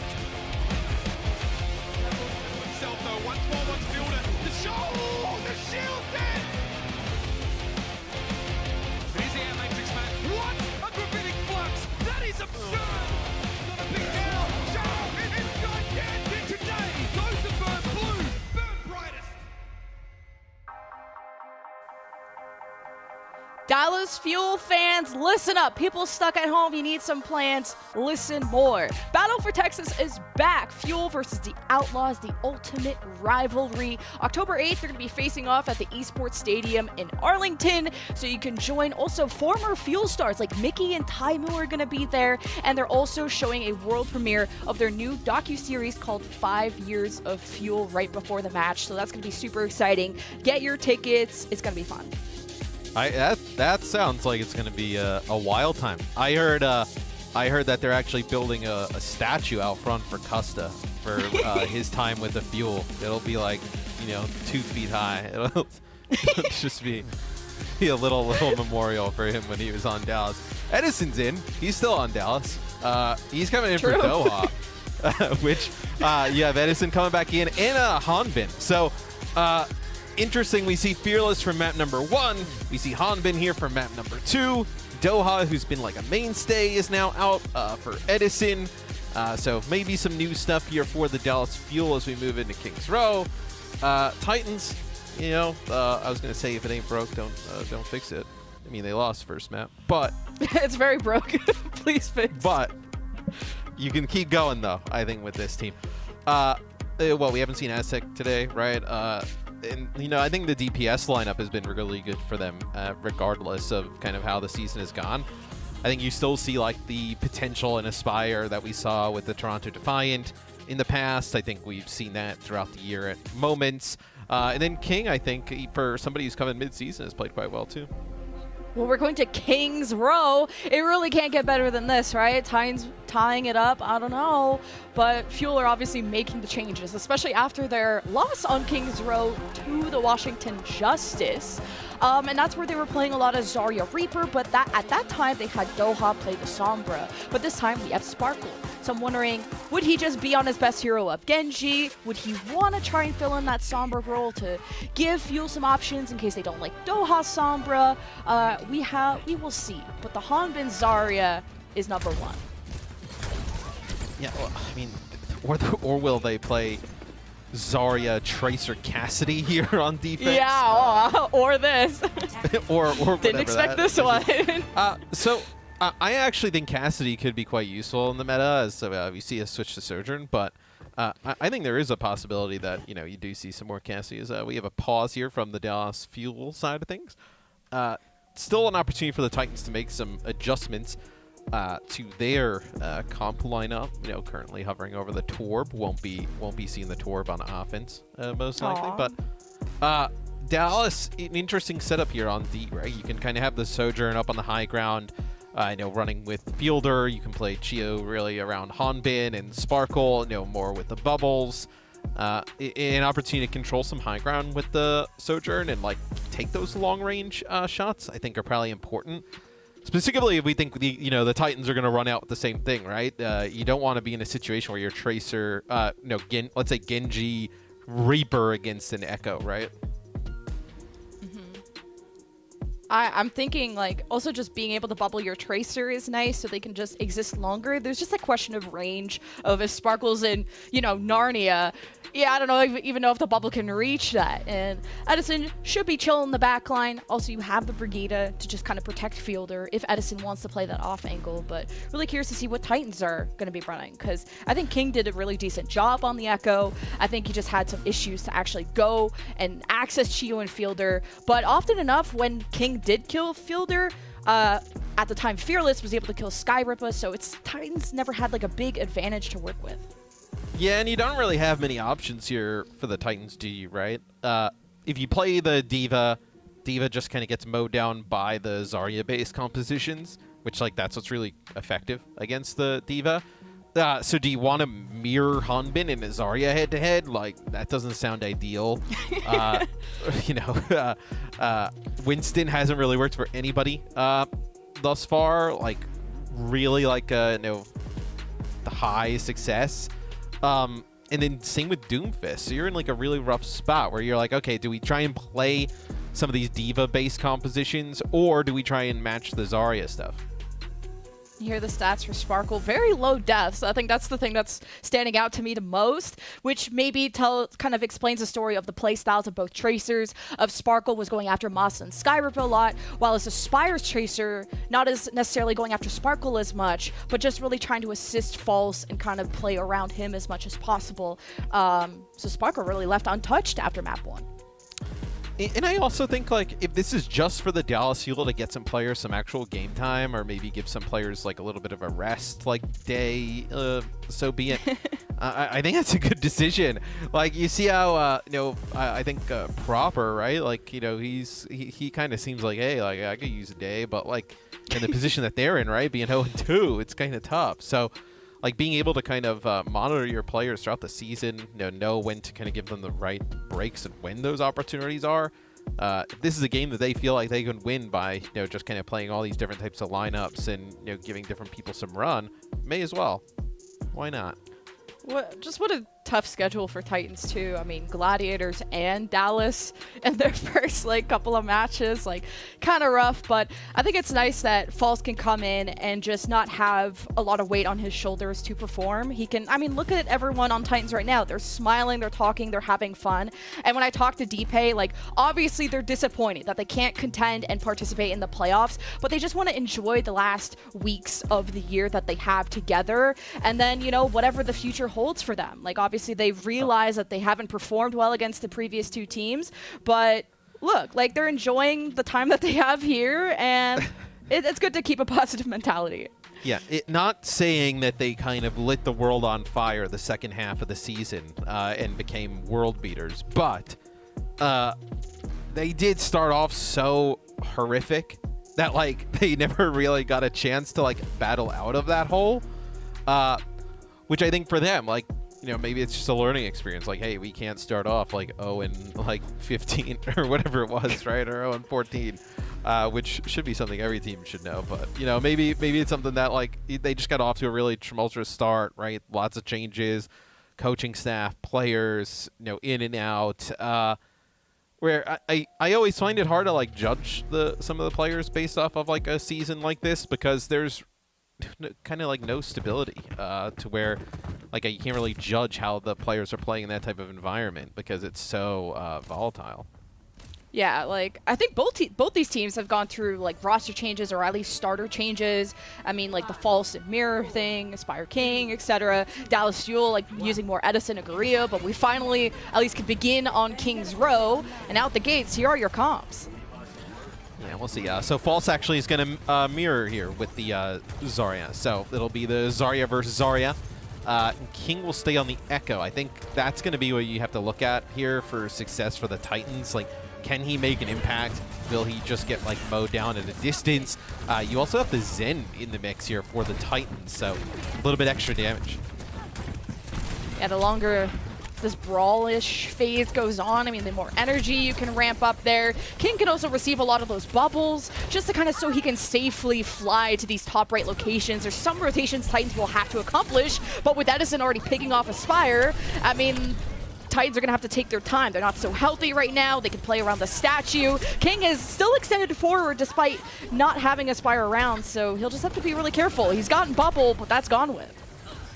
Yeah, once those bubbles wear off, I mean, look at this. I mean, King in such a difficult spot. And you can just, like, dedicate all your bubbles towards him, right? I mean, there's going to be opportunities where you're going to need it for Masa. Paul's going to need it for himself. So you see, as soon as they, like, waste both those bubbles, they're forced back around the corner and to just wait for an extended period of time. A little bit of a slower pace of play.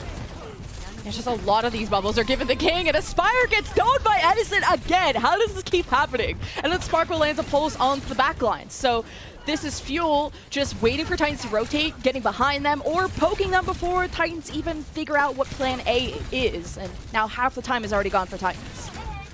And it takes so long for this to develop that, like, by the time it does, what are you going to be looking at? Like, one fight where both teams have all their ults and Dallas just able to hold here, because now you've lost Masa, which is pretty tough. Can't really go in without him with his healing and extra damage.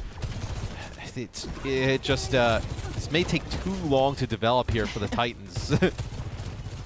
I think like Fuel kind of they initiate, and sometimes that could be a fault. You know, if Edison keeps liking to stand on that top right roof, maybe King can fly up, get a right click in, and just burst them to death. So Fuel have to just be careful of their initiative and how much they extend. The nano though from Skyrip is given to King as he hopes to land right onto Hanbin. The grab from False committed on top of that. Titan's already working on that first tick. Sparkle looming around. Fuel could easily give up 2 ticks here, but I'm not sure recontest is in the cards. Yeah, do you really need to recontest here if you're Dallas? You can kind of live to fight another day, and with Sparkle backing up a bit, that's kind of what it looks like they're going to do. They're just going to wait here, let them take that checkpoint. So the Titans actually do take that first checkpoint. It's a nano boost with a grab in play. The Fuel have held on to everything, though. They're going to be able to play really aggressive here at this choke. Fuel have all the ults. I mean, I wonder if we'd ever see like a grab pulse combo. That'd be kind of cool, but Masa has the Transcendence. Titans, are they able to get through the choke? See Fuel around the corner. Hanbin with the grab, kind of wanting to have access to those supports. He's already used Self Bubble, and now the second one. This is the ghost time for Titans. As now King even gets the duplicate. There's 2 Zarya's on the field, all the bubbles and all the sustain they need. As even Chio is using the rally. The sustain for Fuel to match up against Titans, keep them on the cart, and even send them away as Edison's jumping in the back, kills 2, going for the third. Around the corner is Skyripa. His hiding spot's been discovered, and Fuel continue to hold the choke. Yeah, and they want to get rid of Fall, so he can't leave with any of the charge he's built up. So Edison with some nice shots with the overclock there. Helps finish off the Titans, and Dallas, they do not want to fall back. They want to push up even further as, can't go past that. As Titans now trying to figure out how they make it out. Maybe they're maybe get somebody's by, like even onto the cart. Typically, sometimes that happens. Oh, yeah, here we go. Yeah, so that happens, and they push so far up. Yeah, at least you stopped the car from going backwards, but Fuel have let go of this spawn camp just a little bit. They've farmed up enough energy. Hanbin's close to yet another grab. I believe that was used last fight. 2 minutes left for the Titans. They have high ground. They can go up to the window. Fuel must be aware of this, not wanting to be in range to get dropped down upon. There is a pulse drop, but not sticking to that support player. But what's sticking is this human microwave of Falls at 100 energy. That's looking pretty good. Titans can move forward. Oh, yeah, I mean, 100 energy plus the nano. You hold on a grab here for this next fight. So the Titans starting to put some things together here as Chio actually move over to Lucio, so trying to get Hanbin back in the fight because he's got a grab of his own. Just no support ult here for the Dallas Fuel to help them survive through some of this that's going to come down. Well, you spoke about players wanting a break. Well, Sparkle's on a break right now, just waiting for the fight to start for the Dallas Fuel. They throw out the grab, counter grab from False. Sparkle is at the back trying to assist. False is already half HP, and Hanbin's been nanoed, so of course he's just going to bulldoze the front line, and he's at 100 HP. Well, that's some good revenge for you, and Fuel will hold the cart at the end of B. Zarya is so strong right now, especially on maps like this where you can build up that energy rather quickly. Easily becomes like a third damage dealer, and when you think about the Titans having the Zen in the mix, really, I mean, just a lot of damage that's brought out as Dallas gets aggressive. They push to the high ground here. They almost got King. I think that's making the Titans second guess a little bit what their strategy was here. Yeah, this is a peculiar spot for Fuel to be in. I mean, usually you would just hold the L corner, but now you can force multiple fights, and you got the force of Transcendence out of Masa, and this might not be a winning condition because they've lost Skyripa. As that's quickly done with. Titans are just not healthy without that second support, but with that King duplicate, they still managed to get some picks thanks to the Sojourn, so Fuel have to at least try and hold the end to point B. By the time Titans get there, Fuel should have a good fight. Hopefully. Yeah, and I think one of the biggest things there was that Aspire actually makes his way around and gets the cart moving, which takes Sparkle out of the equation in that fight. He's not actually able to be in there with the Dallas Fuel. As he'll get a bubble, he's going to recall here. So you still have this contested. I can't believe Sparkle was able to contest it for like the 5 to 8 seconds he was there. He received one bubble from Hanbin. Hanbin takes over the touch. Sparkle's at the back. He starts pulsing the supports. Titans thought they had this, but now Fuel are back and ready to brawl. But they don't have Hanbin, so Titans can just play this from front to back. Well, they forgot their supports, and actually the pulse isn't even existing because he slept. So as much as Titans were trying to play that front to back, they didn't actually have a front to fight with. So no point B for Titans. They get really close. Some nice sleeps there by Fielder on a false at the end. But really, Sparkle able to get back and contest the payload. You had him there with Hanbin, able to get the bubbles, the recall, just long enough for everybody to get back into the fight. So huge play there by Sparkle, able to keep that one going for the Dallas Fuel. Prevent a point B checkpoint taken there by the Titans. So now with the Titans on defense, I'm interested in like what they're playing with, you know, the Zarya comp if they do. Like, will you have, you know, Aspire on the Sojourn here? Will King play Echo on defense? It's not like the best pick here. I'm curious of what we see. What I'm seeing is Sparkle has 0 deaths.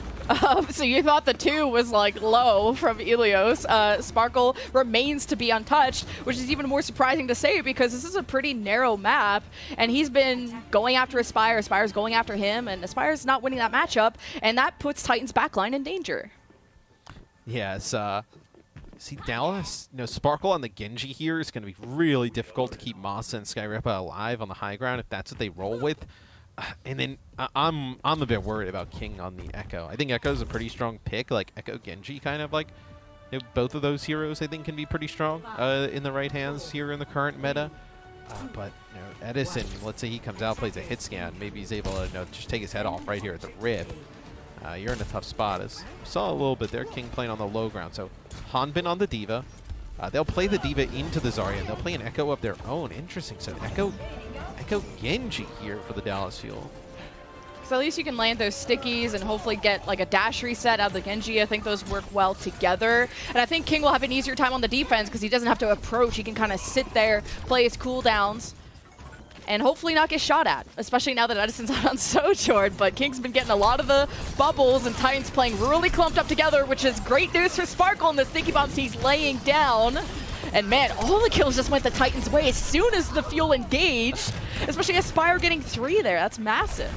Yeah, I mean, they just dove head on into the Zarya up there on the high ground with the D.Va, and even with like a little bit of like a deflect there from Edison trying to live. I mean, just you get the Zarya so charged up, and then you're just standing there with nothing. That did not look good at all there for the Dallas Fuel. Is Edison now going to go away from Genji and going to go to Raper, so a little bit better at, you know, doing damage on these tanks than Genji. Less mobility, like less access to high ground.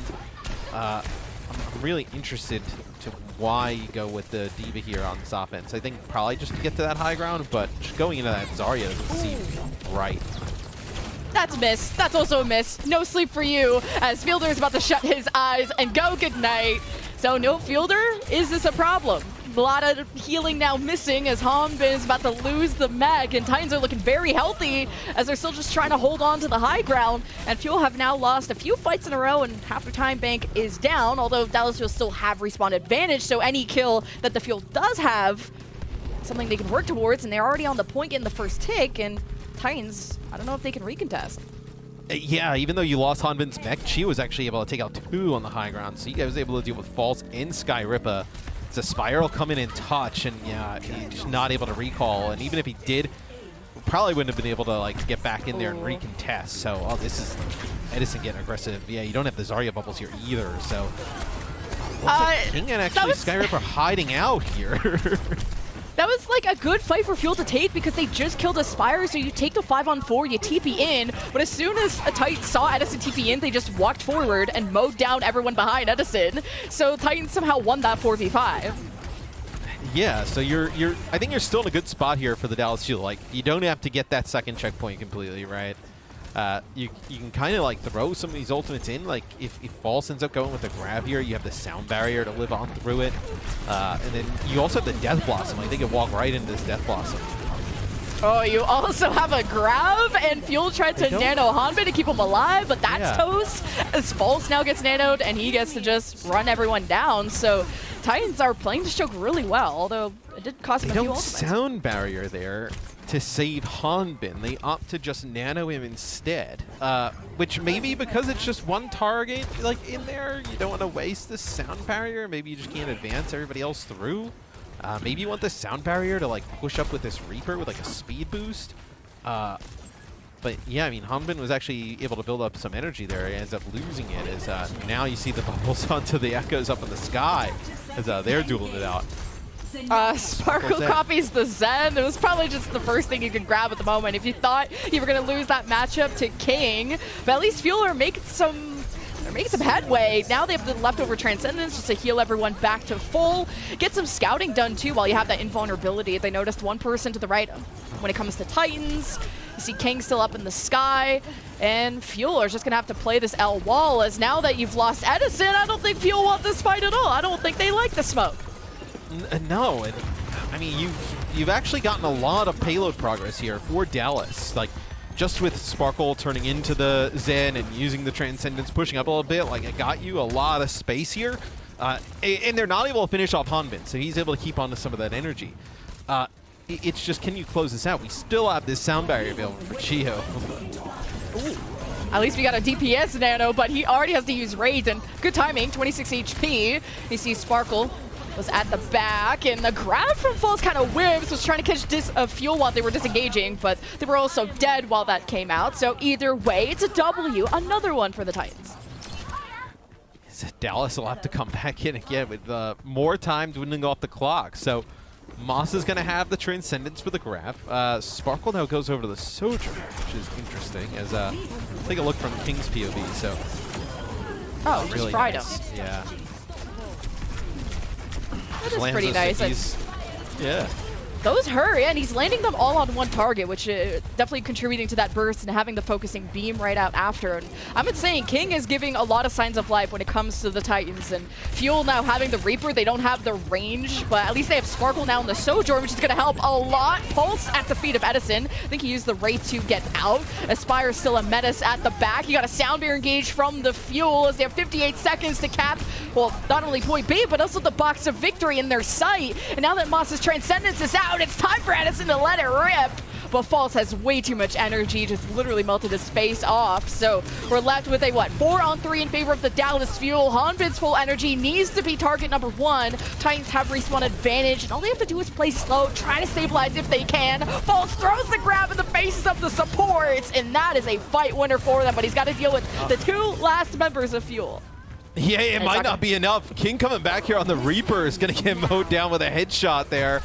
As Sparkle and Hanbin do it again. They're able to just pick up that kill. When you mentioned it, the Nano on the False and the grab was massive. He just didn't connect with Hanbin and Sparkle. They were just behind him. They took out the remaining players, and they were not able to make it back to the car.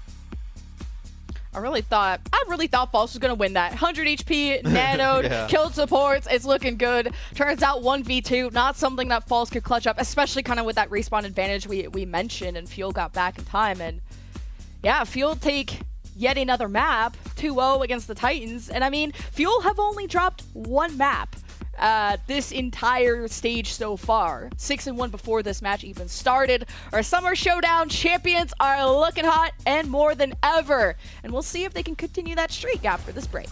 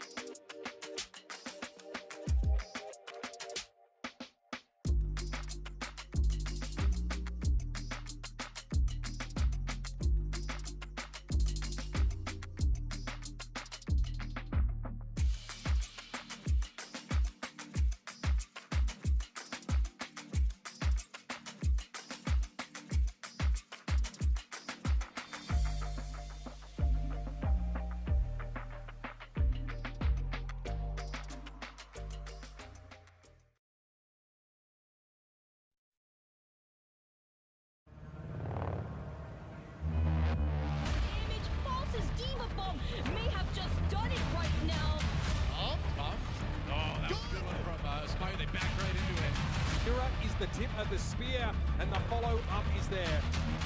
Rotation deployment to WGS Phoenix, winning the fight. Saved by Aztec. Oh, EMP, but Scale instantly deleted. Oh my goodness. A little bait and switcher.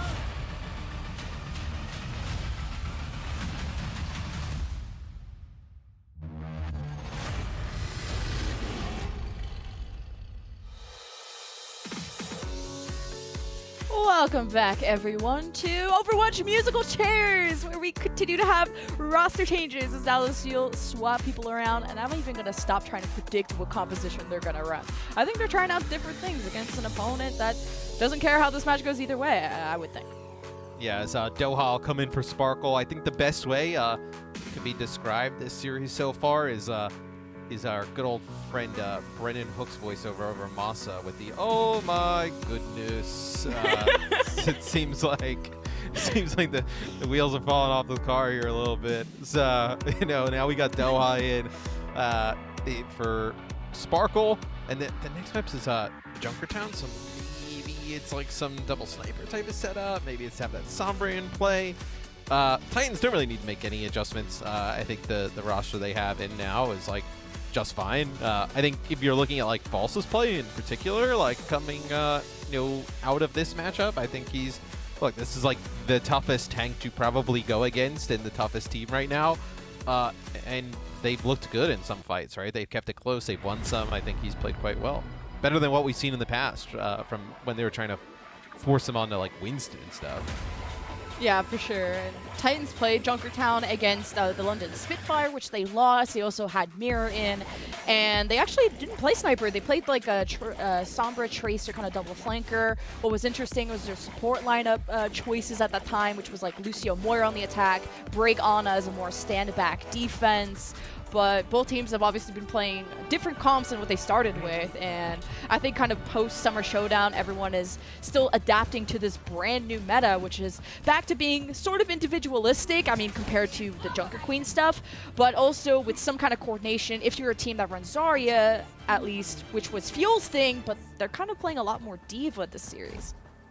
Yeah, I think we can all agree like this kind of like more. I would say the Junker Queen meta was very team oriented, where I think this gives you a little bit more individual freedom. I think this is a bit better than that. I would say that's also the difference between 6v6 and 5v5. It allows you to have a little bit more ownership over the game. It's the Titans on offense, currently Aspire on the Widow. All right, so King comes out here on the Torb, so Torb offense here on Junkertown. Not exactly the historical go-to. It could be like a version of the pirate ship, the mini pirate ship, right? A little bit of a smaller turret on the cart as opposed to the Bash. I don't know. I mean, this is decent against flankers, but like not the ideal setup, I think, here. I mean, yeah, but like back in the day in Contenders, like Torb was actually used as like a kind of a Tracer Genji counter, but now that Sparkle's substituted out, like you said, you don't really need that, especially on attack. And like Torb's like overload, like the ability to like actually like do damage to tanks is actually pretty good. You see the turret here they have set up? They're like setting it up around Aspire, trying to protect him a little bit. It doesn't really seem to be protected too much, as like the turret may be the last thing to die out of the entire team. Moss ends up finding a kill on a Hanbin here towards the end, but with everything else figured out, you're not gonna be able to get like any progress here if you're the Titans. That's just mean. He's spy checking and you still just hack him. Then just translocate away. They got the card underneath the bridge, but I think they could have done that with like any kind of composition, right? I don't really necessarily think they needed the Torb or run the Torb. No thumbs up in your book yet, at least. We'll have to see.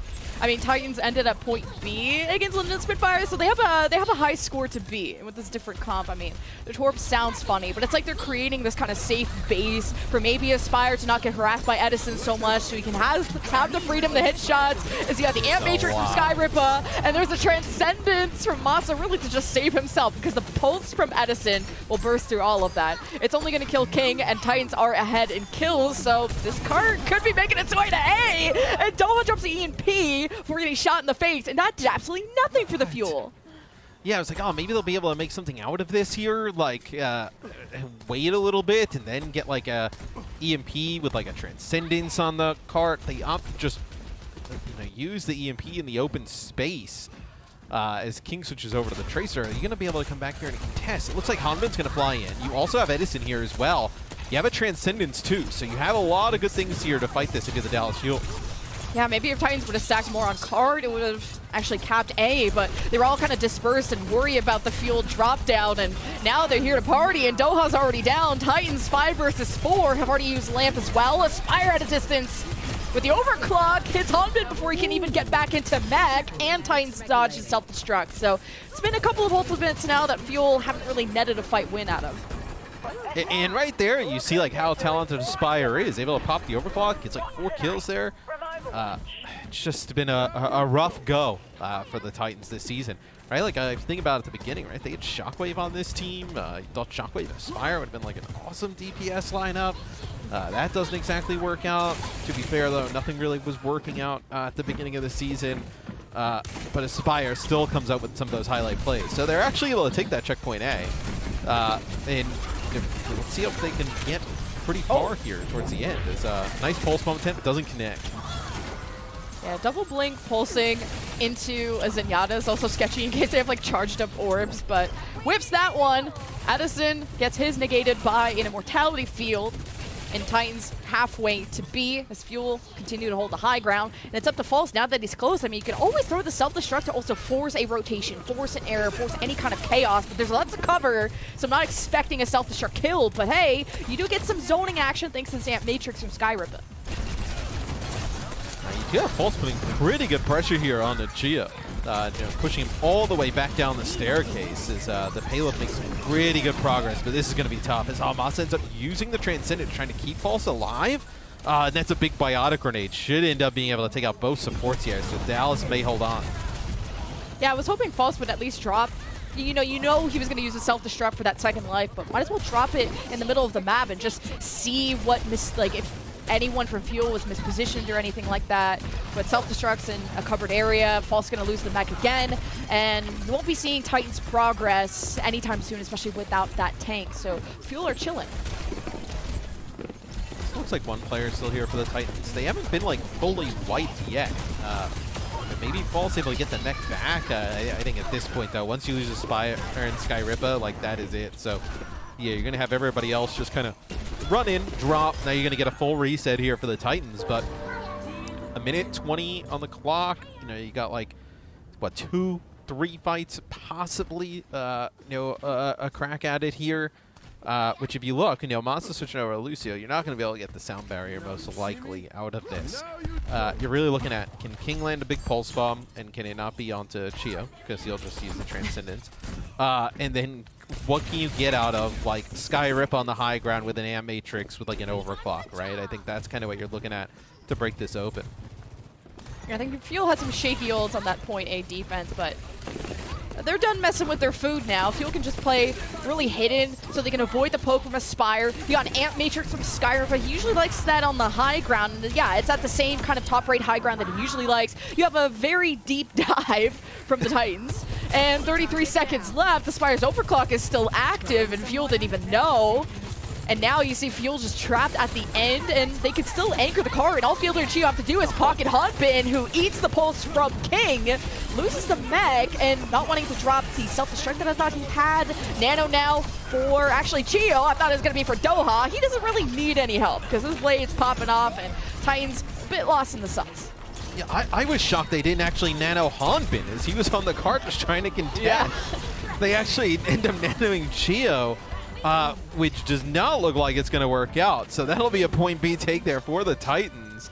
Yeah, I think that's a little bit questionable. Maybe they couldn't get within the line of sight of Hanbin after he eats that King Pulse Bomb, which kind of looks like it's going to be the end of the day there for the Titans on their attack. But they're not able to keep Hanbin alive and in mech. So Titans able to take that second checkpoint. A minute on the clock, though. I mean, look at the ultimates. I mean, that is just kind of like not ideal territory there. It's going to be really tough, I think, to get this one moving significant portion of the map. Yeah, I was also very surprised that Hanbin just didn't use Bomb to just get back in the mech. You had a safe place to do that in. But Fuel just want to keep the map going. It's like they're paid hourly or something. But also that Hanbin got slapped at the start of this point C, wasn't able to hold on to the choke. Titans don't really have a lot of time left, so False needs to keep this mech, and he's getting bursted quite nasty by the Fuel double flankers, and loses that along with his life. So 30 seconds left, and Fuel can go back to holding on to the point C choke. They can play so aggressive. I mean, you're going to be able to farm up this EMP rather quickly. Nano this time probably going to come online with Transcendence, like keeping everybody up. Hanbin's got a self-destruct, clear out area. So it's been even with how kind of poor, let's say, some of the moments have been for the Titans in this map thus far, the push has been pretty good. Like, they've gotten a significant portion of the map. I feel that was like Fuel are also losing to themselves in this point. Not that they're necessarily losing now, but I feel like this could have been held earlier if we saw Fuel at their peak. And they bring Doha in for the Sombra, who's been just hacking away. False is just always permanently hacked, and Fuel's win condition has been to try and demech False, and the EMP drops, Skyripple falls over, and it's 5 versus 3 for the defense. You would Nano Edison, and he's just shredding everyone in his sight. So that'll be the end of the road for Titans on their attack, about halfway to C. It's still really strong push there towards the end for the Titans. Dallas actually probably could have held that second checkpoint, but I just don't think that played that great, and Titans take advantage of it. I think the fight there at the end, I mean, that's just brutal to deal with. EMP goes off. You have a Nano Tracer there. Skyrippa just exploded, like, instantly. As soon as they probably saw that he had the check mark for the Nano above his head, not even an opportunity to get it off there, as he just got rolled. Good focus fire there from the Dallas Fuel. And a lot of options here on offense. They could play like, double sniper if they wanted. They can play Doha and Sombra, and they can play Edison on the Widow. They have a lot of options. Yeah, Titans playing well, have a chance to hold, and they beat their high score. I totally forgot. I was saying, like, oh, they got to point B against London Spitfire. They got even further against a tougher team. And kind of like the story we've been saying about the Titans, they've improved so much throughout the season, just running out of time, and now there's mathematically, it's kind of done. But now they can kind of have fun. They can bring some of their substitutes in, like False, and that's some Edison replay action for you. But I'm not seeing Fuel like going 200% here. Yeah, I think it's also just kind of like hard to judge at this point in the season. Just because, like, we haven't seen False in forever, right? We don't know how much he's been playing. We don't know, like, kind of what level this Titans team is at compared to other teams. As the Titans, they'll actually play Sigma on defense for the Spire on the Widow. Ooh, that had to be a nice shot. As they want to get really aggressive, probably just get a dive going onto a Spire. I always like to see some Widow action, especially if you're... I thought there was going to be another Widow. I was like, Fuel, you just got to switch up. He's challenging you. He's very deep back there, so it's going to be tough for Edison to travel all the way back there. But you know who's good at that? An invisible character. So Doha will go after Aspire. He's already shown himself, and he sees Skyrip is beside Aspire, and that's still a scary support to try and duel with. Bit of spy checking, but Fuel are trekking away. Yeah, they make a decent amount of payload progress. I think it's just like, how do you close the gap? I mean, look at where Hanbin is. Hanbin rotates all the way around, and he's coming in on a flank here with Doha. Oh, nice defense matrix usage, able to keep Aspire alive all through this.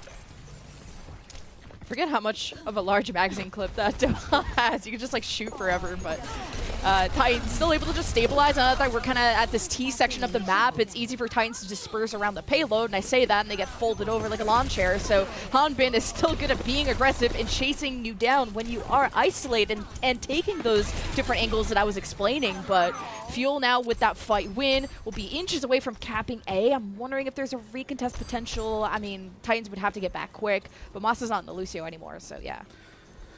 Yeah, it's going to be quite tough. I don't think you're going to be able to. I mean, maybe you get out and recontest. It looks like the Titans headed towards the high ground. Yeah, they're not able to make it there in time. So that's going to be that first checkpoint taken right away there. But Aspire gets a pick on Edison's. Maybe he can slow him down a bit. Yeah, Fuel, how do they get through this choke? Well, they're going to they'll have more time to think about it, because now it's 5-3 after a good pulse by King.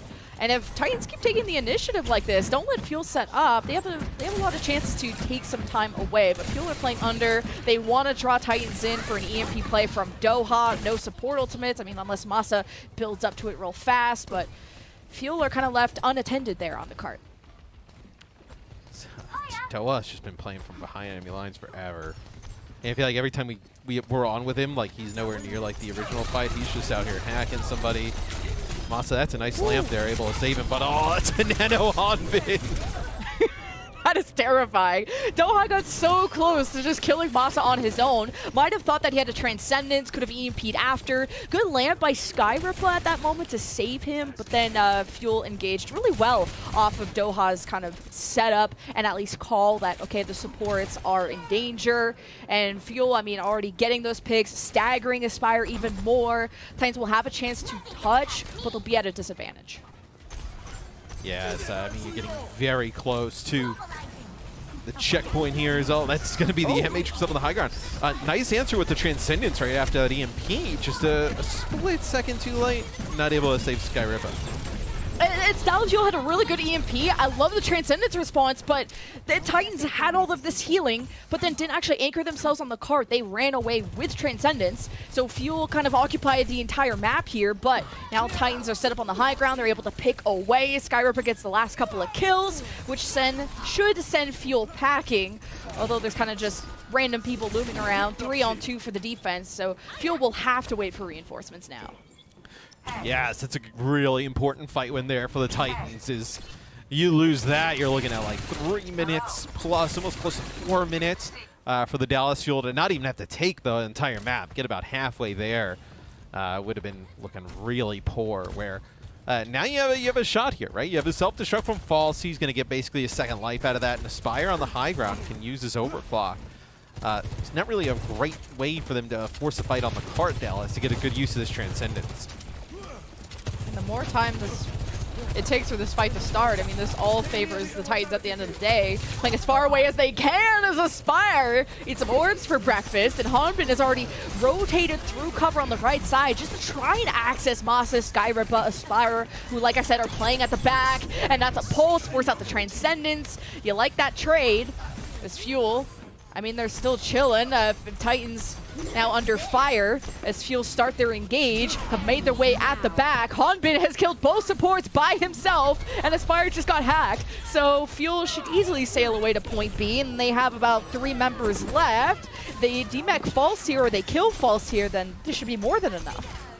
Oh yeah, and I mean, once the Discord gets on a King, he has to just get out of harm's way. As he should probably die here towards the end. Yeah, that'll be the finish, as you'll get the cart moving. So close to 3 minutes here for the Dallas Fuel to finish this off. And no big like ultimate here for the Titans, right? If they would have had like an EMP, something you could use to win a fight for free, and then get the cart moving, that would be huge. But now what? You may have an Ant Matrix and might have a Transcendence depending on when this first kill comes in. Oh, you just nano Hanbin for sure. We'll have to see. EMP setup almost ready. I'm sure Doha is just sneaking around back there. He always is. He's always kind of looking for Masa and Skyrippa. Now that you're probably assuming Masa's Transcendence, you'll want to hack him. EMP use. Masa unaffected. Use the Transcendence. Now Titans really got to stabilize. They got to anchor this card because the box of victory series on the line. As the Fuel surge forward, it's a nano onto Hanbin. Delivered by Fielder with love, and Skyrippa is getting not the type of love he wants. Hanbin with the just casual 3K, just absolutely rolling Titans. And yeah, I mean, this is a diff on all accounts. Titans will be 4-4 MIA on the cart as the Dallas Fuel sail away to another 3-0 victory. Just too strong. And I think the Titans, they put up a pretty good fight there towards the end. They were able to actually keep some of these maps pretty close and competitive with the team that we think could be the best, at least in the West in the Countdown Cup thus far. Just Dallas just too strong at the end, regardless of whatever roster's in. Whoever's playing DPS, whatever they want to play on DPS, doesn't seem to matter. When you have, whether it's like Hanbin in there on the D.Va and the Zarya, just dominating, or Fearless, as we saw earlier today, on his Winston again, really looking strong. So Dallas looks to be continuing this really strong play. And they're still on top, and that's the consistency that we like out of the Dallas Fuel. You go from Summer Showdown champions, adapting to kind of this rush-type meta with Junker Queen, to now continuing that kind of style that they like with the Zarya, but now also mirroring people on the D.Va and trying different things and incorporating all of their DPS players, I guess minus Guerrero that we haven't seen. And Titans, That's true. I think, you saw them on camera, that they all look smiling, they all look happy, even when they were 0-2. And speaking to them, they just want to enjoy the last couple of weeks that they have together in the season and find out what's next. They want to keep their jobs, and I think they really put up a good fight against Fuel and were able to just keep a head on their shoulders. And that's really important for a player to have. Yeah, we know kind of the circumstances for the Titans at this point. Can't really qualify for the play-ins. They're really kind of playing for next year, the future, where Dallas, on the other hand, we can talk about our player of the match. Player of the match for this one will be Sparkle. As look, for Dallas, they kind of have just so many strong players and talented players at all different positions. It's almost like hard at times to get them in and play in certain scenarios, but if you can start really honing in on a role for Sparkle on this team in this type of meta, I think sky's the limit for the Dallas Fuel. We've talked about it in previous seasons, like, is this it for Dallas? And a lot of times it's been a meme in previous seasons. This one feels kind of real, though. Like, Dallas Fuel, they have the team, and they're kind of hitting the right metas here to be able to run the table. I think the flexibility and the consistency of Sparkle is what really stands out. I mean, he only had like 2 deaths on Ilios and 0 deaths on the first round of King's Row. Like, this guy had so much freedom to do whatever he wants. And the fact that one stat is sticking out to me is almost a 60% pulse bomb attach rate. He was a constant menace. I mean, when no one looks at you, you can really take your time to lob those things. And 1.4 deaths per 10 minutes. Like, holy cow. I don't look at stats too much, but I can tell you that one's pretty good. That 1 death every 10 minutes or 1.5 death every 10 minutes. That's pretty impressive there from Sparkle.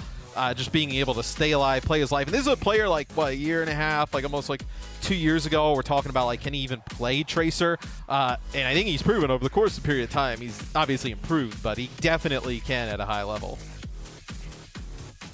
And if you guys are big fans of Sparkle, we're going to have an interview with him up next, so you'll want to check in with Danny and the boys to see their thoughts on this match. And are Fuel really just the best team in the Countdown Cup? Well, we'll find out their thoughts after this break. The Overwatch League is brought to you by Upper Deck, the official trading card of the Overwatch League. And by TeamSpeak, the official voice supplier of the Overwatch League.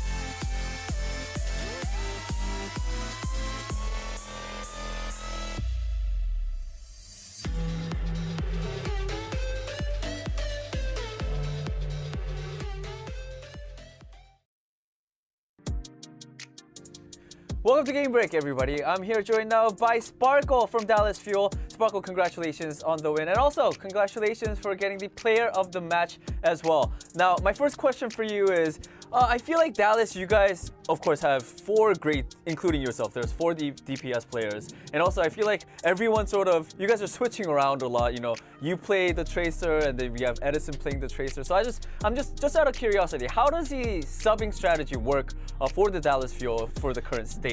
자, 오늘 승리 축하드리고 또 오늘 POTM 받으신 것도 축하를 드리면서 제 첫 질문은 이제 달라스 팀이 어떻게 보면 딜러 3명이 다 좀 이렇게 영웅을 이제 스파클 선수가 이제 트레이서를 썼다가 이제 에디슨 선수가 썼다가 도화 선수 들어오면 딴 걸 들었다가 이게 계속 영웅을 계속 교체가 되는 걸 이렇게 자주 보여줬는데 어떻게 달라스 팀의 지금 이렇게 선수 교체 어떻게 전략이 좀 어떻게 되나요? 일단은 저희 팀 딜러들이 이제 다 영웅폭이 생각보다 넓은 편이기 때문에 이제 맵마다 그 선수가 잘하는 맵을 뛰는 경우도 있고 아니면 이제 저희 조합마다 이제 그렇게 각자 맡은 역할을 하면서 수업을 하는 것 같아요.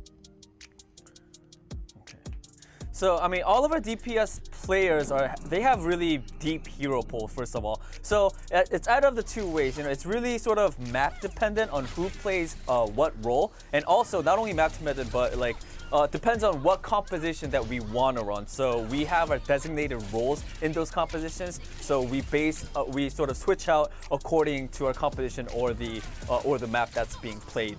So, talking about, I guess, composition, I feel like Dallas Fuel this stage, you know, you guys have shown a lot of different compositions as well. Even today we saw Fearless play the Winston and then Hanbin, of course, coming in to play the other tank roles. And again, of course, the DPS players, you guys were switching again as well. So, as a player on the Dallas Fuel Sparkle, like what do you think is the best composition currently in this stage and in this meta? 자, 방금 말씀해주신 이렇게 조합 얘기를 좀 더 하자면은 제가 봤을 때 이번에 이제 달라스 팀이 요즘 들어서 더 되게 다양한 모습을 좀 더 선보이는 것 같아요. 이제 오늘 같은 경우에도 이제 우리 탱커진들도 계속 바뀌고 딜러진들도 계속 이렇게 교체를 하면서 다양한 모습을 많이 보여주셨는데 이제 스파클 선수가 개인적으로 보셨을 때 지금 현 스테이지 또 지금 현 메타에서 제일 강한 조합이 뭐라고 생각을 하시나요?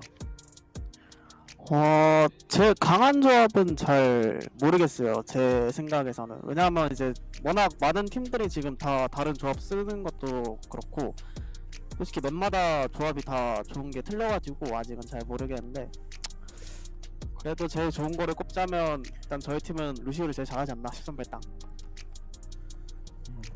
Okay. All right, so it's really hard to say which is like the best comp right now because it really depends on teams and also it is very map dependent. Teams are sort of playing to their strength right now, and so there's a lot of variety that could happen as for composition-wise. But for a composition that I personally like, I think our team we sort of excel at the Lucio compositions. All right, Sparkle, thank you so much for the interview, and again, big congratulations on getting the player of the match. 자, 오늘 POTM 받은 거 축하드리고 승리 축하드리고 자, 이걸로 인터뷰 마치도록 하겠습니다. 감사합니다. 바이바이. 감사합니다. 안녕. 잘했어 얘들아. 안녕. Sparkle at the end says, "Oh, thank you. Goodbye, everybody." I don't know. That guy always, whenever he talks, he's always.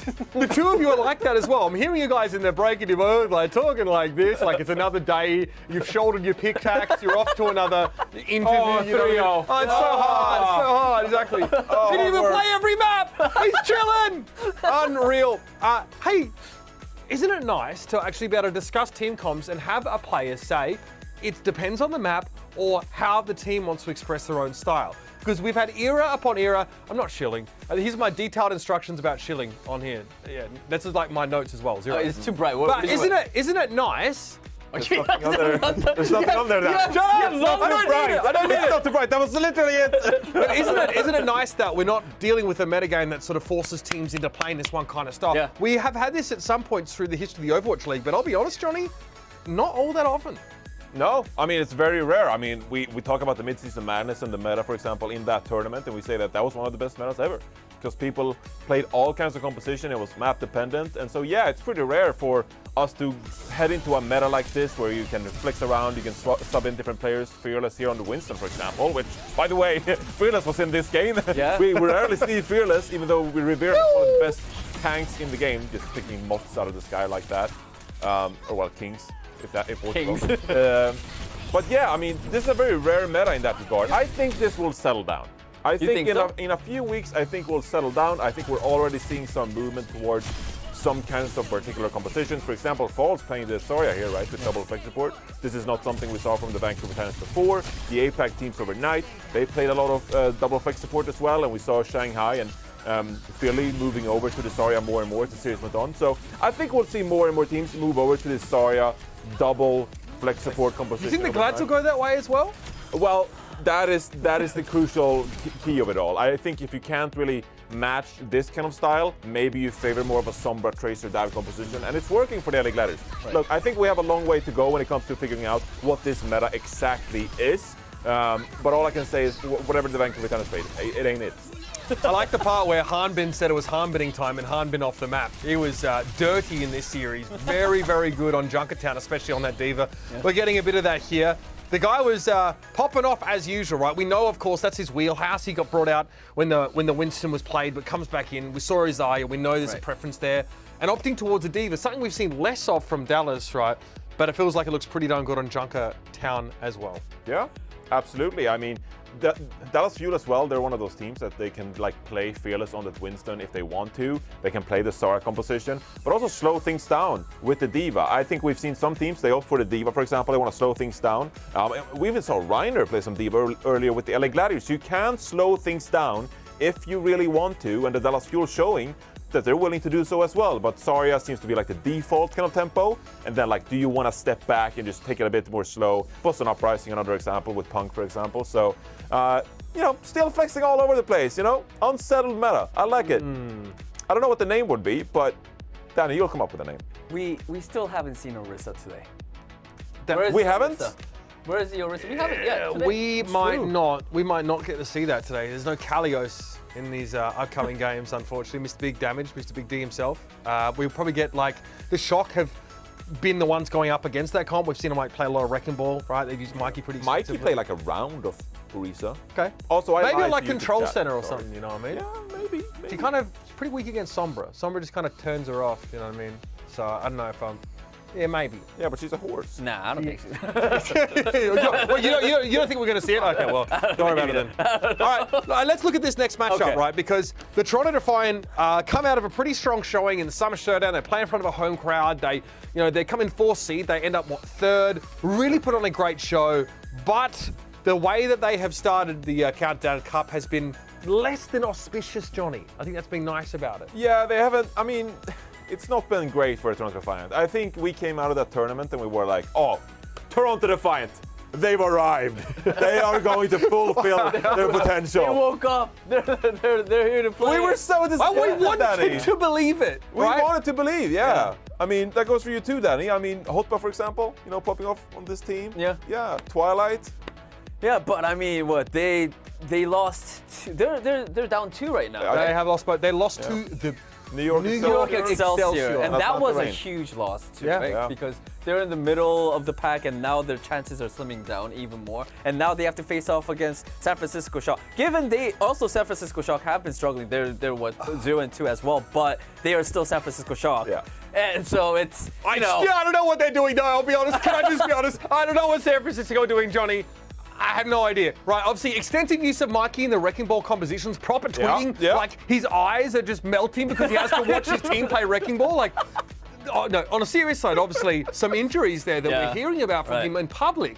So we're sort of wondering, well, what's the direction for this team? Because if they don't win this game, they fall behind the Fuel in standings, right? Yeah, I mean, the Dallas Fuel, I think they're 1 point ahead of the Shock now. So Shock, they have a better map differential. So if Shock wins here, they'll reclaim the #1. But if they lose, they've lost the #1 seed to the Dallas Fuel, right? So that's tough for them.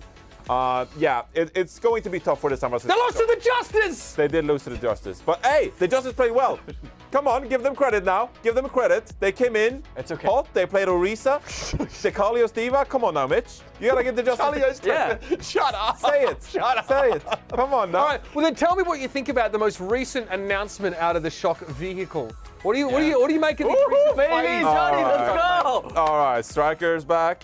Wow. Well, you could sound a little bit more excited, Johnny. Yeah. Hi, man. Yeah, he came back to the Shock. You know, he won the championship 3 years ago with the San Francisco Shock, so we're all excited for him. If you look at some of his all-time stats on the Tracer, I mean, first in eliminations, first in final blows. This is all-time, by the way. All this is in Overwatch 1. Entering 2022. Right. Overwatch 1. Yes, indeed. Per 10 minutes. So, I mean, incredible. Out of 25 players with 500 minutes played.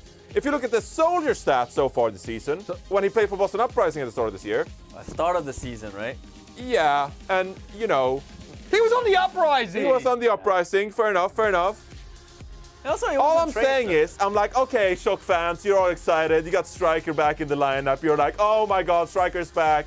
We're going to win another championship. This is going to be great. You know, they're playing Sombra Tracer out there. I don't know. We're going to put Proper on the Sombra. Yeah, maybe you will. Like the Brett Favre of Overwatch? Yeah, like I mean, retiring a bunch? It's going to be great. But like, you know, I'm just like, okay, show it to me. Yeah. Just show it to me first, all right? I'm not going to sit here and just like bend the knee and be like, oh, Striker's back, the king, the Tracer king of the Overwatch League. No, you were trash in stage 1, all right? Come on, show me what you got, Striker. If you're actually back with the San Francisco Shock, then give those performances to me. Play your heart out, give it your all, and don't just, we're not going to celebrate you forever because you won a championship 2 years ago or whatever. And then we don't even get to Come on, you were a great Tracer in 2018. It's 2022! I think that's why. That's a bit sussy. Yeah. Anyway, I'm curious to hear what our casters for this next match have to say on that topic. Striker coming in. Lemon Kiwi, Mr. X, hot or not? What are your thoughts? I'm lukewarm, maybe. I don't know. I'm not hot or not. I'm somewhere in the middle. Me and Jen were talking. How likely? What? He was on he was on Boston, then he went to the Shock, then he went back to Boston, and now he's back on the Shock. So we just keep going back and forth. He's a flip-flopper, dude. He's a flip-flopper. Come on. Right. So this would tell you, Boston Uprising fans, don't become too alarmed, because if this cadence continues, sometime in 2024 he'll return to Boston. He'll come back. So maybe just a 2-year loan here. I was just thinking, like, they already have the best Tracer in the world of Proper. Like, what is Striker doing here? So I'm very confused, but happy unretirement, I guess. Yeah, maybe, I don't know. The thing that I can think of is maybe Proper just basically said, look, get somebody who can just play Tracer all the time, and then just tell everybody else, like, hey, Proper's just going to play everything else, and he'll just play... He'll play Sombra, we'll see him play Echo, he'll play Genji, he'll just play... Sam was a fine Sombra last week. Just to reiterate on that I a little agree. bit, you know? Kila's a great long range. Well, I'm not saying that you don't think it's great. Sorry, Matt. I'm just very, like... upset about this whole thing. How are there any resources left for Striker with Proper on the team, really? I don't know. Just trying to play. Look, I'm not down on Striker, alright? But that's Proper fine. Striker, one of the best players in the Overwatch League of all time. But let's not pretend that Striker is the same Striker that we like 5 years ago, all right? It was half a decade ago. I just want to see Striker play at that level again consistently and actually like achieve something with the Shock now. Before well, you can go watch the VODs to find that, Johnny. I'm not sure you're gonna get it. I'm not sure you're gonna get it today. Well, dude, I guess they're we're more gonna attached find to those out. titles than I'm to Rogue. Come on now. I'm gonna calm him down. Let's stop arguing. We're gonna find out. Yeah, we'll argue all day. Tell them to go away, find Jen. out.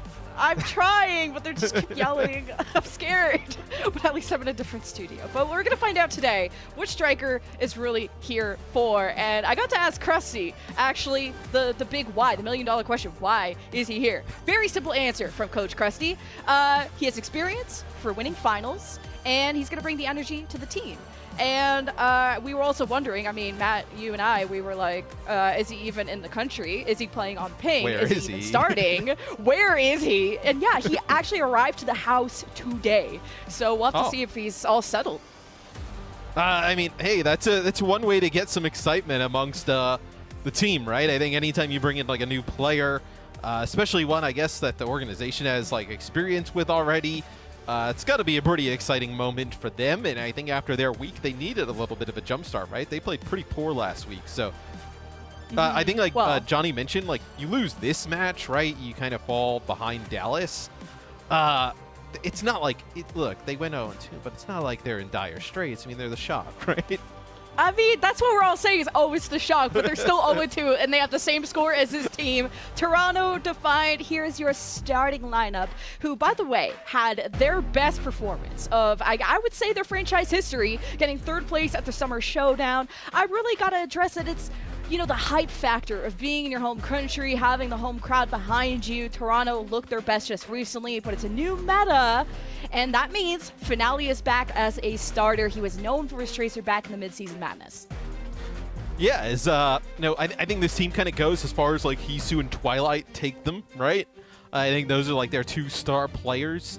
And I think Chorong as well, I know in that main support role has played really well throughout the season. I think if you can have like Finale and Hotba like really elevate their game to play against some of these top teams, I think you can see this team easily contend for things like 3rd place, easily contend for probably even higher as well, because we know the ceiling for some of these players is really high.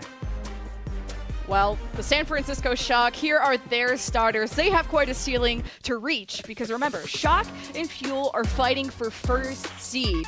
Now, of course, they're trying to just automatically go to playoffs, skip them play-ins.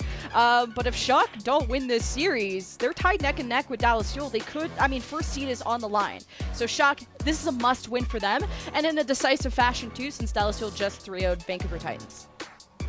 Yes, it's crazy to see Striker back in the lineup for this team. Like, just see the roster card.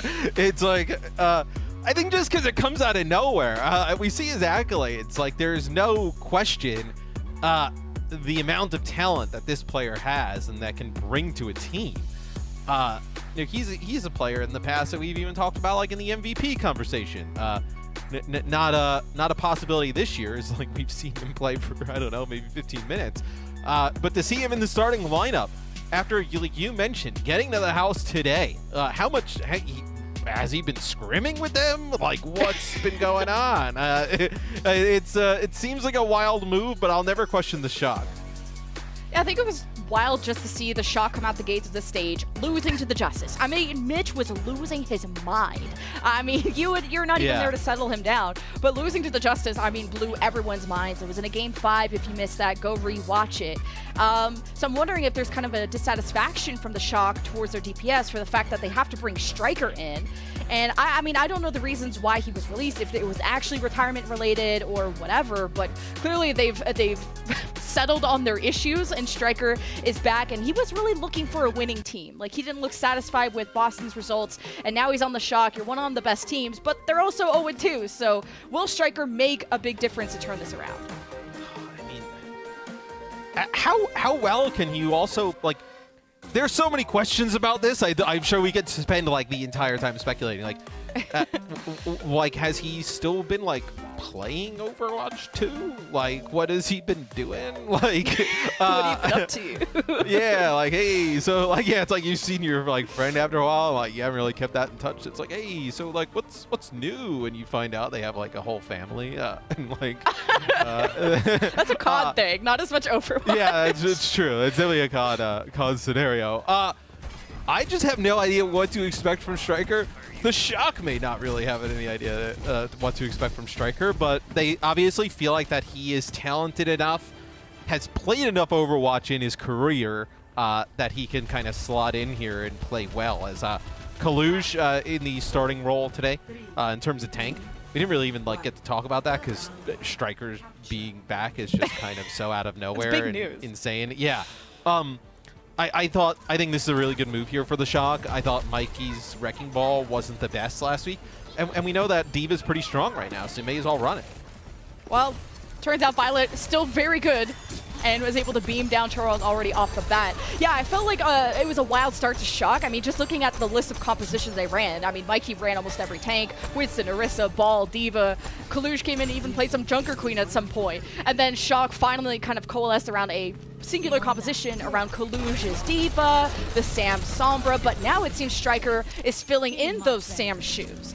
So, and like Johnny said, I thought Sam is fine. The desk thinks Sam is fine. Shock clearly trying something different to see if they can go get back to that first place spot. But for now, they're in a spot where they've already captured the objective. And Striker's a good insurance policy if you think maybe you kind of need a little bit more firepower in the damage dealer department, if you want to allow Proper to maybe play some other things. As that's something that I think they can do now, right? As with comps we've seen from the Shock in the past, like if you wanted to put Proper on something else, like it was really difficult, like who would even play Tracer? Where now, let's say if you wanted to put Proper on, you know, something more of like a flex DPS in nature, Striker could still play the Tracer. You have that flexibility with these two in. I thought Shock's comp was what Dallas Fuel were gonna run.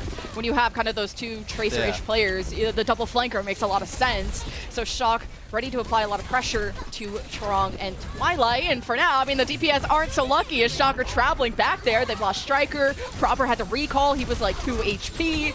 And without that presence of DPS, I mean, Kaluj has to back away, especially with Hoppa that just got nanoed and is able to bulldoze that front line, and Toronto are still holding on to the objective, but Shock around the corner, they're ready to fire back. Finn nanos Kaluj as Hisu fires back with an EMP, and Shock's DPS just fall before Violet could even use the Transcendence to salvage the fight, and Toronto used their Transcendence a little bit late despite Shock kind of not being in a position to take over, but despite that, Toronto are still fine.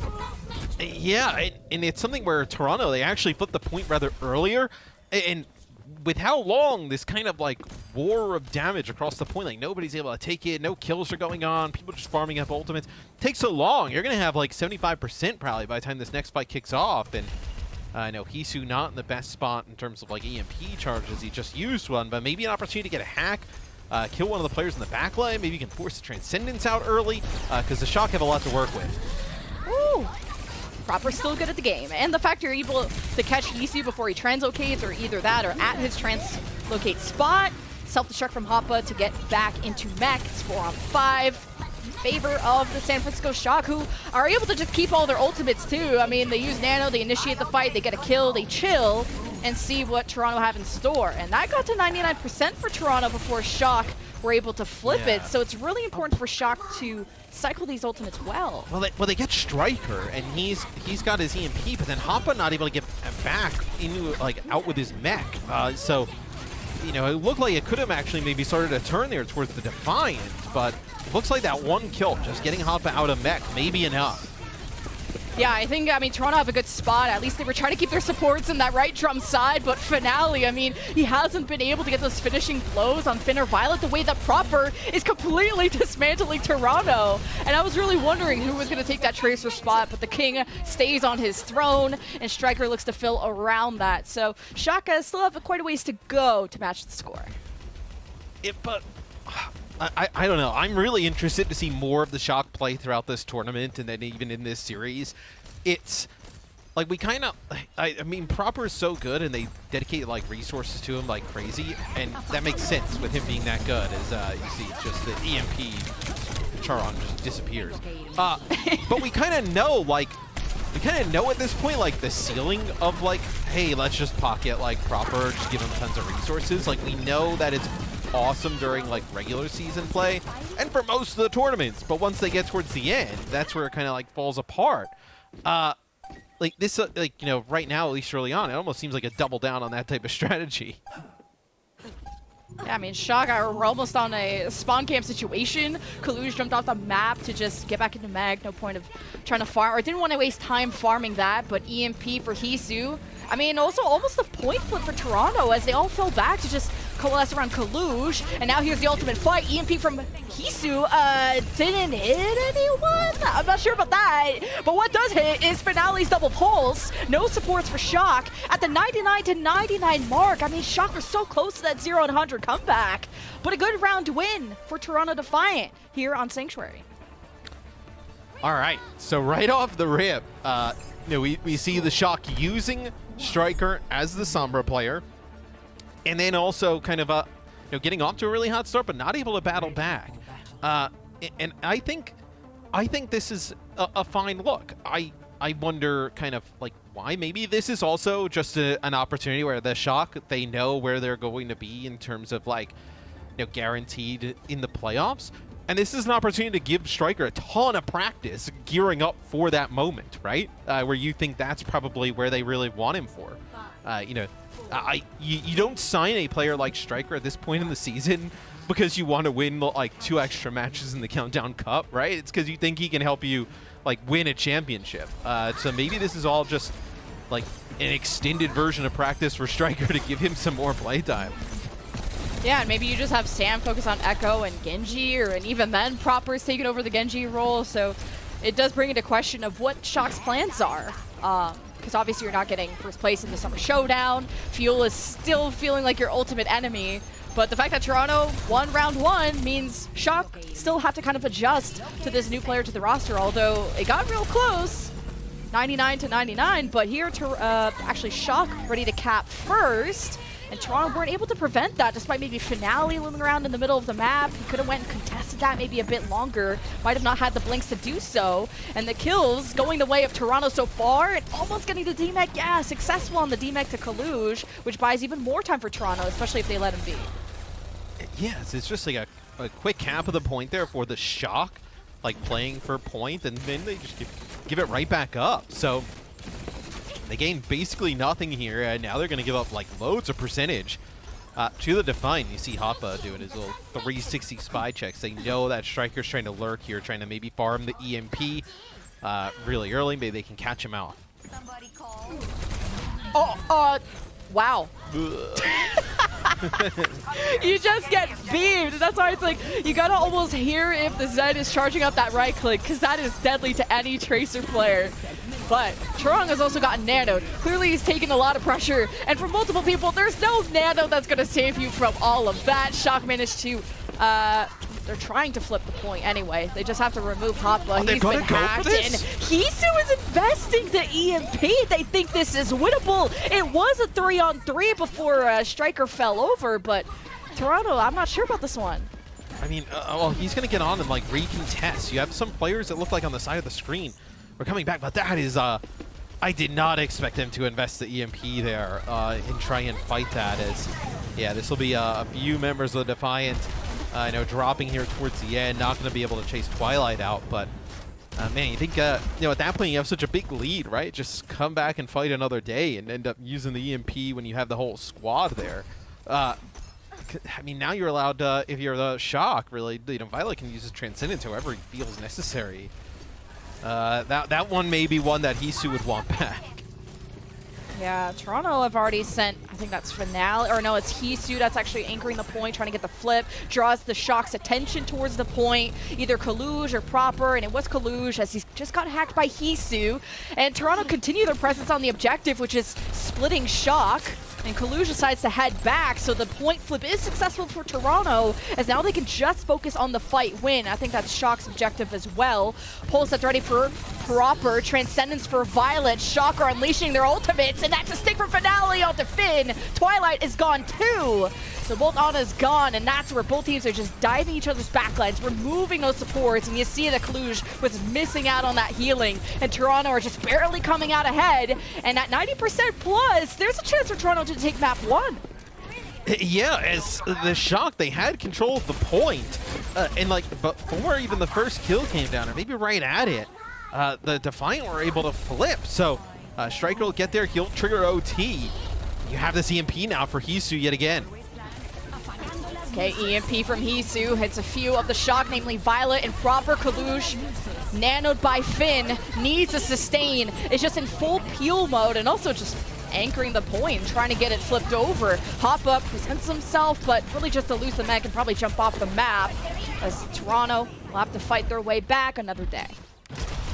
Yeah, as it'll be Chorong, he went over to the Lucio, now back to the Zen. For just a quick second, maybe thought they were going to be able to get back in there, but the second EMP from Striker, the second one in the fight, the first one by Hisu, connects a few players, but Finn able to get the nano on a Kaluj, keep him up, and then Striker's EMP was massive. They were able to take out Hisu right away, who's really been the difference maker of being able to get these hacks and these first picks. So they get a hack on a Kaluj, maybe they can try and burn him down here in the mid. Oh, Proper is also spotted where Twilight and Chorong are hanging out, and he has a pulse, but he has to be careful, and just the fact that Twilight is being able to hit him at all kind of makes Proper reconsider, but consider this, he hits the pulse on the Turong, and Twilight under fire. Here's the peel from Hoppa and then well-timed Matrix to allow Twilight to live and deliver maybe the game-winning nano as it's over to Finale, as he's harassing Violet. He's just dancing around the tower as the self-destruct from Kaluj DMAX Hoppa, and he uses his self-destruct just to get back into Mac as it's all chaos on the pole. 3 versus 4, and Toronto do flip. Yes, Toronto gets control, and then they get a kill here on the Proper as Kaluj over to the Doom as he needs to make it back, as this might be doable for the Defiant. This is insane. I'm counting like 3 versus 5 now in favor of Toronto, and another Hisu EMP. Enough to get him a double kill, and Striker not able to keep the overtime wick burning, and Toronto will be taking map 1 against the San Francisco Shock. Yes, the Shock had controlled the point a few times there in that second round, and Toronto able to flip it back at really opportune times, and there towards the end, it starts off looking like it's all going to be Shock, but the Defiant do a great job staying alive on the point. It's nice to see now the Finale's back on as a starter. He has not missed a beat on Tracer. It's so important to have a good Tracer player, and the fact that he's staying toe-to-toe with Proper means that this is going to be a good match. And it was San Francisco Shock that sent Toronto out of the bracket at the Summer Showdown. So revenge is sweet, but only for map 1. And we'll see you after this break.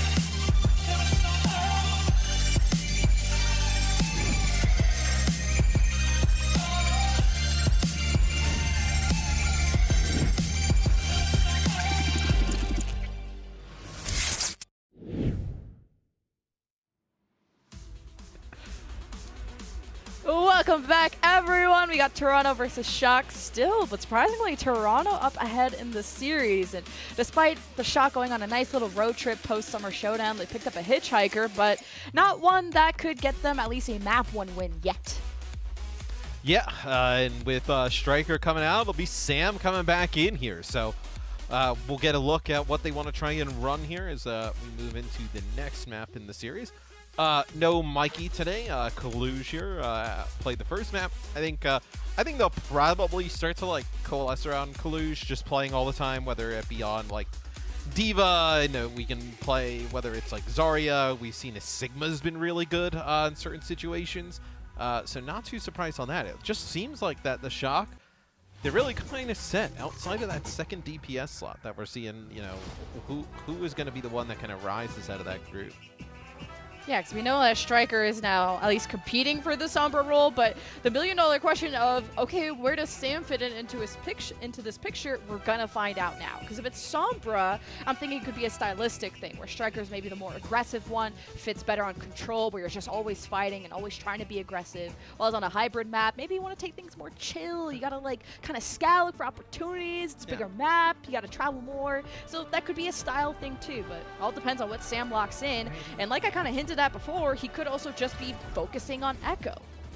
Yeah, that's entirely possible. I also think you need to give Striker a little bit more time. I think it was like Mag when Boston got him. They just started playing him right away, and it was like a murderer's row of games. Like, he had played against, like, with Washington, he had played against Dallas. Then he went to Boston, played against the Gladiators, and then Dallas again. And it was like, ugh, that is a brutal way to kind of get used to playing with a team where, yeah, maybe for the Shock, like playing him first map here, you know, against Defiant, who are a pretty strong team. Maybe not the way to kind of, you know, ease him into competition again.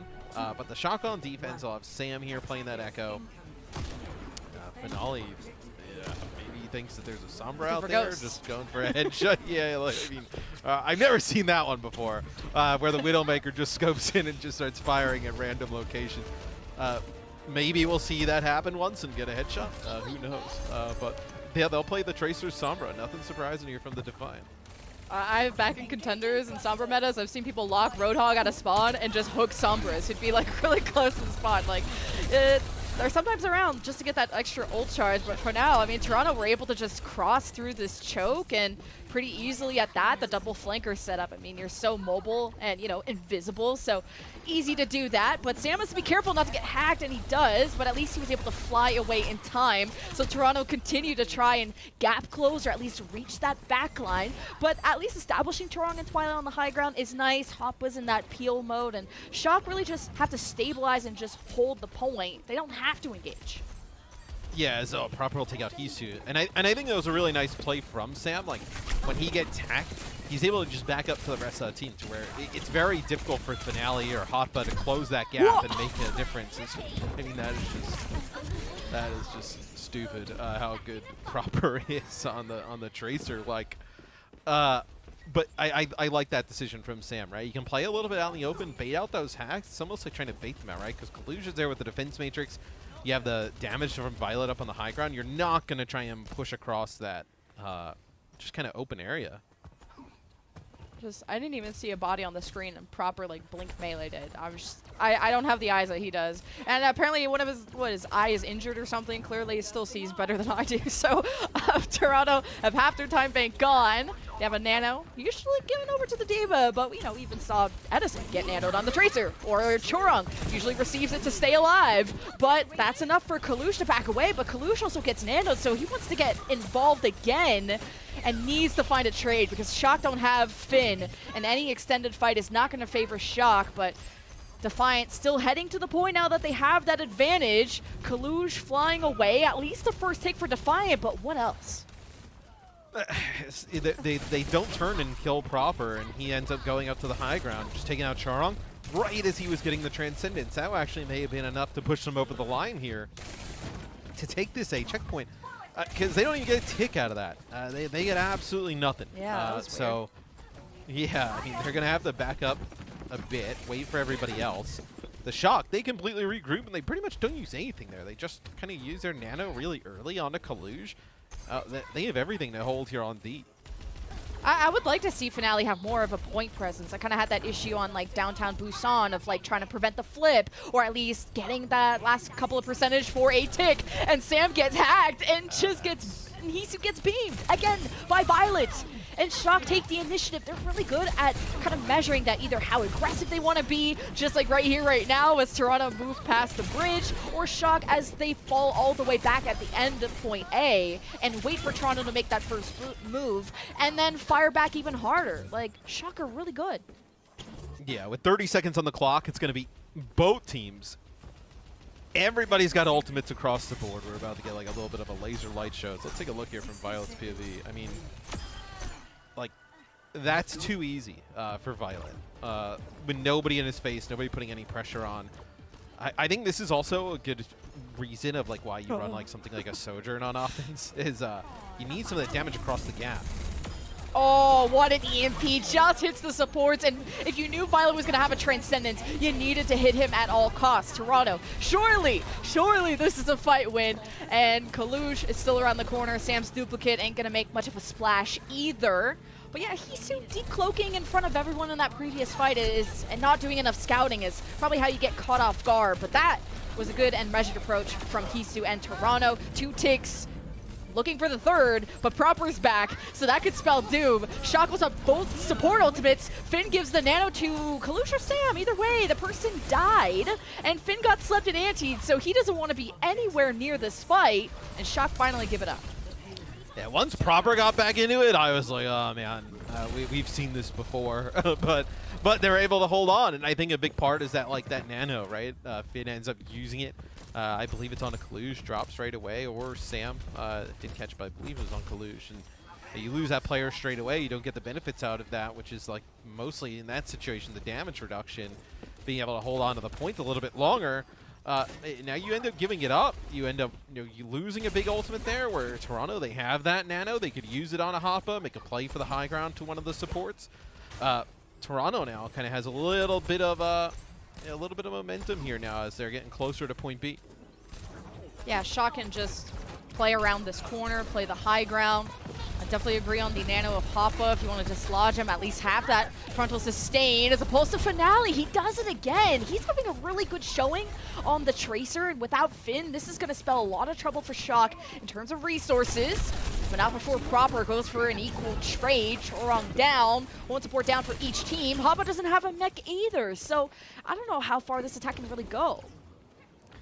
Yes, Hoppa jumps off the side. That may be where this version of this attack stops. As you still have this nano. So what do you decide to do with it here? Because I think the biggest thing we've seen from lots of teams is the supports for the Shock. They're going to sit pretty much behind where Proper is on this bridge and just watch over. You take a ton of damage. You turn your back to the other damage dealers. If you try and cross this gap here, where like I think you gotta get Hisu in position for like an EMP. I think this is a pretty decent position. And like maybe you see the nano on the hot button, he goes in. Maybe you don't need it at all. I like that Hisu always kills Violet first. I mean, obviously because of Transcendence, but also because Hisu's been beamed a couple of times from Violet. Wants his revenge. And these have been some very valuable EMPs from Hisu. And especially now that he's only revealing himself to the supports and no one else, so there's really no one to peel for Shock until it's just too late. So 16 seconds left for the Defiant, and they have a nano self-destruct. They have all their cards on the table. It's the Shock just bunkering down. Hoppa releases the self-destruct to get back into the mech. And Shock have all 4 on the other side. They nano Proper, who's heading after Hisu, but he surely has translocate, so that's not an ideal target. But there are the supports exposed. Proper is on the hunt. He's even going after Hisu and Twilight at the back. But he hasn't been successful at finishing off any kills, but people who have are Toronto and namely Finale. So they head to point B. I mean, you nano Proper and he goes in and does some damage, but it doesn't matter because you lose everybody on the other side. It's something we've kind of talked about throughout this series and really kind of throughout I think more the second half of this season is like, you're giving so many like resources over to Proper and you're just relying on him to make those plays. What happens when he doesn't, right? I know there was able to get one when he had the effects of the Nano, but they end up losing a support in the process, where I don't believe he actually ends up killing a support for the Defiant, or he may have killed actually Charong, but still, you kind of like make that trade, and they didn't really use anything. You're still in a good spot if you're the Defiant at that point. Yeah, you really got to read if, like, the Sombra has translocated, because that's, like, all of the time that Proper wasted was on Hisu, translocated out twice, while Finale didn't make that same mistake, but at least Shock are holding on to the point C choke, and it's going to be difficult. I wonder what kind of initiative Shock's going to take to maybe extend out of these doors, if they ever are going to, and if there is one person that will, is Proper. 30 seconds remaining.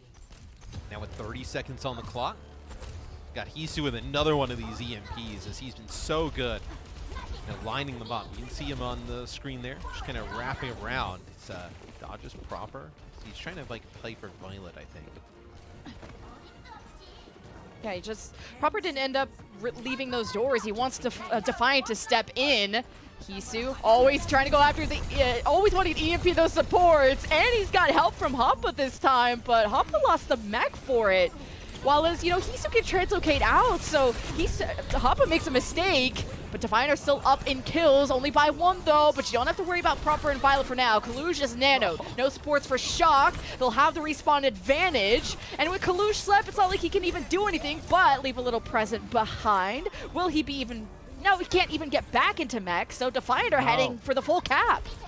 Twilight and Hisu are so good, as the payload getting closer. Proper will get on and touch. He gets hacked immediately, and Violet with the Transcendence comes through, but just too late, not able to save him. He'll keep everybody else alive long enough to stay in this fight, as this will be a duplicate from Sam. As, oh, you're not going to get a self-destruct. That's tough.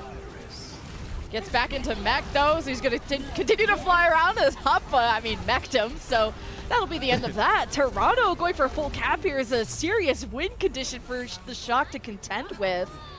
And wow, Toronto are really continuing that good performance from the Summer Showdown to a brand new meta.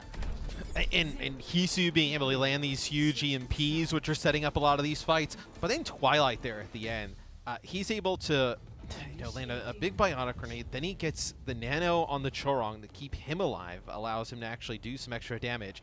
And then when Kaluj is nanoed and gets right up in the support's face, he's able to sleep him. I talked about it a little bit, like where, like in the pre-match, where Twilight and Hisu are like the star players of this roster.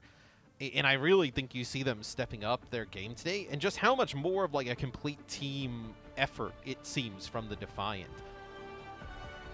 Yeah, Sam's at about 7k damage, Hisu at 4,800, but I really gotta say that Hisu has had better EMPs. He's always killing Finn and Violet on cooldown, was that Sam presence, he's more looking to hack Hoppa and maybe enable Proper, as it feels like all of the Shock eggs are in that Proper basket, as you mentioned, even nanoing Proper. So yeah, it's kind of surprising to see Shock at a plateau almost, because we've always known them as like the #1 team, and even now that they're struggling, we're still like, oh, but they're the best. But look at the results, like they're 0-2, there's a full cap for Toronto, they're down a map. Obviously they're making the roster adjustments to improve, but they're going to playoffs, so we'll have to see what the final showing of Shock will be there. But now let's see what the attack is like. As they'll play, they actually won't even play the Genji, the Tracer here on offense. They'll play Genji with the Echo. So interesting. I feel like the Tracer is really good at putting pressure on the back line, and also deals with like hack even a little bit better than Genji. But we'll see. Proper, he'll get up to the high ground. He just assassinates Twilight, and 2 kills for Proper. Both supports in the fight. Yeah, we saw this composition even in our last series of kind of the Echo Genji synergy of you can get people low with the Echo, and then the Genji can go in and finish them off, be that assassin. And Shock, made quick work of the point. It took Toronto like almost their entire time bank just to get this done. So Shock, if they can make a lot more time, get a lot more time completing the map, they could be in a position to tie the series. Hisu, the translocator, still set up where it was originally. He's all the way back at like the spawn of the first point. So I wonder if Toronto has to answer to this. I wonder if like this comp just kind of like maybe plays a little bit too well on this map, controlling like high ground. As they sleep Hisu, and maybe you kind of have to change up the way you want to play against it. That's what I'm kind of looking at from the Defiant side. As kills just exchanged here, so you lose Sam for a little bit. I don't think that's going to stop the Shock attack. Yeah, Sam was taking some creative liberties, some angles through the left side, and it's good that Defiant are keeping that in check. Now Defiant can just stall the card for a really long time. If they kind of cycle well on this corner, have Finale on the card, or trade out with Hoppa if things get too crazy. He lobs the pulse, misses Finn. Finn delivers the nano to Kaluj, and that didn't really last too long, but he does lead the self-destruct. Can't get back into the mech though. And that's going to leave Shock with a really weak front line. I mean, no front line at all, but a weak chance to really keep this going. Yes, Charon gets really low, but able to live a little bit around that corner. And he's going to get that Transcendence for the next fight. So, what? You don't have a Nano Blade. You have the ability to use, like, Sound Barrier with the Blade, which, like, that might be just a bit overkill. We'll see, but you have that Transcendence to keep players alive, depending on where Proper goes with this. I just want one Nano Blade. I feel like we almost had a chance for a Nano Blade in our last series, and then the Nano didn't even go to the Genji. So, but I mean, Finn is quite far from it. Toronto can, at any time, like this fight gets a little sketchy, you just drop the Transcendence on the cart, give yourself a big advantage. Hisu already looking to lock down Finn with this EMP, and there's the collapse from Hoppa too. But despite this EMP hitting a ton of the Shock, it's Shock ahead in these kills. They were able to disperse and peel against that very well. I mean, Kaluj is so healthy. And Shock are meters away from point B. Defiant will have one last chance to touch, and they've saved the Transcendence for this moment. Yeah, and that's going to be the Sound Barrier. It's going to be the Shockline to get aggressive. That's actually going to force that Transcendence out before the Blade, so Proper has an opportunity here to use it. Yeah, I mean, the Transcendence just helping Toronto get back on the card, but what else? Shock, how much do they want to commit? They know they have to snowball. They go right after Hoppa. You know you have the dash reset, but 23 HP and an anti-nade. Proper doesn't want to go any further than that, which leaves Toronto a chance to turn this fight around, especially with the respawn advantage. Proper on the cart, now gets the nano from Finn. Dashes away, at least chooses great moments to get out, but he's finally chased down by Finale, gets the nano, and he felt a lot more confident having that damage mitigation on top of that. So Shocker sent away, like 4 meters away from the cap. That is such a bizarre sequence. Proper goes in with the Blade, that basically gets 1 kill, then dashes out. And then just like waits 2 seconds and they have the nano already. At that point, why not just wait for Kaluj and then go with the Nano Blade? But seemed like a little bit of an odd scenario there. Nice eat there by the Pulse Bomb. Pulse Bomb goes for nothing there as Kaluj eats it up with the Diva. Shock have that corner high ground too. See, I really like that the Tracers of Finale and Hopper are working together, Collusion Proper working together. Kind of need that extra peel so you don't have your Tracer randomly fragged by a Zen or taking too much damage. So Trong is down, Shock ahead by 1. EMP from Hisu hits the supports, and Finn dismantled immediately. Finale killing the supports by himself, but he does all the work. But the rest of Toronto are dead. So I don't know if at least all he could do is survive on the cart to buy time. Hisu's there too, but reinforcements are way too far away, so Shock will be capping B in a second. Well, Hisu gets on. And you also have Hotba coming back, so maybe this is doable. As Kaluj gets demeched, he's not going to be able to make it back in, as they've done that a few times, being able to get him before he goes back. And Hisu and Finale able to stall this one out long enough to be able to get a hold here. What a curse I just had. It turns out the rest of Toronto Defiant were just at the right doorway. And Observer's like, oh, peekaboo, here comes the army. So somehow they hold at 0.5 meters. Yeah, and this was like 4 minutes plus on the clock for San Francisco. I mean, you're down below a minute. I mean, this has been fantastic defense from the Defiant. So you lose Violet, that is huge. You're going to have to wait. He's got the sound barrier as well. The cart's going to move further back. Things are not looking good for the Shock. Kind of like the Lucio change too. Okay, that's that made me dizzy. But at least the Lucio can help with the rotations, and if Defiant find themselves in a bad spot, maybe trying to extend forward, you can really speed into them, take advantage of that. Finale almost gets hacked, dodges that. Shock can take the initiative here, but they've lost Proper, who wasn't able to set up behind them. Chorong is nanoed, Kaluj is nanoed, Transcendence, it's all hell let loose with all the ultimates being unleashed. But what's most important, Shock don't have any supports, and there's 13 seconds left before dropping, and Toronto go to match point. This is insane. this is as messy as we've seen the Shock look all season, as they're not able to get anything going here at the end, as the Defiant get like a 4-minute plus hold before the checkpoint B, so they're able to hold the Shock for an extended period of time. If you remember point A, the Shock basically just walked in, took it for free, and Defiant just went on complete lockdown as in the last like 3 or 4 fights were just like the Shock just had the just early deaths, no coordination, odd kind of ultimate usage, just really unshock-like. Yeah, it's crazy. I mean, I remember in Mid-Season Madness, they kind of play similar styles of playing as individuals because they're all individually amazing. But when you have Proper being kind of cool, but like not hot but cool, he's kind of chilling. He's not 1v5ing like he did in Mid-Season Madness. This is going to be Shock needing to play together to win, and now they're on match point against Toronto Defiant, a team that they've been able to beat before. But it's 2-0 for Toronto Defiant. We're going to send it to a break and find out, will Shock go 0-3? Question mark?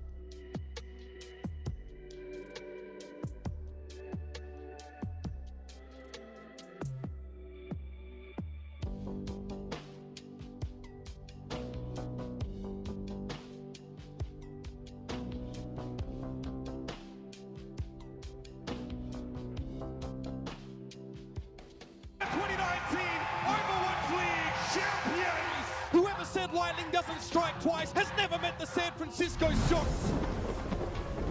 Just the depth of talent on their roster that can't be denied. Some of the most hardcore carry performances that I've ever seen. This is going to be a wild ride. Somehow Violet's going to come to the rescue, get a double kill. Kalu says, how about that one, Chief? See you later. Dude, his aim is so crispy. Man doesn't miss those. Holy cow. Sam, he raised the backline, insta-killing. Oh, Mikey. San Francisco, the greatest team in Overwatch.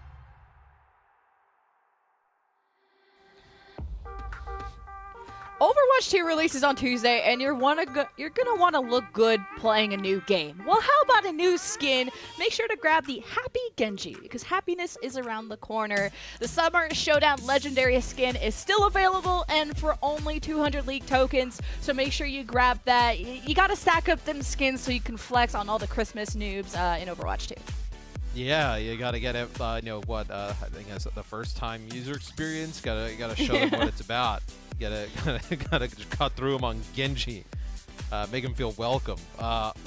As Striker's welcome back into the lineup, and he's coming back into a different situation that he left. Now they are down 2-0 here.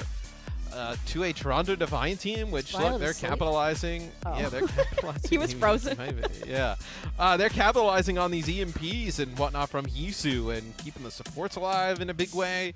I mean, this has looked all Toronto thus far. As the Shock just look like they're searching for answers. I mean, I could tell Kaluja's thinking about it real hard. He always has that laid back, like deep in thought stance.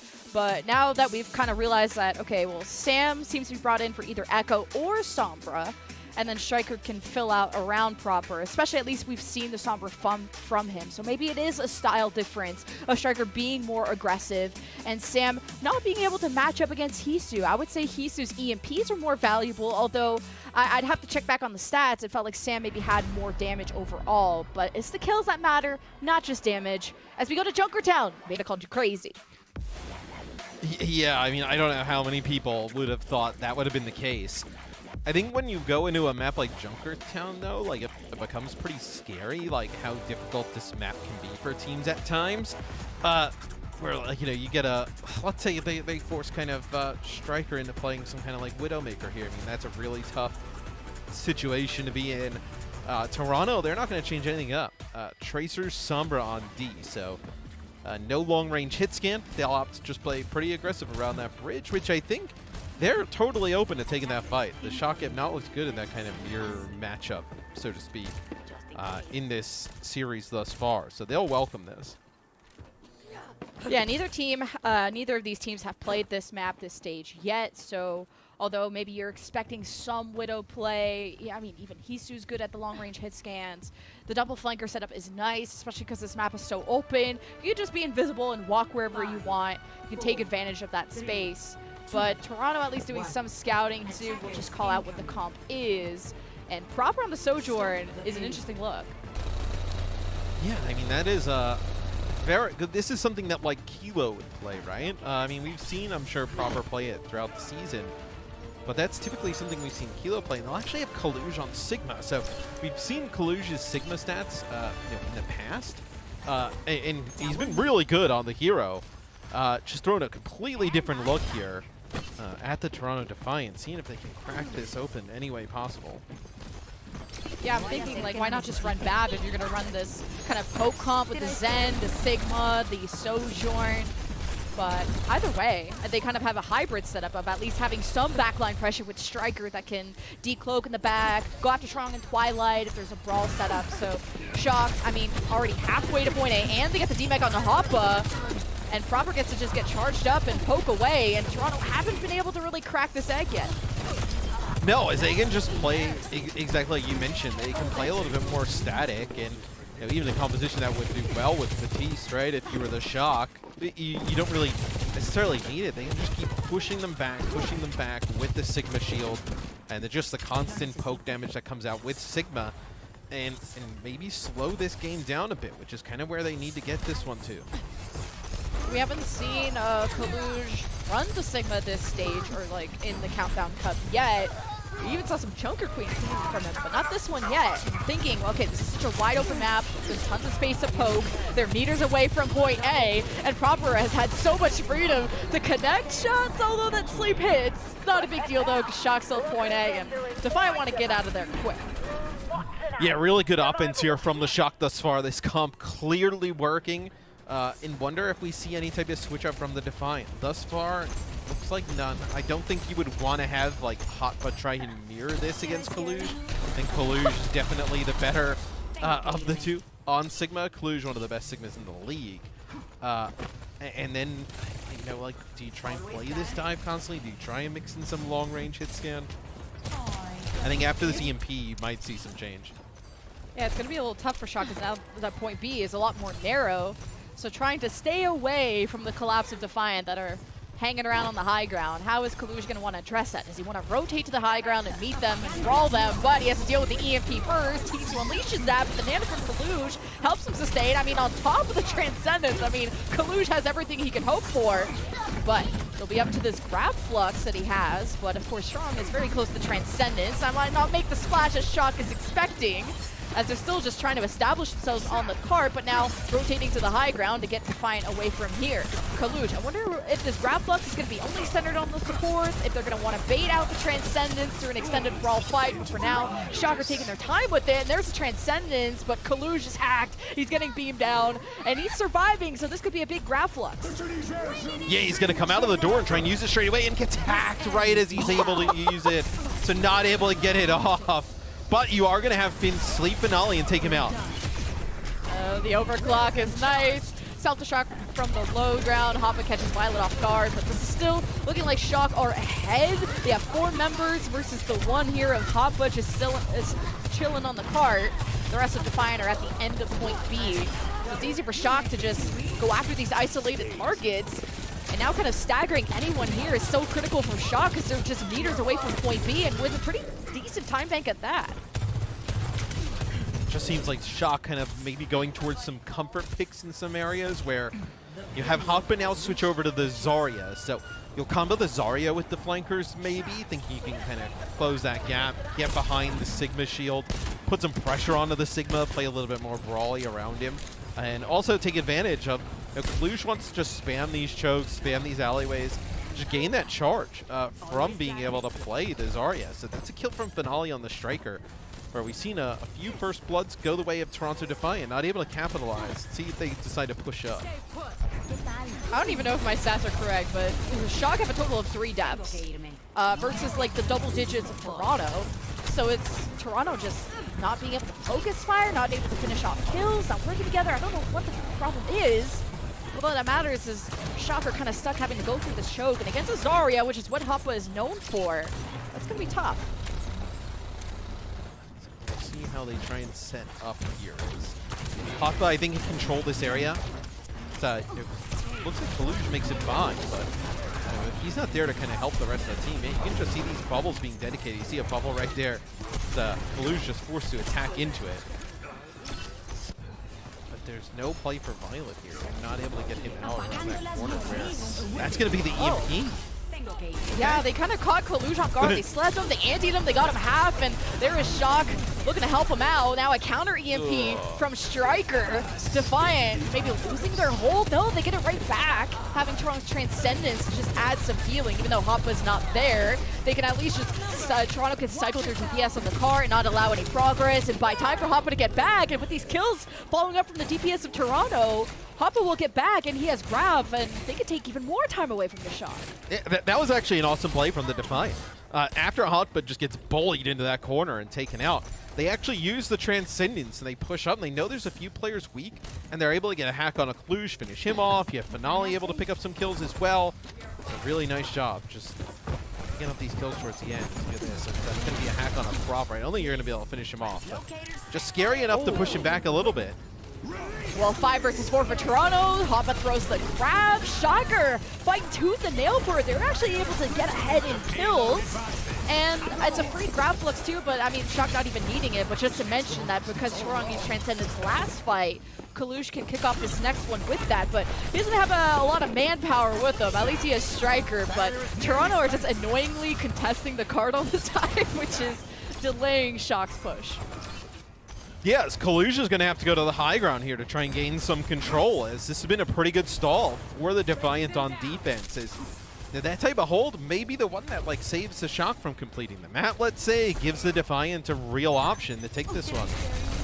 Oh, Hisu and Finale working together to go after Proper, but he's chilling. He's got Violet with an orb on him too. There's a grab flex from Kalush, slams down, and that's instantly 2 kills. Hoppa's very low, wanting to conserve that energy. He can't. Proper's on fire.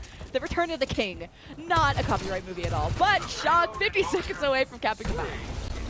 It looks like the supports for the Defiant are still like up on the high ground there. Is Violet able to pick up Hisu? It looks like that's coming out of spawn. So you still have Twilight here, getting closer and closer towards this Nano. So maybe you're able to Nano Hotba coming out of spawn. Maybe that's the play. Here's all Kalush with just some, poke around the corner, takes him out. Yeah, Toronto were good at cycling and stalling out the car, but Shock finally made their way to the back line. Chorong is going to anchor with the Transcendence. You kind of need it because Hoppo is getting hacked. Finale misses the Pulse Bomb. Hisu, the game-winning, at least the round-winning EMP at the ready, unleashes it. Kalush explodes. Violet around the corner, chased down by Hoppo with the Nano. And Toronto have done more than enough to ward away the storm. Proper and Striker, though, are left to touch the cart. They don't really have any health to deal with. Proper still is killing stuff, though. He is alive and well and doing work. He's killed a few. Kalush is back on the Doomfist. Shock, all they have to do is zone them away for 3 meters. I don't know if this is possible. Yeah, it doesn't look likely as a few kills come in here for the Defiant Light. That'll be a Translocate forced out. Striker's basically at 1 HP. Can't make it back. So the Defiant kind of keep up their standard, right? Their point A offense, defense wasn't good. Their point B was a little bit better. And then they hold strong at the end. They were able to really dwindle down a ton of clock playing close here. Right as, the doors open for this, push down towards checkpoint C, where they did a great job burning a ton of clock there. Real chance. It's tough to complete this map, but once you get rolling through point A and point B, sometimes one fight, max at some moments and some compositions, you leave yourself enough time. You can definitely complete this map. It's not a map kind of like Circuit Royal, where I would say it's really difficult to cap at the end. Okay, I felt like Shock were building up to that snowball where I think I counted 3 deaths by the time they hit point B. And then you had the Hotba switching to Zarya, which was kind of this really strong front line, at least brawly front line in that close range quarters that costed Shock a lot of minutes to get through. And Proper, that's where he really popped off on point C with his overclock that killed 3 or 4 or something like that. And he almost made it winnable at the end, completely by himself. So that was kind of crazy. And yeah, I think he was nanoed there at the end too. Which, makes it, he's already difficult to take out. Now, nanoed, obviously very tough. Oh, I thought we were going to get a chance to see the Hotba Hog there, but, back onto the, just used as a hook there at the start. Now back onto the Zarya. So they saw some success running this Zarya comp, being able to, bubble both flankers, let them be a little bit more aggressive against this Sigma. See if it works out on offense. At least the poke, a bit stronger for the Shock with the Zen. Of course, you have the shield. So the supports can kind of present themselves in more open areas and take these charged up shots. And Defiant don't have as much of that freedom because Hoppa also has to be in range to give these bubbles, but he clearly doesn't need it. Got his revenge on Violet, 3 times over. But this is enough for Defiant to really sail across this kind of T-zone on Junkertown. Hoppa got a little low, so Defiant are good at playing passive and just dialing things back and then ramping things up as they need it. As Finale hits the back, he has a lot of people to deal with. Hoppa is in range to give him bubbles, but Hoppa's using it on himself. And that's where you see Twilight is trying to get into LOS of Hoppa to keep him up and expose himself to Violet, and Toronto's offense kind of falls apart. It's been really messy thus far. It's just kind of players everywhere. Striker seems to be just kind of holding serve here on the point. So you did get some progress here for the Defiant. Pretty good. Way around the first corner under the bridge. you just come in here with a little bit of a disadvantage, right? EMP already at the ready for the Shock. Maybe a Nano is good enough to actually take this here. Is Twilight going to have this for the next fight? Damn it. Striker, this EMP needs to bang. I feel like Hisu's been dominating on the Sombra. Shock trying something else. At least you get the hack on a Hoppa, see what you can get, but Hoppa receives the Nano. EMP follows up after that. It only hits, what, Hoppa and Trong a little bit. Twilight also keeping the front line fully stable. Hoppa doesn't seem threatened whatsoever. So you got 2 minutes left for Toronto, and they need to actually get kills. And I think it's Proper that's looking to do just that. He got nanoed. And that's where the poke of Shock still continues to be strong. They really offered up a lot of space between themselves and Defiant to allow that to go through, to really force Defiant to approach them. And well, Defiant also approaching a full hold if they don't figure something out in minute 37. Yeah, it was an odd EMP, I thought, from Striker, because you already saw the Nano go out. So like maybe you could have actually just waited for the Nano to go off, then go with it. You didn't really see Charong at all. You connected with him, but didn't really have him visible. Maybe you wasted that as that blue. Oh, I mean, that is... There is nothing they can do to help him. I mean, look at where Violet's playing with the Transcendence. There's no way he's going to make it there in time. Yeah, probably just used his jump, but he got nanoed, and he got slapped around. The coordination of Defiant is looking so good, and this is with Finale, who hasn't started since Mid-Season Madness. Hisu hacks, Finale follows up, Hoppa's there for Bubbles. They're playing really well together. It did cost him like a lot of time, though, to get point A, so we'll see how this truck rolls through point B. Yeah, I've noticed that a few times where, you know, Hisu's been able to get a hack, and then Finale is like on the backside of it. So like the player turns to look at Hisu and just turns their back completely to the Tracer, and obviously can't focus down both. It's just impossible for a player like Violet to do that and stay alive. To where it makes it really difficult to deal with these two flankers, especially when they have the Zarya bubbles to be able to stay in, put a little bit more damage down. Hisu is just always after Kaluj. You got to be careful of that rock, and fades out.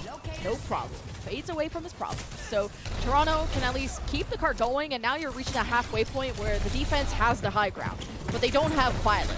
So Toronto should really try to take this 5v4 fight, make sure they don't lose Striker, make sure they don't die to Kaluj's grab flux, and even hacking it again would have been sick. And Kaluj doesn't really make too much of an impact, maybe got some people low, and that's where the Shock poke just needs to start kicking in. Hisu gets hit by a rock, able to translocate out before the following killing orbs came out, and Shock are still chilling.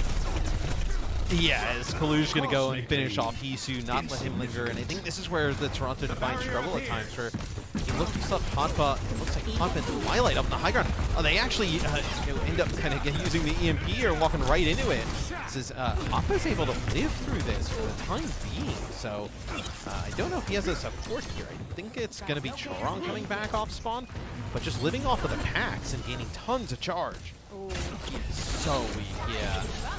Losing that energy sucks really bad too. I mean, Toronto were 3v4. Like, they were not in a spot to, maybe if they thought it was winnable. I think the Nano was to keep that charge, but then Hoppa probably got one of the supports really low from the Shock and tried to chase that kill down. Didn't get it, lost all his energy. Now you're back at square one. You do have what you think, though, is a fight-winning potential here for the Defiant. You have a grab, you have an EMP. Even if you just get like a kill or two off the back of that, where the payload is, should be enough to give you kind of a win here and take this second checkpoint. There is Toronto making their way to the high ground. They need to make sure they keep Hoppa alive, and ideally you want to try and use these bubbles to enable your DPS. Not necessarily, I mean, of course, keep yourself alive, but see what Hisu can do. The EMP, he has the rest of his team on the other side, looking for a pinch maneuver, gets the EMP, hits the very least Kaluj proper.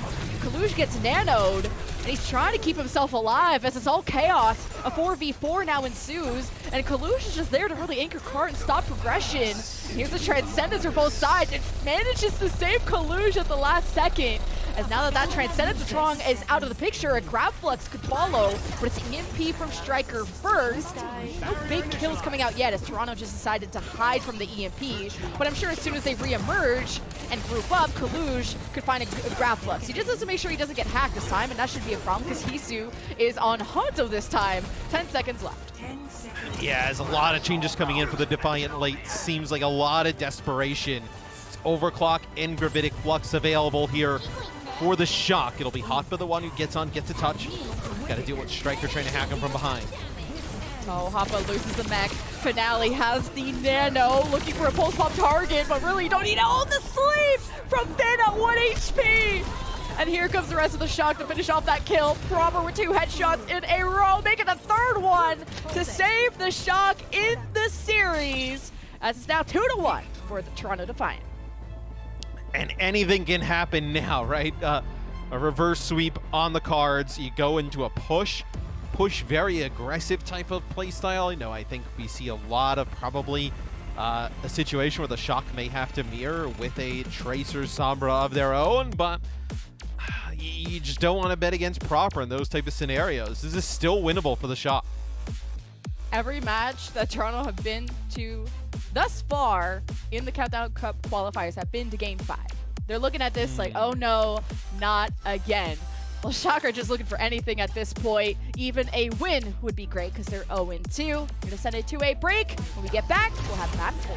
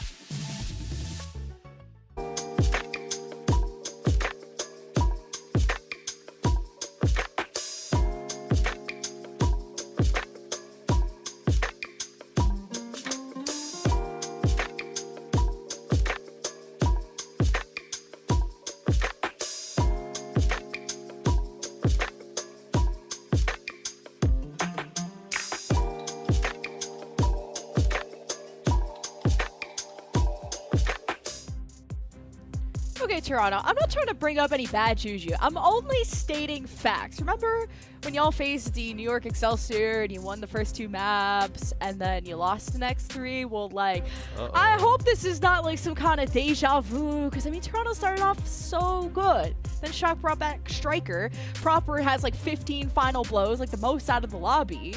So Shock are kind of waking up. Aren't you from Toronto? Don't you want Toronto to win? I am an unbiased caster. Unbiased caster, by the way. Look, I'm from New York. I want New York to win sometimes, and I I'm try sorry. and do it pretty well. You know, it's okay. It's okay. It's where we're from. I still think, even though you just painted the doom and gloom, potentially where we go. It's just facts. No. It's not. It's not. Well, yes, it is, but it's also not. Toronto's been playing really well in this match. They have been the better team over the first 3 maps. You know, getting that final one, though, is always the toughest. And I don't know, when push is like a decider in a series for me in this type of scenario, and with how much it comes down to like first fights, I always get a bit queasy for the team in the Defiant spot of like, you know, this first fight doesn't go well. We could be looking at a map 5. So I'm really looking at how this kicks off.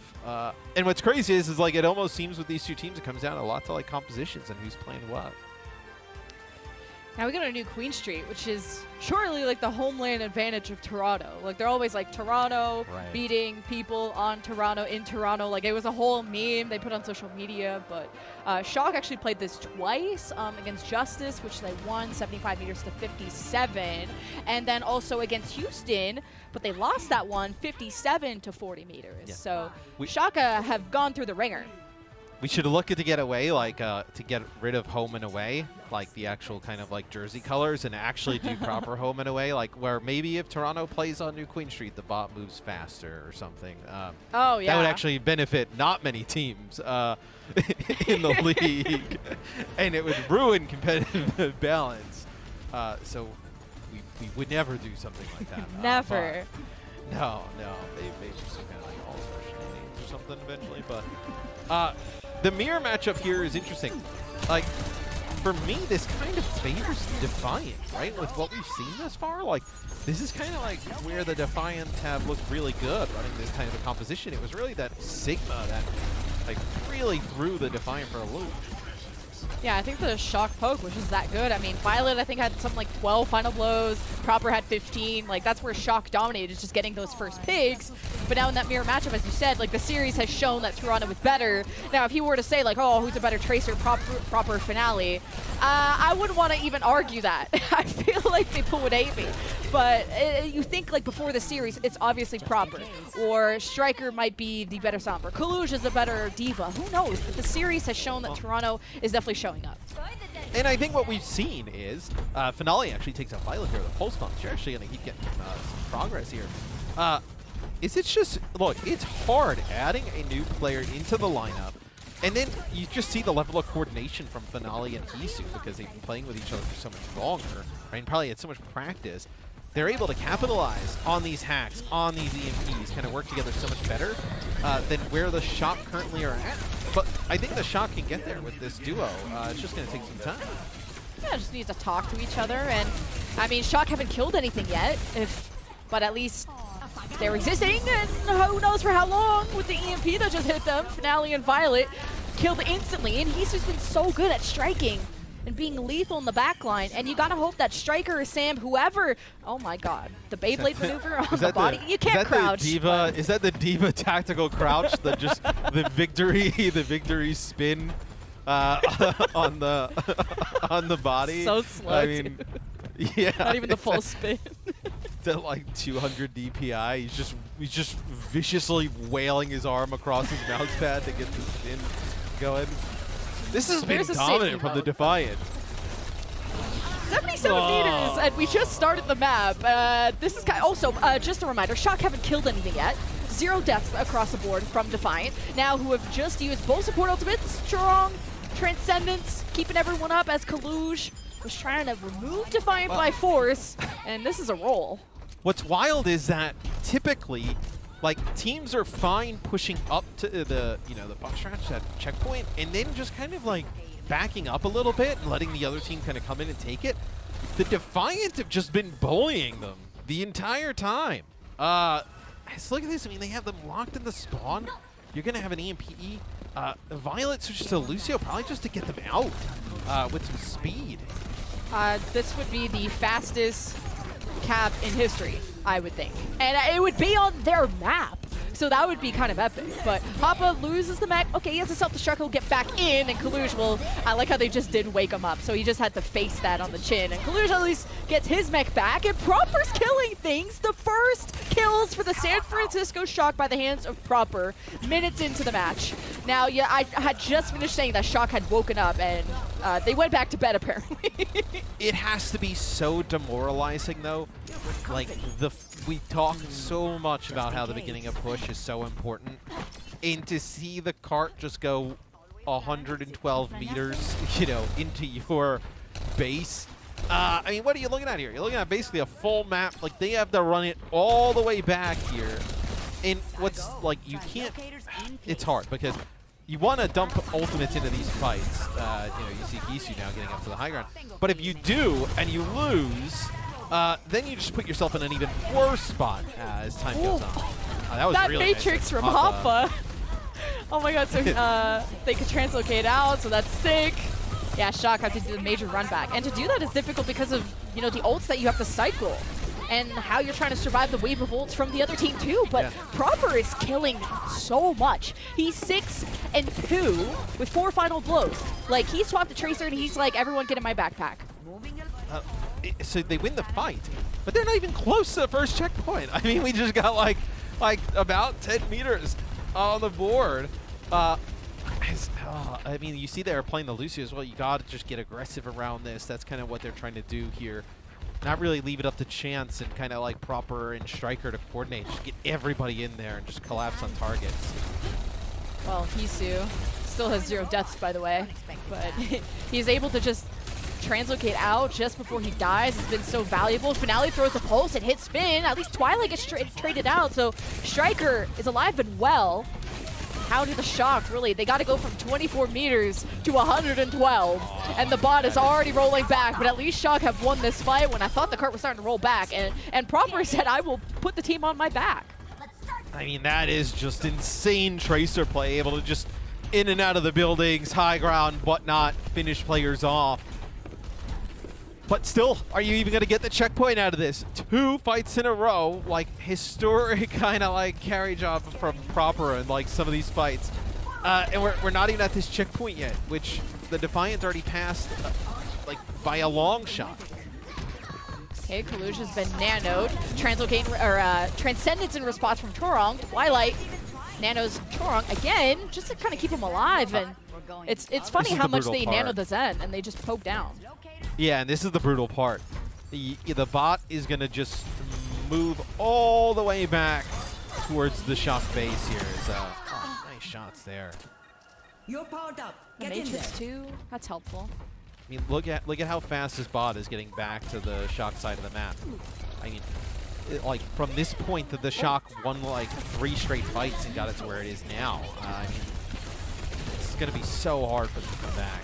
Yeah, I think Kaluj can just dial back and go into peel mode. As long as you keep Finn and Violet alive, there's always a chance to win. You just send Proper on an adventure, and he'll win the fight for you. And then Striker can kind of just play to Proper, just enable him as much as possible instead of maybe Proper follow Striker's initiative around. It's kind of a trade-off, and at least Shock get themselves back in a position where they can push the cart. But I think they have to win one more fight before they extend the 48.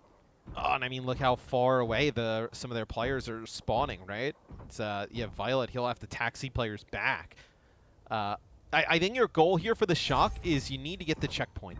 So if you're able to get the checkpoint and only use, let's say it's self-destruct or maybe just the sound barrier, you're able to get it for cheap. Even if you lose, you're still going to have like a puncher's chance at the end if you hold on to some ultimates. I know the Divas usually use, oh wow, what an assassination from Hisu, and he's just stealing the bot! The Shock are trying to win the fight, and they're like, wait, we forgot about the most important thing, the objective. Self-destruct from Kaluj is to get back into mech, and this could have been a nice area to just throw the self-destruct, but just because there's very little places to hide, but I think all the Diva players have been using it as a second life, but getting back into mech can sometimes be difficult, as Kalush is experiencing that. And meanwhile, the Toronto, or at least the bot, is back into its neutral position, all thanks to Finale. Yes, they've been moving the bot back in the Shock territory. So it's just kind of this like yo-yo, right? Where Shock get it, they move it up a little bit. Toronto gets it, they push back the other way. Because they got so much progress early, it's just so much easier for the Defiant. So Shock, it looks like they have to back out here for a second. It's Hisu and Finale on the flank yet again, as they've been all series long. Oh, Finn's in trouble. Oh, the blinks. Finale's antied. And was it asleep on the... I don't even know, but the pulse doesn't hit, and now Shock are ahead. If they get the D-Mech here on the hop, Shock can at least get back the bot into its position, getting close to butt scratch to extend the 48, but you only have a minute left. Was that Charong's Transcendence up there on the high ground? Like, what? The fight was very over. Okay, but an opening like that, though, is kind of what you needed. You needed a little bit of, like, a beef there. And now you've come back. I mean, this is very doable, right? You have a sound barrier here. You're gonna have an EMP. You got Proper with a pulse bomb, who always seems to connect with one. And because Chorong uses the ultimate up on the high ground there, you don't have a Transcendence to save you from any of that. So that might be one. We'll see how this EMP turns out on Finale and Hisu are so good at collapsing on the supports, but the supports are traded on the other side.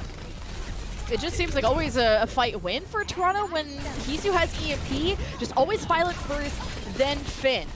And then without those heals, like, Shock are just stuck hoping to just absolutely clutch up on the DPS department, and that's exactly what they're doing. They haven't had any heals that whole time. Proper gets 4.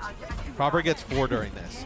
As Chorong is now over to the Brigitte, and then you have Hotba now going over to the Zarya.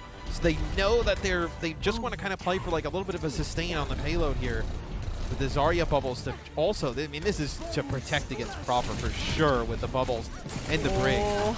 The pulse at the ready. Hoppa there to peel. Has already bubbled his Brig. This has to be a perfect push from the San Francisco Shock. I mean, from 0 to 112, can they do it? They've already nanoed Kalush, who has the self-destruct. He has a second life as Toronto start to surround that tank. But a Kalush, I mean, he's pocketed. Kalush is getting hacked. Now the backline of Shock are under fire as Finale makes his way back there. Violet is missing. You lose out on that speed. And Kalush didn't get enough assistance as Shock turned around to deal with the flankers.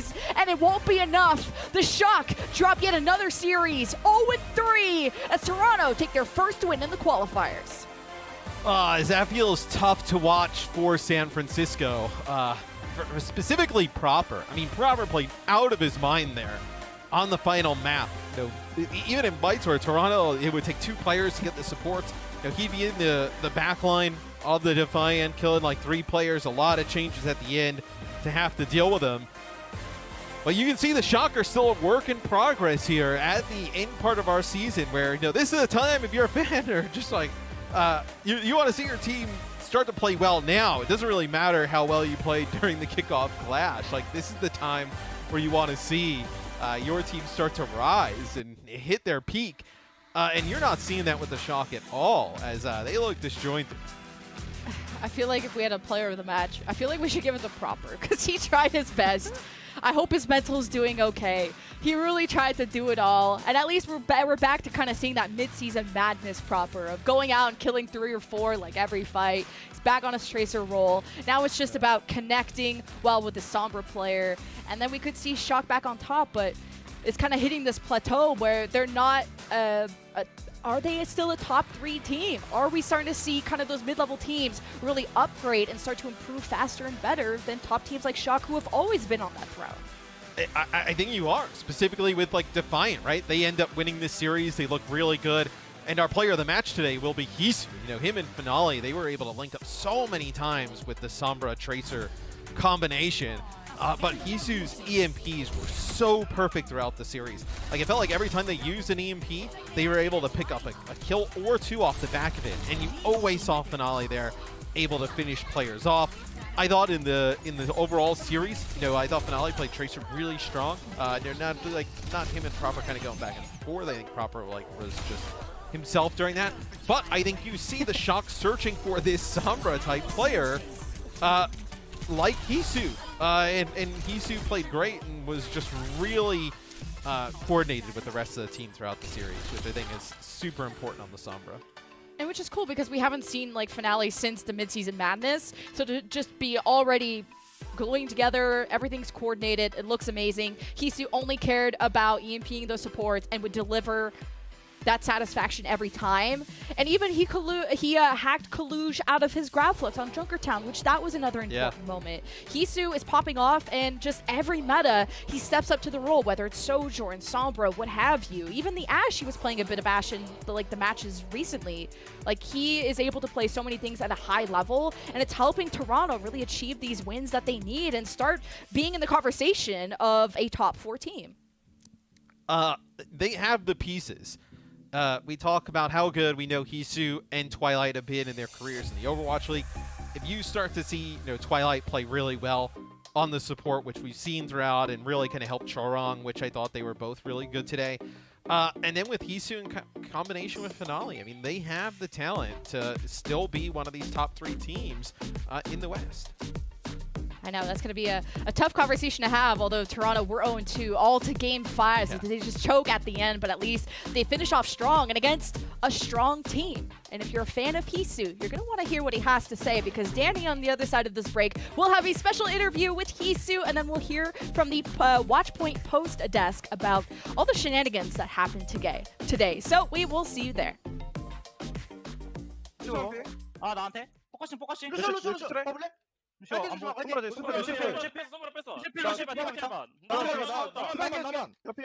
하나 먹는 중. 트레드. 야, 펄스 조심. 자리야, 걔들.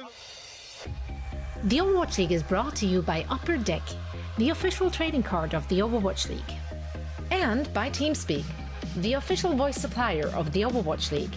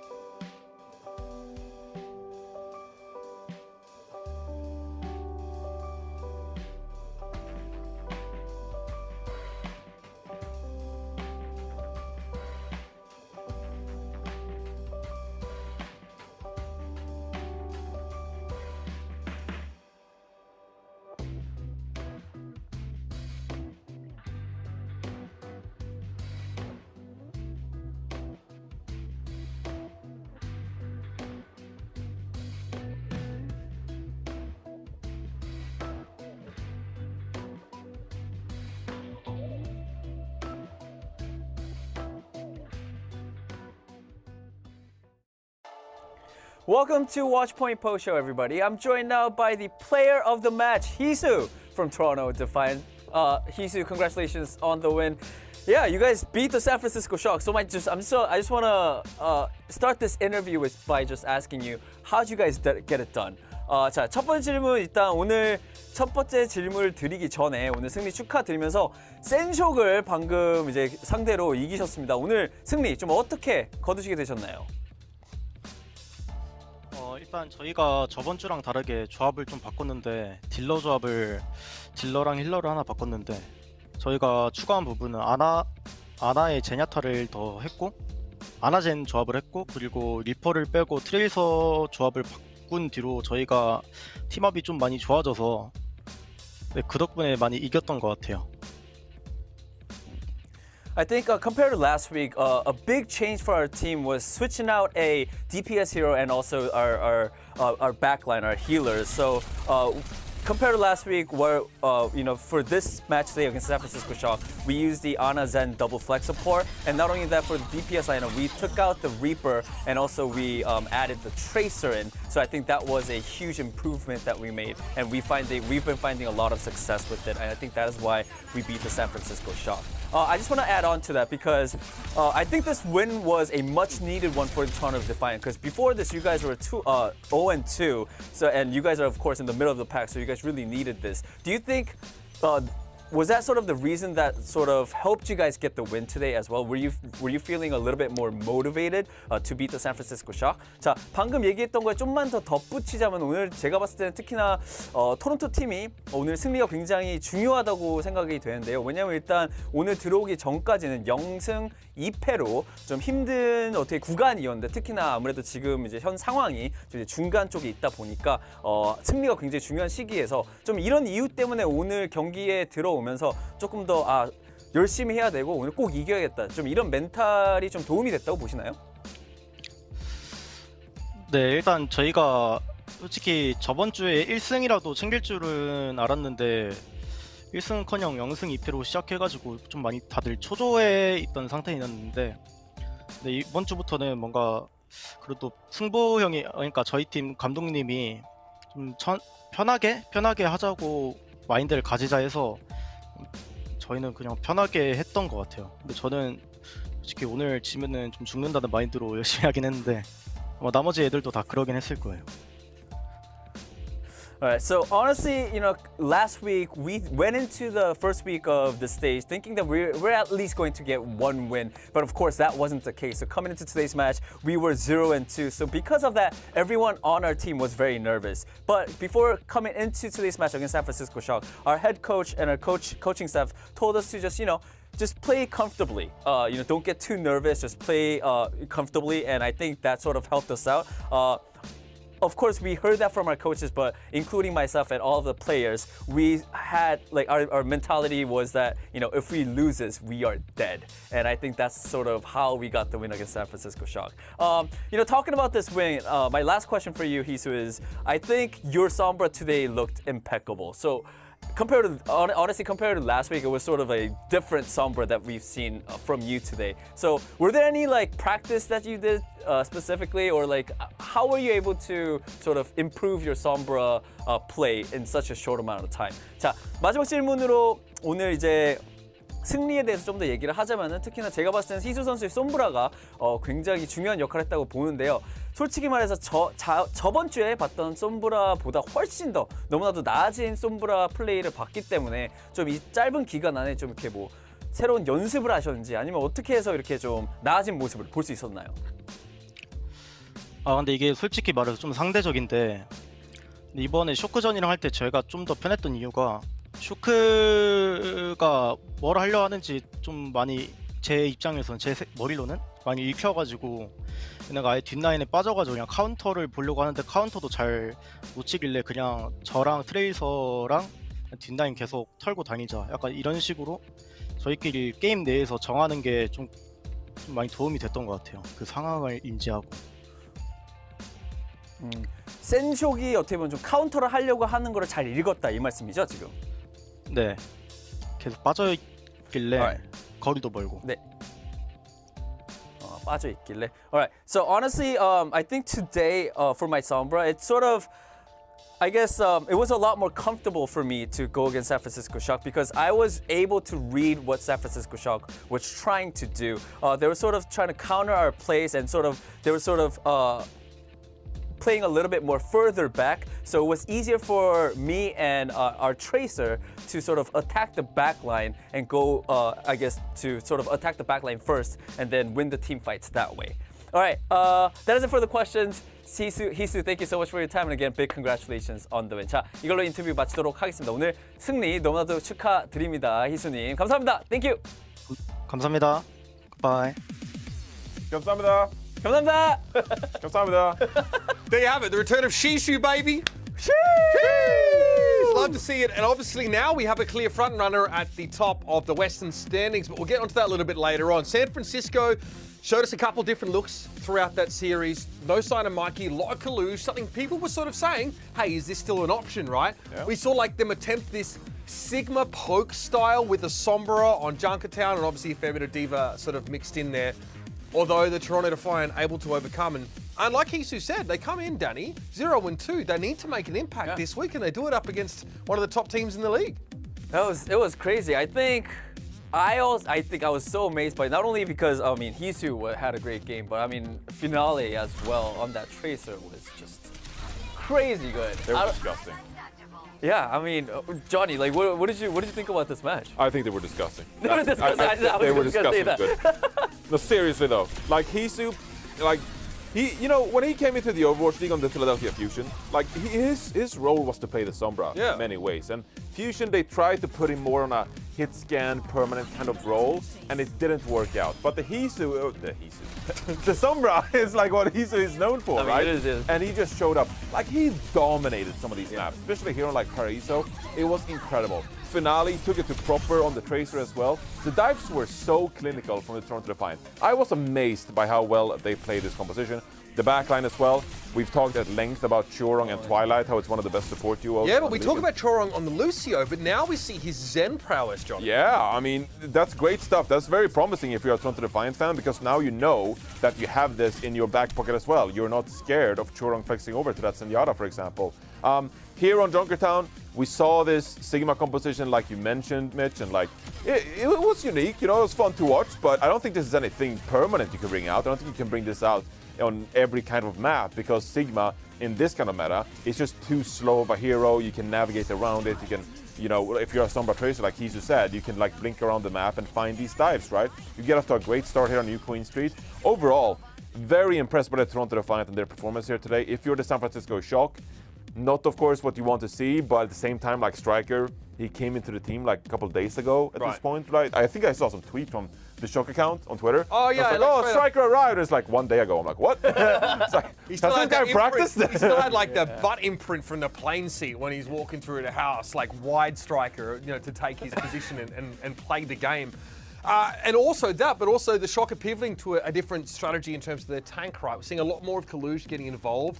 This is one of the teams that pioneered playing that Diva on attacking sides on maps like Eichenwalde, for example, but it was always slow. It was always a little ponderous, and there was always the issue of your backline getting dove, especially now in like a Tracer Sombra dominated meta. I think Hisu mentioned that, Danny, right? They're playing the Sigma style, slow style, gives us more time to get into the backline. So yeah, Hisu, that was my last question, and his answer was, it was sort of easier for Toronto and Hisu to read what San Francisco Shock wanted to do. They weren't like super aggressive, they were sort of playing back, and they were taking their time to like set up. So Hisu and of course Finale as a tracer, it was easier for them to sort of target their backline, get them out of the way, and then sort of win the team fight that way. So I think it was a very smart move from the Toronto Defiant.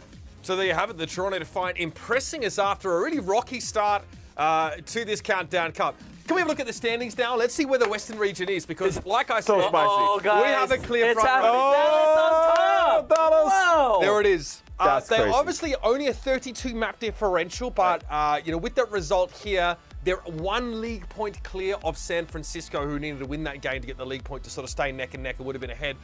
And frankly, the gap is closing because the Gladiators come out with bonus league points from the kickoff clash, for example. So they turn on, obviously, other tournaments they competed in this season. So they are just one behind. It's great to see that top 3 be as close as it is, and let's remember the Defiant now are still vying for a spot in that top 6, right? They are right up there. They're right on the heels of the Atlanta Reign. Anything could happen from this point. And the London Spitfire, I believe, in their upcoming matches, they played LA Gladiators today, and I think they're playing Dallas Fuel and Shock 2 out of the next 3 matches. So they could land at like, you know, maybe they might fall out of that top 6. Yeah, like, you know, they might stay at 14, 15 league points, and then you got Toronto Defiant vying for one of those playoff spots, and maybe London Spitfire are out. It is so close around those final direct playoff spots, and I don't want to be in the play-ins, right? I don't want to be in the play-ins. Boston Uprising are looking better. Washington Justice beat the Shock last week. I'm like, I do not want to be with those teams trying to earn one of those playoff spots. Yeah, that's right. That's going to be pretty nasty. So staying above that 6th space is paramount if you want to have a smooth sail into the playoffs. It's time to talk about our best of the day. A lot of moments, both in the APAC region, the East region, and the West region. We're here to talk about them. I'm up first. Nerds, that's right, your boy takes priority. I'm here to talk about the greatest franchise in the history of the Open League. The Philadelphia Fusion with the fastest map completion of all time. It'll never be matched. No one ever got close. Look at this, it was under 4 minutes. 3 minutes of 55, and it was pure pleasure, Johnny, watching the Dragons get absolutely put in the ground. Greatest team of all time. Glad they're proving it here once more. Just sit back and watch it. Look, just enjoy this. And they lost to Valiant last week. Well, yeah, listen. Every good story has trials and tribulations. And if Philly won everything, no one would care. All right? You remember the Vancouver Titans on that 19-match win streak? No one really cared. You know what I mean? Just the bandwagon fans that only go for the teams that win. This is a great story. This is a horse you want to back in the race as we head into the playoffs, ladies and gentlemen. Mark my words. Greatest team of all time. Hey, man. I'm just happy the Fusion are first in something. Yeah, sure. Yeah. I mean, they've been first in losing first to the Los Angeles Valiant. To be fair, to not make it into the stage playoffs. They have a lot of firsts. First to lose to Valiant. Yeah, no, I'm not letting you take this away from me. Talk about your best today. Would you pale in comparison to this spectacle? No, I'll show you the real best of the day. Okay. So here is, Dallas Fuel, of course, got the win today against Vancouver Titans, but I guess Vancouver sort of had a mini, we lost, but we take this dub. By Hanbin, of course, getting kicked by Masa, I think it was. Yeah, That's there you go. not Sparta. This is Sparta. Yeah, this is Sparta. This is Vancouver Titans getting a small revenge. There's a lot of power in that kick. Beat down. That's a big mech. Yeah. He had to kick it twice. Look at that. Oh, look at that. Look at that kick. 1, 2, and then he's off. All right, Bulgarian split lunges, Danny. That's what that is, mate. I don't know if that's a Bulgarian split lunge. Guys got hamstrings like bloody watermelons just strapped on there. Very strong quads and hamstrings, yes. Yeah. Yes, yeah. Okay, I like that one. That's pretty good. That's about all the catharsis that the Vancouver Titans fans can take from today, but I'm glad you highlighted it. Yeah. Johnny!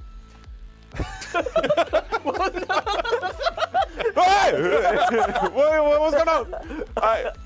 I don't have, a celebration of a team or anything. I don't have a celebration of kicking people off the map. I have a bit of I don't know if this is like sadistic or something, but it's a pulse bomb that comes out, and I just find this so cinematic. Finale with the pulse bomb here. I'm gonna save myself. I'm gonna transfer pulse bomb. No! And Finn dies because he jumps into the transcendence. I just love this. There's something about this where he's trying to kill Violet, and then Violet kills Finn. And Violet survives. There's something about this interaction that is just the nano comes out as well onto Violet. Wait, you have Violet? No. Finn did not deserve that. Finn did not deserve to die from that pulse bomb. He had nothing to do with that. And still, he takes damage. He's the one who dies. He sacrificed his life. Yeah, but not even. It was not I'm gonna take one for the team. It was literally just I'm gonna help you, and now I'm dead because of it. The transcendence obviously speeds you up so much. So if you make a mistake and get too close, there's that just in your face all of a sudden. He's just on a spider monkey on you. Finn did not deserve that. Yeah, brutal. Well, that's the way the cookie crumbles, ladies and I've always wanted to use that phrase. Sometimes, it's worthwhile reflecting on some of these moments, though, as well. As a Philly fan, for example, want to take that away. And also for Shock fans, this needs to fuel them. Results like that, they need to get angry. I want to see a little bit of emotion. I want to see some anger. I want to see some passion as they head into the rest of this tournament. Let's have a look at tomorrow's schedule, ladies and gentlemen, and see what is in store for us as we continue to peruse our very best here. Eastern region, here it is Shanghai versus Hangzhou. We've got the Valiant versus Chengdu, an interesting one there. Yeah. And then an interesting, a resurgent Guangzhou Charge. Remember, beating the Dragons as well last week, going up against the Seoul Dynasty. That's going to be fun. Do you think they get it done? Jimmy and the boys? Jimmy and the boys. Turn it up. I don't know about that. If Costa was here, he'd be all yeah. Yes, we're aware of how Costa feels about Ginny. All right, here's your Western region matchup. So you talked about the London Spitfires road ahead. Yep, that begins with the Dallas Fuel tomorrow. We have a New York Excelsior going up against the Washington Justice. Two teams who are actually in an upswing. You know, one of them's able to beat the Shock, one of them beat the Defiant. Recently. So we'll see what happens there. And then an important matchup to talk about those play-in standings, Danny. Yeah. We've got the Atlanta Reign. They're stepping up next to take a shot at the Shock. They both of these teams really need that win. Of course, Atlanta Reign to really go into the playoffs without the play-ins. San Francisco Shock, if you guys lose this, you're 0-4. Well, let me ask you this. Is Shock favored in that match? They're on a 3-match losing streak. There's no way that Shock is favored against Atlanta Reign. I don't think I would credit them to win. But I think it's Shock has been always so good that it's ingrained to everyone's head. And I'm saying we should change that. We need to reevaluate our evaluation of it. So are you putting Atlanta Reign tomorrow? Probably, yeah. They have less than 12 hours to figure this out. They don't have a lot of time, and I think there's a lot of things that need to be tightened up over there in the San Francisco Shock camp. Decent debut from Striker, though. Didn't talk about him too much, but I think we're pretty happy with him. Yeah. Like a 4K on Sombra. There's some pretty decent moments, but more work needs to be done for San Francisco. That's all for today, ladies and gentlemen. We'll be back here tomorrow for more of your Countdown Cup. So we'll see you then. Looking forward to it all. Have a good night. Woo!